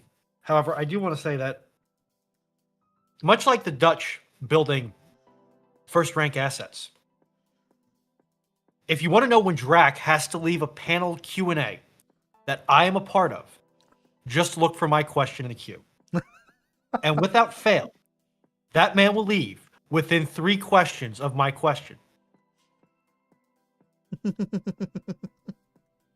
I think it's the princess. I think she doesn't like you.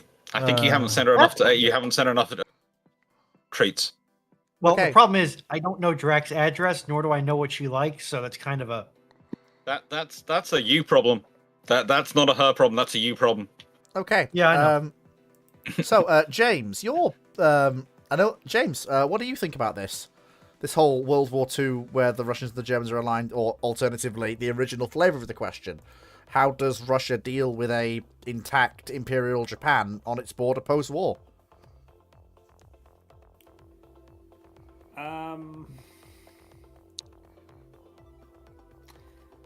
Honestly, I don't think they do pretty well. Well, I don't think they do well at all. It's fine when, obviously, Japan's. Oh, I don't know. But speak your mind. I couldn't tell you. Well, You've clearly got some thought processes. Let's share them out. See what comes out. I'm not gonna lie to you. I've kind of been preoccupied during this question. That's fine. Yeah. Obviously, there's going to be a lot of political clashes between the mustache man and the other mustache man, for names we cannot say. But I don't know. I don't think it was. I think there'd be quite a bit of infighting between the Soviets and the Germans, because I think they're just too ideologically different. Mm-hmm. And because of the stress of obviously having a war on 2 fronts, it's probably not going to end well for both of them. And I feel like one of them is just going to basically lose it and invade the other one.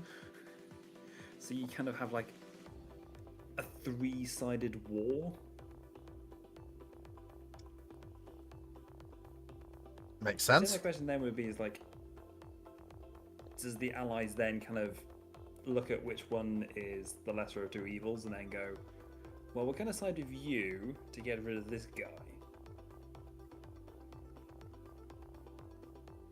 If you get what I mean. Yeah. Because if you think about it, on the one hand, we've had, 70 odd years of communism in Russia, and it's got us to the point where we are today, where we are basically second Cold War. Everyone basically doesn't like the Russians, and most of the people in BRICS. Whereas on the other hand, if communism in Russia didn't exist, we'd probably also have a bit more of a right-wing leaning world at the moment, which is probably also quite bad. So I think the political fallout from that entire subject, looking towards today, I don't think is a good idea. And I'd rather not think about it, because regardless of which way you look at it, it's probably going to be wrong. Probably right there. The last person who needs to have a say is Moe.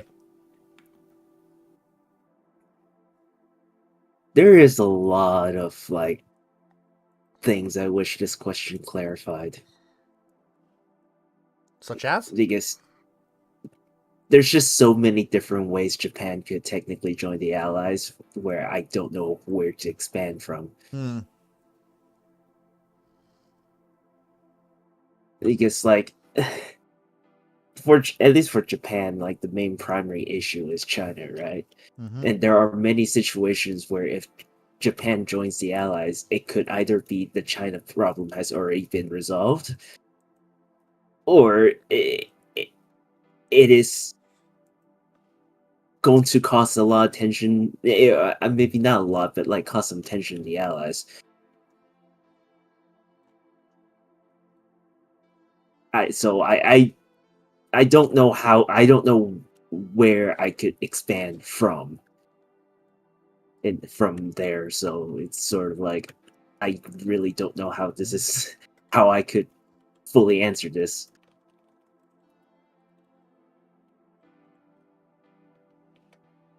Yeah.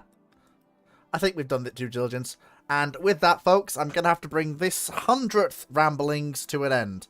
Yeah, we're in triple digits, and we've been going basically 2 years of live Ramblings, starting on September the 11th in 2023. Yay! Woo! And Woo! Yeah!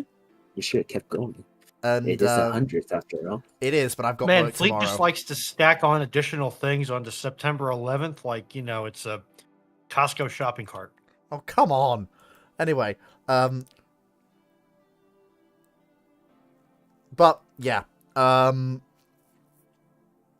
obviously the next Ramblings will be the absolute final Ramblings before I take off for Japan. Never to return. No, I will be returning. And there may, and I use this word, there may be Ramblings while we are out there, including members of the Shipshape crew. Unfortunately, you're gonna have fun. Yeah, I unfortunately, come in right at the end. yes, yeah. you do come in right at the end. On Japan time will be a completely different schedule, so you'll be probably there from the whole beginning. Yeah, like there may be a lot. 9 hours.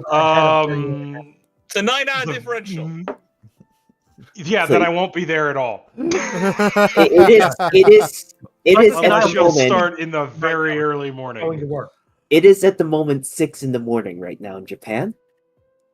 How are you here? Yeah, so unless you guys start at 6 a.m., I probably won't be. Yeah. We So might start at 6. You never know us. So yeah, like I said, there may be Ramblings in Japan. I don't know if that'll be like if it'll be normal Ramblings or if it'll be like. You're not starting it at the usual time.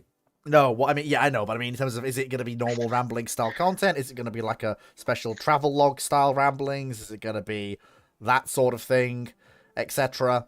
I'm not sure. What I do know is that I am doing things while we're out there, so I'll keep an eye on that. And the final thing I need to say is thank you to the panel for being here. Thank you, James. Thank you, Ruinon. Thank you, Guy. Thank you, Dragon. Thank you, Moe. Thank you, Foxo. Thank you, Dr. Clark. Thank you, Cyclic, for your brief but always valued appearance. Thank you, Drac.